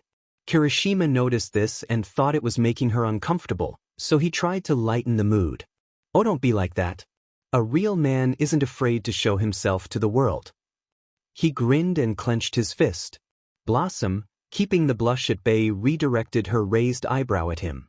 As long as you are not showing too much, then you're all good, she remarked sassily. But this just made the boy laugh. Don't worry, I am a gentleman first and foremost. At which Blossom just rolled her eyes. I can't wait to see how Blossom does, Bubbles said excitedly. Let's see what Red can do, Buttercup also showing her own version of excitement. Now we'll have to come up with a plan of attack if we are to win this battle, she said thoughtfully. How about we just rush them and take them down, he said cheerfully. Blossom only groaned at that. We can't just attack them, rush them. We are dealing with classmates who have amazing abilities and can catch us off guard, she explained. No sweat it, I have seen your abilities in action and without me. You could probably handle it yourself, he said, directing a thumbs up her way. Blossom was a bit taken aback at the compliment back, nevertheless decided not pay much mind to it. And she came up with one. Outside the building, the hero team was getting ready to enter. They are both in the hall of the north side of the 4th floor. I think they plan to take us on in the same room, came Shoji's voice from his tentacles. For your own safety, go outside, Todoroki cockily ordered his teammate as she walked in. I'm sure our opponents intend to fight a defensive battle, raising his right hand to release cold air. He then places the said hand on the wall, activating his quirk, causing the walls and under his feet to freeze. But we already won. With a cocky demeanor, he encases the whole room in ice. But it goes beyond that. The whole building slowly becomes glacier. Windows shatter and are replaced by ice. Staircases become ramps. The roof practically turns into an igloo. Oh crap! The guy has one crazy quirk, Buttercup seeing the scene. It's just like Blossom's, only hers is through breath, Bubbles analyzed. But Blossom cannot be taken down that easily. Red is too stubborn. Before he knew it, Kirishima was pretty frozen from head to toe, and so was Blossom, but her head was strangely unfrozen. Behind them was a block of ice. Footsteps were heard and Blossom was keeping her eyes open on the door in front. Entering the room. I see my ice abilities can even immobilize someone like you, huh? He cockily remarked. Blossom didn't react to that remark but simply kept silent as he walked past her. It's not your fault. We are just playing on different levels, saying that he was about to touch the bomb until. At that, Blossom smirked before it was time. Before Todoroki could even touch the bomb, it was covered in a pink glow and lifted up and away from him. What the hell? He was confused until. You're right, Todoroki. He turned to see the braid on the girl. He froze, waving in the air. We are playing on different levels. That is why one should not be too cocky just yet. Opening her eyes, she had a pink glow. Todoroki was said and not leaving for more errors, shot out a blast of ice spikes at her. But just then, Blossom's eyes turned red and fired heat vision that melted the ice before it came, much to the shock of Todoroki. Taking the opportunity, she aimed her eyes on her teammate and set him free. Yeah, that's what I am talking about, he cheered as he charged at the boy. Todoroki wanted to send another blast of ice but was subdued by a string of capture tape that caught his attention. A big mistake on his part, and he was effectively knocked out by a hardened punch to the jaw. Seeing that Todoroki was effectively out cold, Blossom stopped her concentration and left the bomb down. She felt a little lightheaded but managed to stay on her feet. Kirishima saw that. Hey, are you dash? The sound of footsteps brought their attention to the door. Shoji saw what had happened and charged at them. Blossom came to enough to click her heels and out pops ice blades on her boots. She dodged the six-armed boy while Kirishima did his best to subdue him. Taking a deep breath, unleashed a gust of cold winds that entrapped the boy. They quickly Todoroki and declared the winners. Yuga Aoyama and Mina Ishido, Team E, versus Kayama Bubble and Koji Koda, Team F. Team F was not faring so well. It was Bubbles and Koda versus the likes of Mina and Aoyama. Bubbles understood that Koda's shyness was going to be a problem, so she made the decision to face both parties by herself.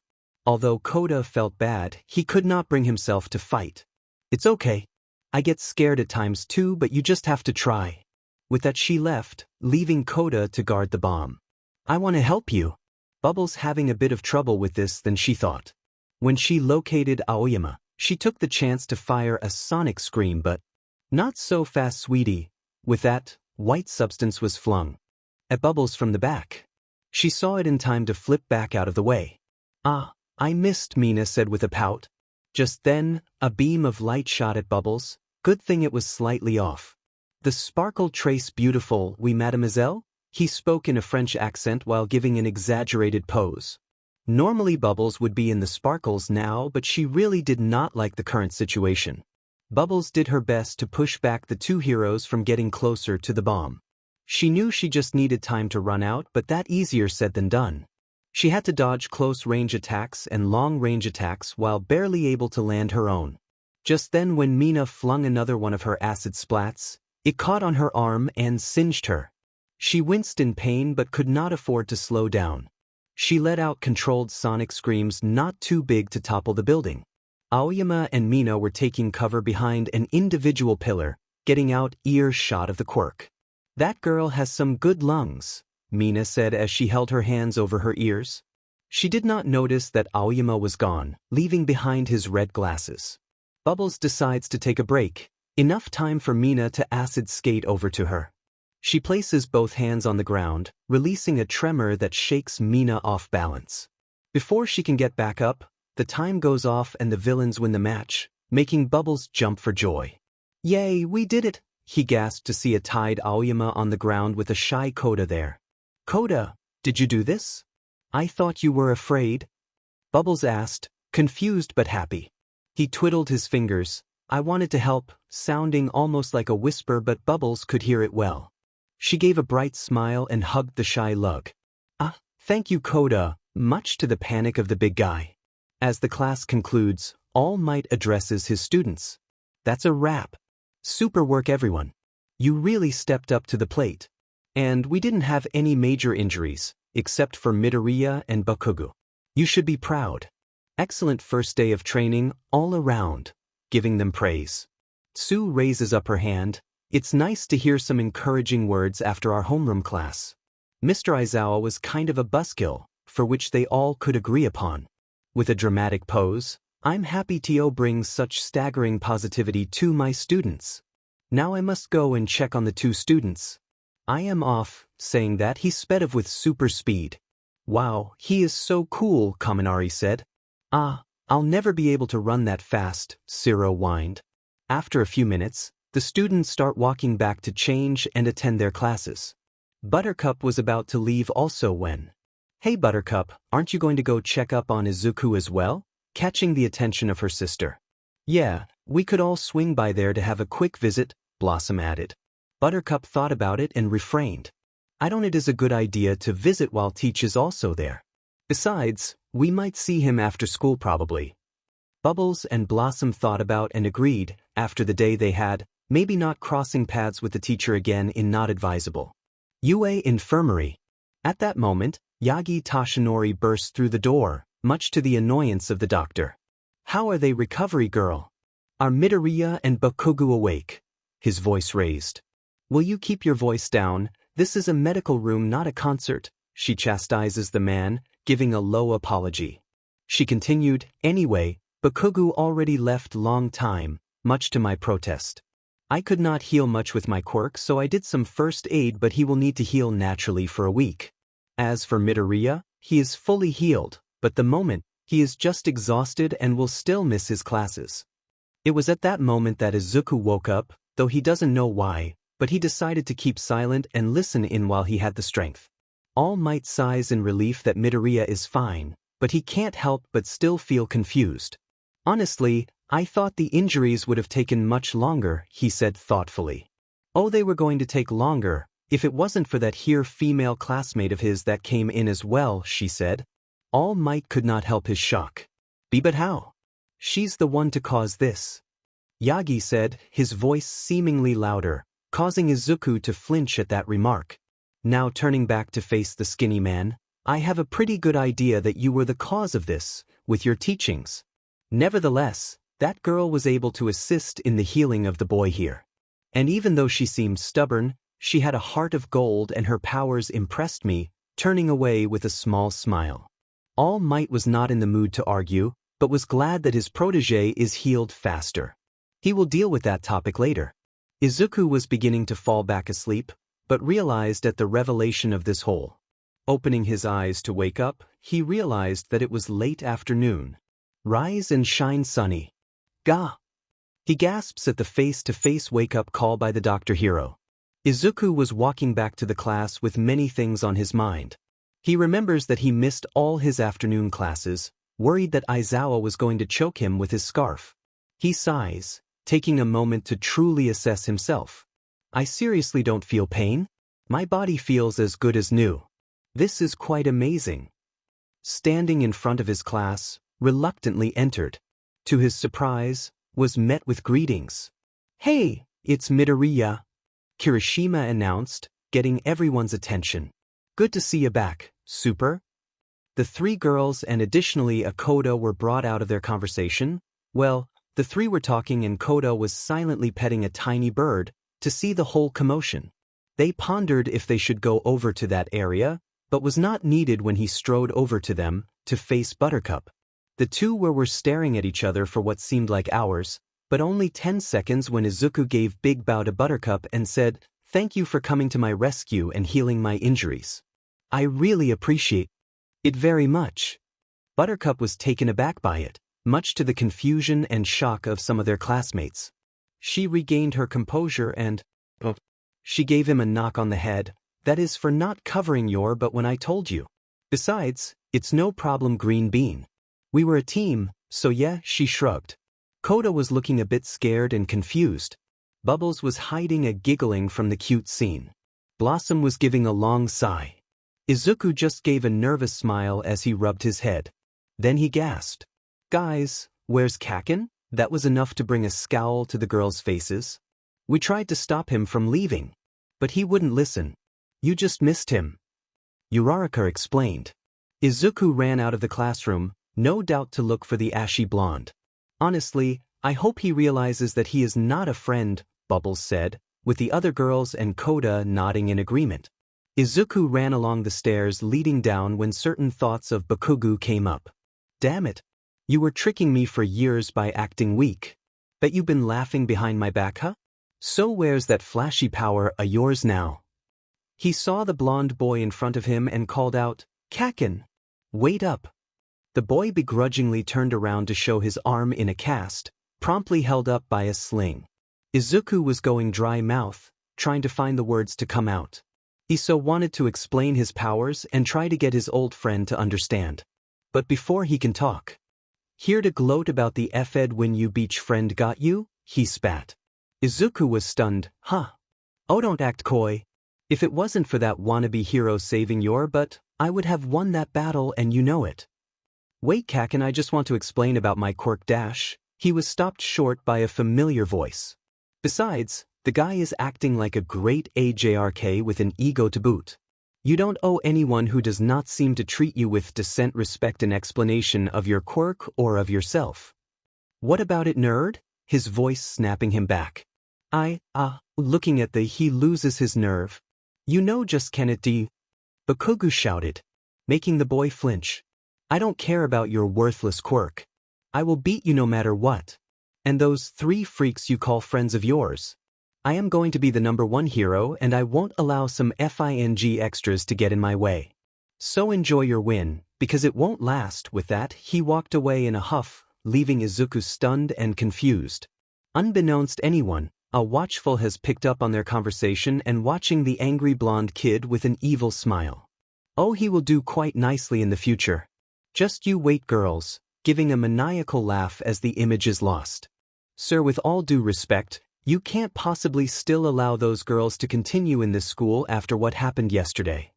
All Might in his civilian form was in Principal Nizu's office to discuss about or better yet argue on the grounds of the PPGs being in the school before school starts.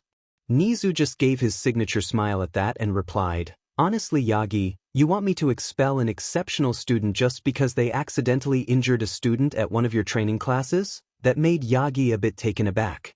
"I understand your concern, but do keep in mind, from the video of the class yesterday, Ms. Kiyama acted accordingly, saving her fellow partner and classmate from a real-life scenario. I also saw that you did not stop the battle even though you could clearly see that Mr. Katsuki was going off the handle. Am I wrong?" That made Yagi flinched. He realized that young Bakugo was being a tad bit overboard in the battle trials, but he had faith that Midoriya could handle the situation and grow as a hero. Besides, But Kogu wouldn't honestly intend to seriously hurt Midoriya, would he?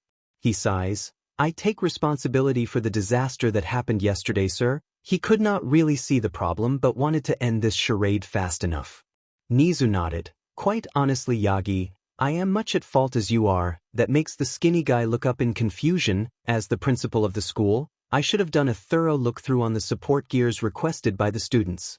That was my mistake, for signing off those dangerous equipment. Though hurting a student no matter if accident is still a problem.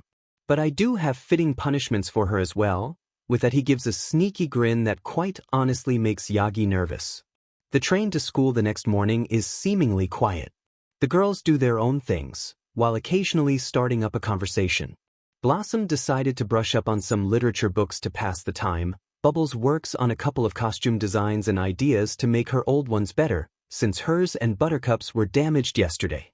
Buttercup decided to shamelessly take a nap on the train, before she had to deal with another crazy day. The girls were walking over to the school when they caught sight of something weird. Any hope of a normal, sane day of school is thrown out the window as soon as they see the mob of reporters in front of the U.A gates. What in the world? Blossom blinked as she saw the crowd of reporters gathered in front of UA at the gate. There had to be a crew from every news station in the Tokyo metropolitan area. Even a few from outside of Tokyo too.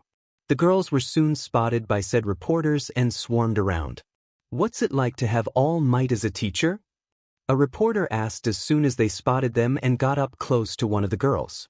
The girls were immediately flustered by having a microphone shoved into their faces. Blossom noticed other students being crowded by the mass of reporters as well. Chuko, Ida, Mina, and Izuku were practically back to back. Koda and Shoji could be seen near the edge, both of the taller teens with mics being shoved in their faces too.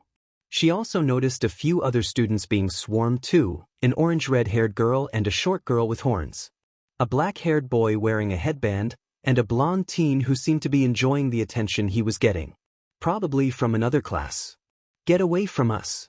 Blossom heard Buttercup yell as she did her best to get through the reporters by force while grabbing onto her and Bubbles' arm.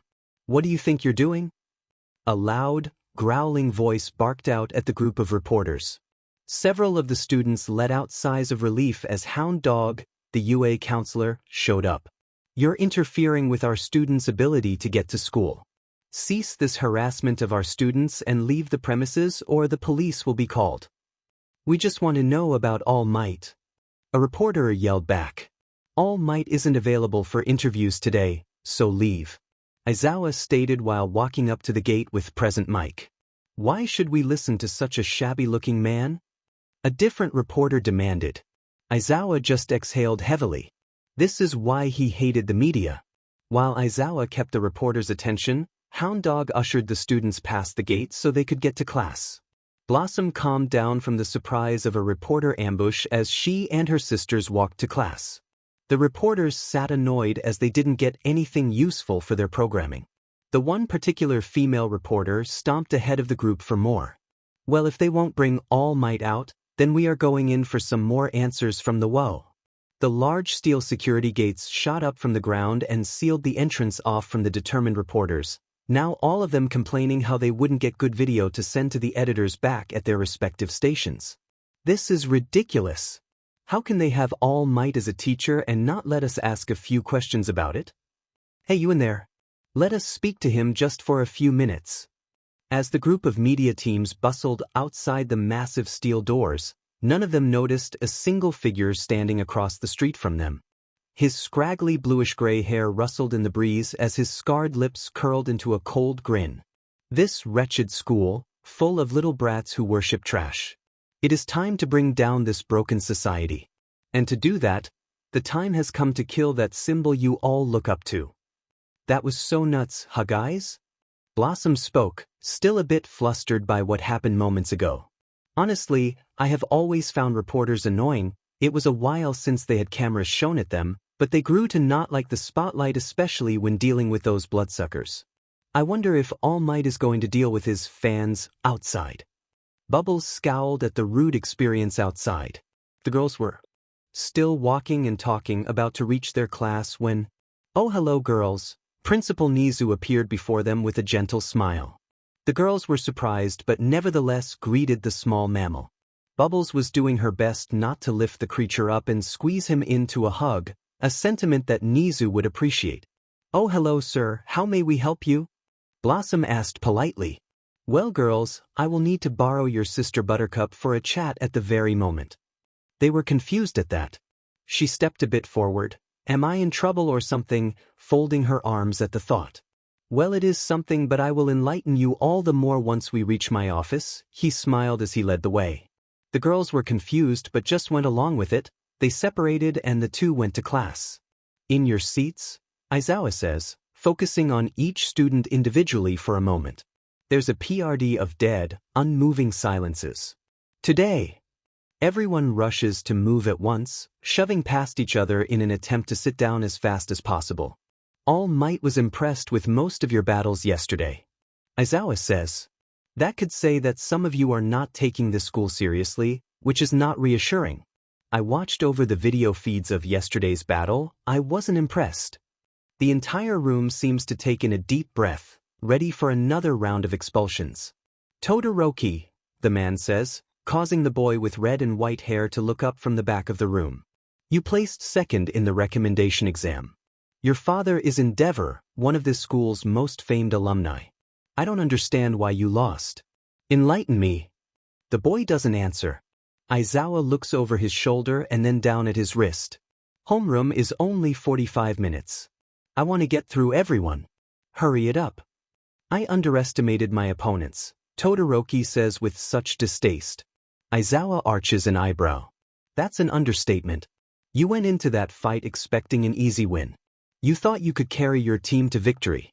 You froze that building with no care for your teammate, gloated in front of your enemy, and didn't even make sure she was completely incapacitated per the rules of the exercise. You didn't even stop to think why she had her head unfrozen." Bubbles Kiyama. The blonde girl was a bit nervous at the incoming critic, nevertheless just held a brave face. "I saw from the feed that you were initially alone, and I can somewhat understand the pressure it is to handle two enemies at once, but you will have to work more on your quick thinking and tactics instead of letting your teammate of the hook," looking at the large boy now who merely shied his eyes down. "Koji, if you are to be a hero in the future, you will need to stop being scared and act brave, understand that your partner was in trouble and although you helped at the end, it would have not gone well the next time." The shy kid merely nodded at that. Midoriya. Izuku find what little confidence to look Aizawa in the eyes, but still quivering being prepared for a verbal lashing. "You did fairly fine at the start of that battle but still could not use your quirk?" Izuku nods just the smallest amount. "Honestly, if it was left up to me, you would still not be here. The only reason I can think of that you managed to pass was for your partner saving you at the last minute and securing the win. Like I said, this was just a regulated battle. If it was real life, you would not have been so lucky. Learn to control your powers. Do I make myself clear?" Izuku just nods with a determined look. "Bakugu," Aizawa continues. Izuku shifts in his seat, still feeling guilty but curious as to how it'll play out. Bakugu seems to think that he knows what's about to happen since he sits up in his seat with his arm in a sling and tilts his head with cocky smirk. Blossom could see this and couldn't help but furrow her eyes. "You should be expelled." The F- that caught many people off guard. "You heard me. Those gauntlets were given to you with the understanding that you knew what they could do. As a UA student, you're expected to be able to judge when an attack is too much. You put lives in danger with that stunt you pulled, and as such, your gauntlets are suspended." That beach practically set it off herself. "She broke my effing arm." Though Kiyama was a bit reckless in her attack, Aizawa says coldly. "You brought in a dangerous tool and aimed it at your fellow student, who was concerned for her partner and acted to subdue it. You broke your own arm. You let your petty pride get the better of you. You pulled that pin. You are responsible for your punishments. Stop crying and start acting like a hero because yesterday, you weren't one in the slightest." Bakugu keeps silent, but his hand starts to smoke and shake. A low growl comes from the back of his throat. Izuku's guilt still stays but somehow lessens. Aizawa, however, isn't done. He turns to look at the entire class, A scowl etched into his face. Here's a little lesson for you all, because if you learned it the hard way, people would die. Buildings aren't invincible. They will come down if you aren't careful. All Might had to hold up one of them from yesterday after that explosion. If any other teacher were there instead of him, we would be 4 students short. The class holds their silence. Aizawa continues, you all have the power to hurt. You all have the power to kill. But you're here to learn how to save. As a hero school, UA will help you with that. But we can't teach you basic human decency and rational thought. What Bakugo did yesterday was disgusting in every sense of the word. He is not ready for this course. As such, he'll be suspended for 3 weeks. You can't if you do that. Yes, I can, Aizawa says calmly. I can do or say whatever I want so long as it's legal or approved by Nizu. And I say that you're not part of the hero course anymore. Now get out of my classroom. But Sir Dash, whatever he wanted to say was cut off by the glare Aizawa gave.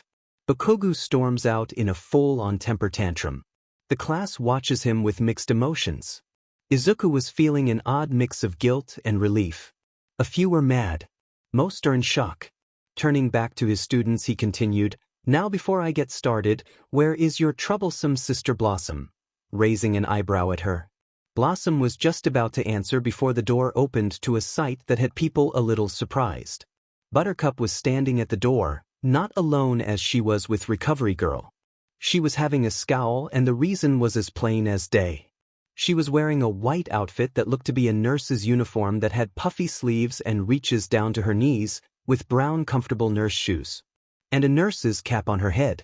Many people were dumbstruck at what was right in front of them, but some wanted to laugh at the scene, i.e. Bubbles and Blossom. Sorry to disturb your class, Mr. Aizawa, but I have an announcement to make. May I? He just shrugged but paid attention. She turned to the classroom. It is brought to my attention that there will likely be more injuries in the future, given the track record of some and an incident that occurred yesterday. That being said, I will be having this here first year be my assistant as per Principal Nizu's orders. Gesturing to the increasingly red-faced teen. That being said, she will be my assistant, not to say that she has medical practice, but will be my protégé in the sense of the word. Thank you. Everyone was either amused or confused at that. But Bubbles, Blossom, and Izuku had an idea or so about the whole situation. With that, Recovery Girl leaves, citing that this was all she had to say, and left, closing the door. Buttercup begrudgingly went to her seat, eyes on her, but no one dares say anything. Once seated, Aizawa continues with a sigh. Well, thank you for finally joining us, Ms. Kiyama, and hopefully that little internship will teach you a valuable lesson in the future. All the girl did was grumble and gave an eye roll. Now moving on. You all need to decide on something today, Aizawa stated seriously. Something that'll affect your entire class going forward. All of the students tensed up, expecting another threat of expulsion. You need to choose your class representatives. That's so normal. Almost the entire class exclaimed. I wasn't done. Aizawa's eyes went red and his hair floated upwards as he glared at his students. There was an instant silence from the teens. As I was saying, whoever you pick will become the de facto leaders of your class, so choose carefully. There was an instant clamoring from the students as almost everyone raised their hands and called out that they wanted to do it. After a few moments of no one being able to hear over the others, someone finally got everyone's attention. That person also happened to be raising their hand the highest of anyone. People, please. Ida called, and everyone eventually gave him their attention. The class representative's duty is to lead others. That's not something just anyone can do. You must first have the trust of every student in the classroom. Therefore, the most logical way to fill this position is democratically. We will hold an election to choose our leader. But we've only known each other for about a week. That's not a lot of time to build trust. So you spoke up. Besides, everyone will just vote for themselves. Kirishima added. Most people will. But that means whoever does receive multiple votes must truly be the most suitable person for the job. Turning his attention at the teacher in his yellow sleeping bag. It's the best way, right, sir? Do what you want, just decide before my nap's over. Saying that, the tired man quickly fell asleep. Thank you for your trust. A few minutes later all the votes were to the front and Aizawa crawled out of his yellow bag. Yawning, he read through the pages and tallied up the votes on the whiteboard in front. Alright, here are your votes for the class rep. The groggy teacher moved out of the way, revealing the chart. Izuku Midoriya 5. Momoya Rosa 4. Blossom Kayama 3. Bringing a mix of gasps to the classroom. One of them coming from Izuku. How could I possibly get 5 votes?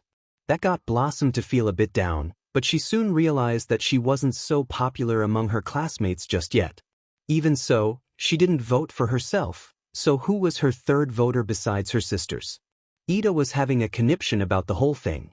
Not a single vote, holding in his disappointed, he was practically shaking.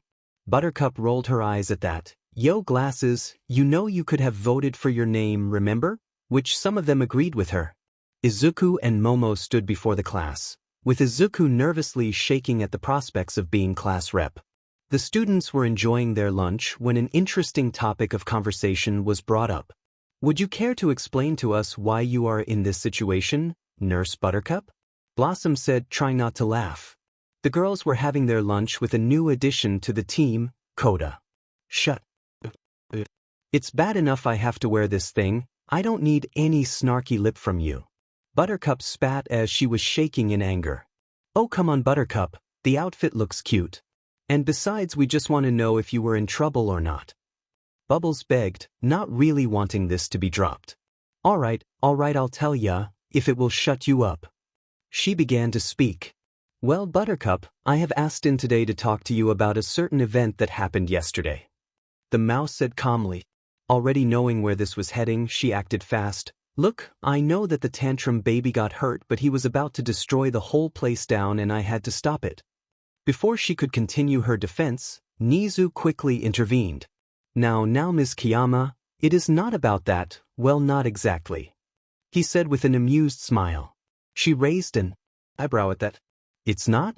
Then why am I here? She asked, now confused. Well, after the incidents of yesterday, for which Bakugu is assuredly being dealt with. One of our staff members observed your special talent and developed an interest in you. Answering a bit vague. Buttercup was puzzled at that. The only other staff she met was. Wait a minute, you mean the old lady? At that, the door opened as if what Buttercup said somehow summoned her. That's recovery girl to you whippersnapper. And I am not so old that I can't give you a whooping, the lady yelled as she walked over and took her seat next to her. Oh, this is going to be fun. Now then, Recovery Girl has offered to train you on your healing powers 3-4 times a day for an hour after school. Nizu explained. Whoa. Hold up. Why do I need to do this?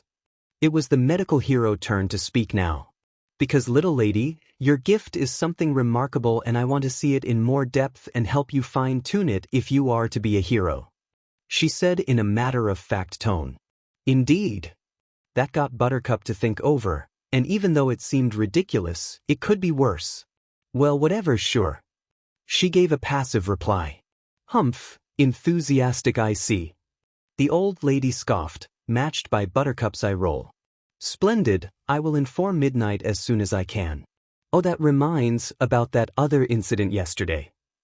He smiled a sympathetic one as Buttercup was about to leave, now feeling alert. What now? Now she was suspicious.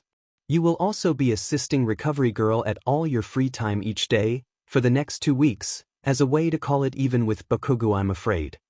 He said, but with his same smile. She didn't like it but groaned a fine. Wearing this uniform instead for the next 2 weeks, he added as Recovery Girl showed her the outfit that upon seeing it, Buttercup would have taken even suspension at that moment. No! With that, the girls could not hold in their laughter anymore and let it rip. With Koda sending a shy sympathetic sorry across the table to the raven-haired girl who quite frankly was ready blast her sisters through the wall. Trying to keep the laughter down. I am sorry Buttercup, but it's not so bad. Bubbles said in between laughs. That caused a tick to form on her head. Not so bad? Not so bad. Her voice a tad louder. I am wearing a stupid skirt that quite honestly looks stupid on me.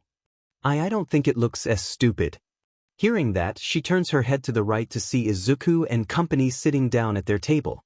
Honestly, it's nice that they are becoming friends, even if she is not so fond of glasses so much and bubbly girl, for some gut reason. What? She asks, a bit confused. Izuku, feeling a bit nervous, continued anyway. I said that your uniform does not make you look stupid, and it's quite impressive that Recovery Girl sees potential in you that she volunteered to help you. Giving her a kind smile. Buttercup felt her anger subside, but only a little. Well, I still hate this stupid outfit, but thanks. She muttered while taking a bite of her food. See, Buttercup, it can't be all bad. Blossom shot her a teasing smirk. Keep it up, Red, and I will take back my vote. She said, threatening. That makes Izuku's focus shift and his smile downcast. Guys, I'm kinda worried about the class rep thing. I don't think I'm qualified. Saying that, he looked down at his lunch. Why do you say that, Izuku? Bubbles asked, a bit worried. Yeah. Sure you are. Uraraka added. But I mean Dash. Izuku.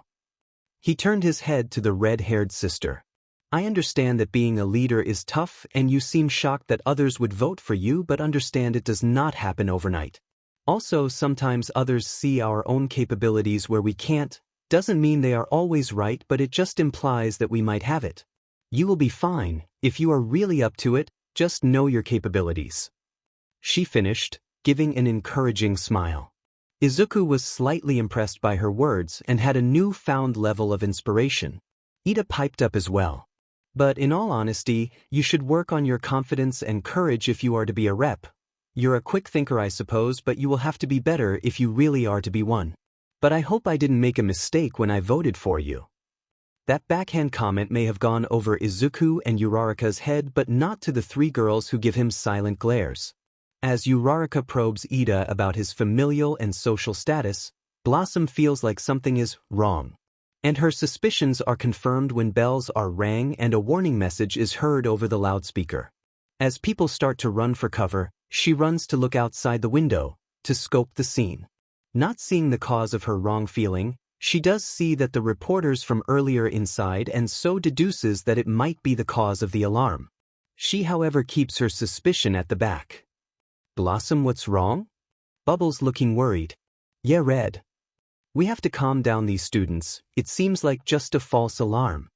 Saying that, she races to the hallway, her sisters not too far behind. They are, however, being packed together by runaway, scared and confused students, for which Bubbles constructs a compact force field to make room. Blossom looks over to see her classmates are not faring any better. Looking forward, she sees the exit sign and has an idea to cool the students off. Looking back at Buttercup, Buttercup, I need you to throw me to that sign over there. Can you manage? Which was confirmed when she saw a mischievous grin on her face. Sure, any reason to toss you around. Bubbles was lowering the bubble when Buttercup, carrying a blossom in hands, jumped high enough, watch your bow, and flung her. She then let out a cold breath that covered all the students as she flew over them, not too strong to freeze them, and landing safely on the sign. There was confused whispers. That was when she took the opportunity. Listen, everyone. Shouting loud enough to catch everyone's attention. Please remain calm. There is no need to panic. It is just the media from this morning that seem to have made their way onto the campus. The teachers are dealing with it now. Make your way to your designated evacuation point so that the staff knows your location. The reporters? Was the confused statement that followed. Seeing that many people were doing as told, Blossom jumped down from where she was perched and made her way to her sisters. Are you guys okay? Any injuries? Looking at her sisters for any injuries. Nah, Blossom, we're fine. Bubbles assured her. Good. Aside from my dress accidentally dirtying, I'm fine. Blossom could tell that was fake concern in her voice, but was happy nonetheless. It's time, class rep, let's begin. Momo said as they all gathered in the room for a meeting. Izuku, feeling nervous, but took a deep breath and spoke with confidence. Okay, so we need to figure out who the other class officers will be. But first, there's something that I want to say. Looking at Blossom, then the whole class. I thought a lot about this. And I think that Blossom Kiyama should be our class rep. Which got gasps, not just from his classmates but the red hair girl too. Today I realized from a friend that I may not be ready to be class rep, She was able to capture everyone's attention and get us in line. So I believe that she should be the one leading our class from now on. Making her speechless. Yeah, you know what? Blossom turned her head to Kirishima's voice. I already voted for her, so it doesn't make much of a difference to me. Saying that, he looks towards her and with a big grin, right partner, gives a thumbs up. She couldn't help but smile at that. Well, if Izuku sees something in me, then who am I to deny? Giving an all too familiar phrase, she stands up to the plate and smiles. Yeah, Ice Princess. Buttercup yelled out, which made some laugh much to Blossom's nerves. And much to a peeved-off Ida in his seat. Once the media was finally kicked off campus, several teachers and the principal stood inside the campus entrance in disbelief to what had happened. Their eyes all stared forward to where the steel doors once guarded the campus, the solid barrier now nothing more than a pile of crumbled rubble. So I can say the news teams were not the ones who bypassed the campus security. Midnight sarcastically answered. Indeed. It seems that someone else was behind this. Principal Nizu quietly responded in front. Some villain actually managed to infiltrate our school. The Space Hero 13 grunted in frustration to the event. These doors are designed to take an 18-wheeler at full speed, and yet they were destroyed so easily. The internal security systems haven't detected anything else, however. The small principal exhaled as he stepped towards the disintegrated doors. Perhaps. But I am concerned if this was simply an act of power or a declaration of war. The next day at UA, the slight tension could be felt in the air on campus. With the security breach yesterday, many students were a little on edge about the effect it would have on their schedules and what the teachers would do next. But for Class 1A, that wasn't going to be an issue. For to their surprise and excitement, they had rescue training today. Rescue training? What's that? Kaminari questioned out loud. Today you'll be dealing with natural disasters, shipwrecks, and other things in that sense. Aizawa answered. There will be myself, All Might, and one other faculty member judging your performances today. Whoa, really? That's so exciting. Mina cheered from her seat. Finally, some real hero stuff. Kirishima clenched his fist in glee. I'm shaking with excitement. The girls were also excited to see a new terrain. As for having a teacher not be an a-hole, they wouldn't hold their breath anytime soon. Just remember, most of you are not used to your costumes yet. Use today as practice in getting a feel of their limits and how they apply with your quirks. And don't repeat any foolishness like what happened a few days ago. He said while grabbing his papers off his desk, making a few of them flinch. We will be taking a bus to a nearby facility to conduct today's lessons. Now get ready and be outside in 10 minutes. Standing up with the others, the girls make their way over to their costumes. Thanks again, Bubs, for fixing my costume. Buttercup said to her sister. It's no problem, Buttercup. Not your fault. Hey girls, let's hurry up or we will be late. Blossom demanded as she stood by the door. Buttercup just rolled her eyes. Remind me again why I voted for her? Which Bubbles just smiled and shrugged as they walked out. As the students made their way into the bus, much to the help of the reps, they were finally on the move to the rescue site. Hey, why didn't you change into your outfit? Don't you want to train in it? Your Archist. Oh, my costume got pretty burnt up in my match the other day. Izuku blushed and rubbed his head. They have to repair it for now. Bubbles nodded from across the aisle to the answer. It was pretty bad from what I could tell. You should consider a stronger material for your costume next time. Or I could design it. She said, all excited. I don't know. Hee hee. Midoriya awkwardly chuckled as he sweated more. With me not controlling my power yet, I'd rather have a weaker costume so it doesn't get in my way. From the other side of Midoriya, Tsu chimed in suddenly. Since we are talking about powers, I have something I want to say. Ribbit. She looked to the boy next to her. About you, Midoriya, and later the Kiyamas. That made the girls all pay attention. Isn't your power a lot like All Might's?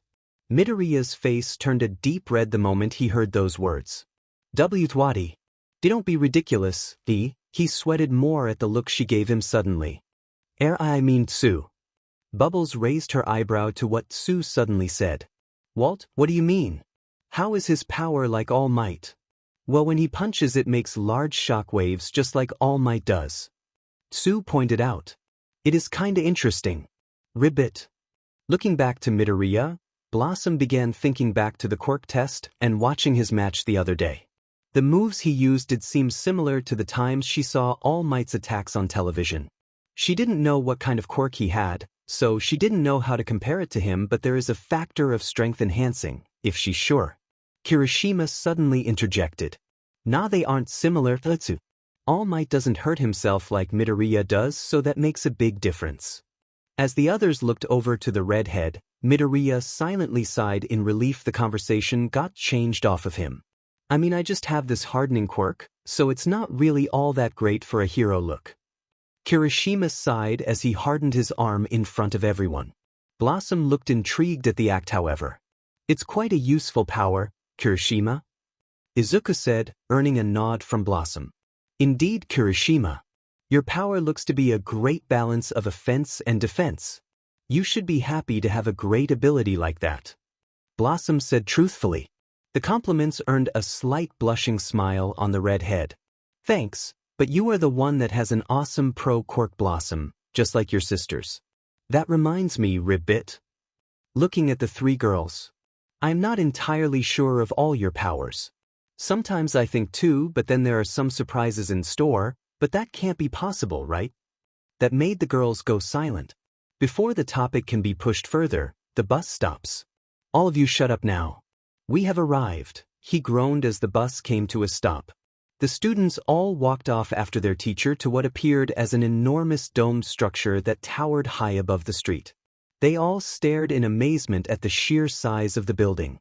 Wow, they had all those areas for the testing in this building? How much money does this school have? Greetings, students, I have been waiting for you all to come, the Hero 13 happily announced to them all. Most were excited, of course, while Midoriya was practically shivering seeing another pro in person. 13 turned and signaled them all to follow. Come on, I cannot wait to show you what we have for you inside, she said gleefully. Going through the massive steel doors leading inside, the 1A class were left speechless to the sprawling interior that seemed twice as big as the outside. The Central Plaza's fountain was the focal point to the entire facility. Multiple domes were set up between different other zones ranging from mountains and other small ruined city buildings, all surrounding a large lake with a ship in the center. It was even more than they ever imagined. Now this is something. Zero added as well. This training ground that I created is the perfect site to put your heroism to the test. I call it the Unforeseen Simulation Joint. 13 introduced with a flourish. Everyone could practically hear the smile in her voice, even with the speaker filter. IT really is USJ? Several of them exclaimed, comparing the two acronyms against each other. 13, where's All Might? I thought he was supposed to be meeting us here. Aizawa questioned his colleague. As the students all chatted about what was to come, 13 leaned over to Aizawa. So I received a call from All Might. Apparently he won't be coming at the moment. Aizawa sighed to the news. You mean to tell me he will be late? Yes, he says he will try to join during the end of class. You think it will be okay with just the two of us? Aizawa grunted and turned back to the class. All right, time is money. Let's not waste any more of it. Nodding, 13 turned back to the students. Now, you have all come to the Unforeseen Simulation Joint, which we call USJ. Here you will get the chance to test yourselves situations that can happen at any given day. Fire, storms, mudslides, and flooding. This is where we will see what you do in a disaster situation. Many of the students began chattering in excitement before 13 held her hand up to silence them. Don't get ahead of yourselves now.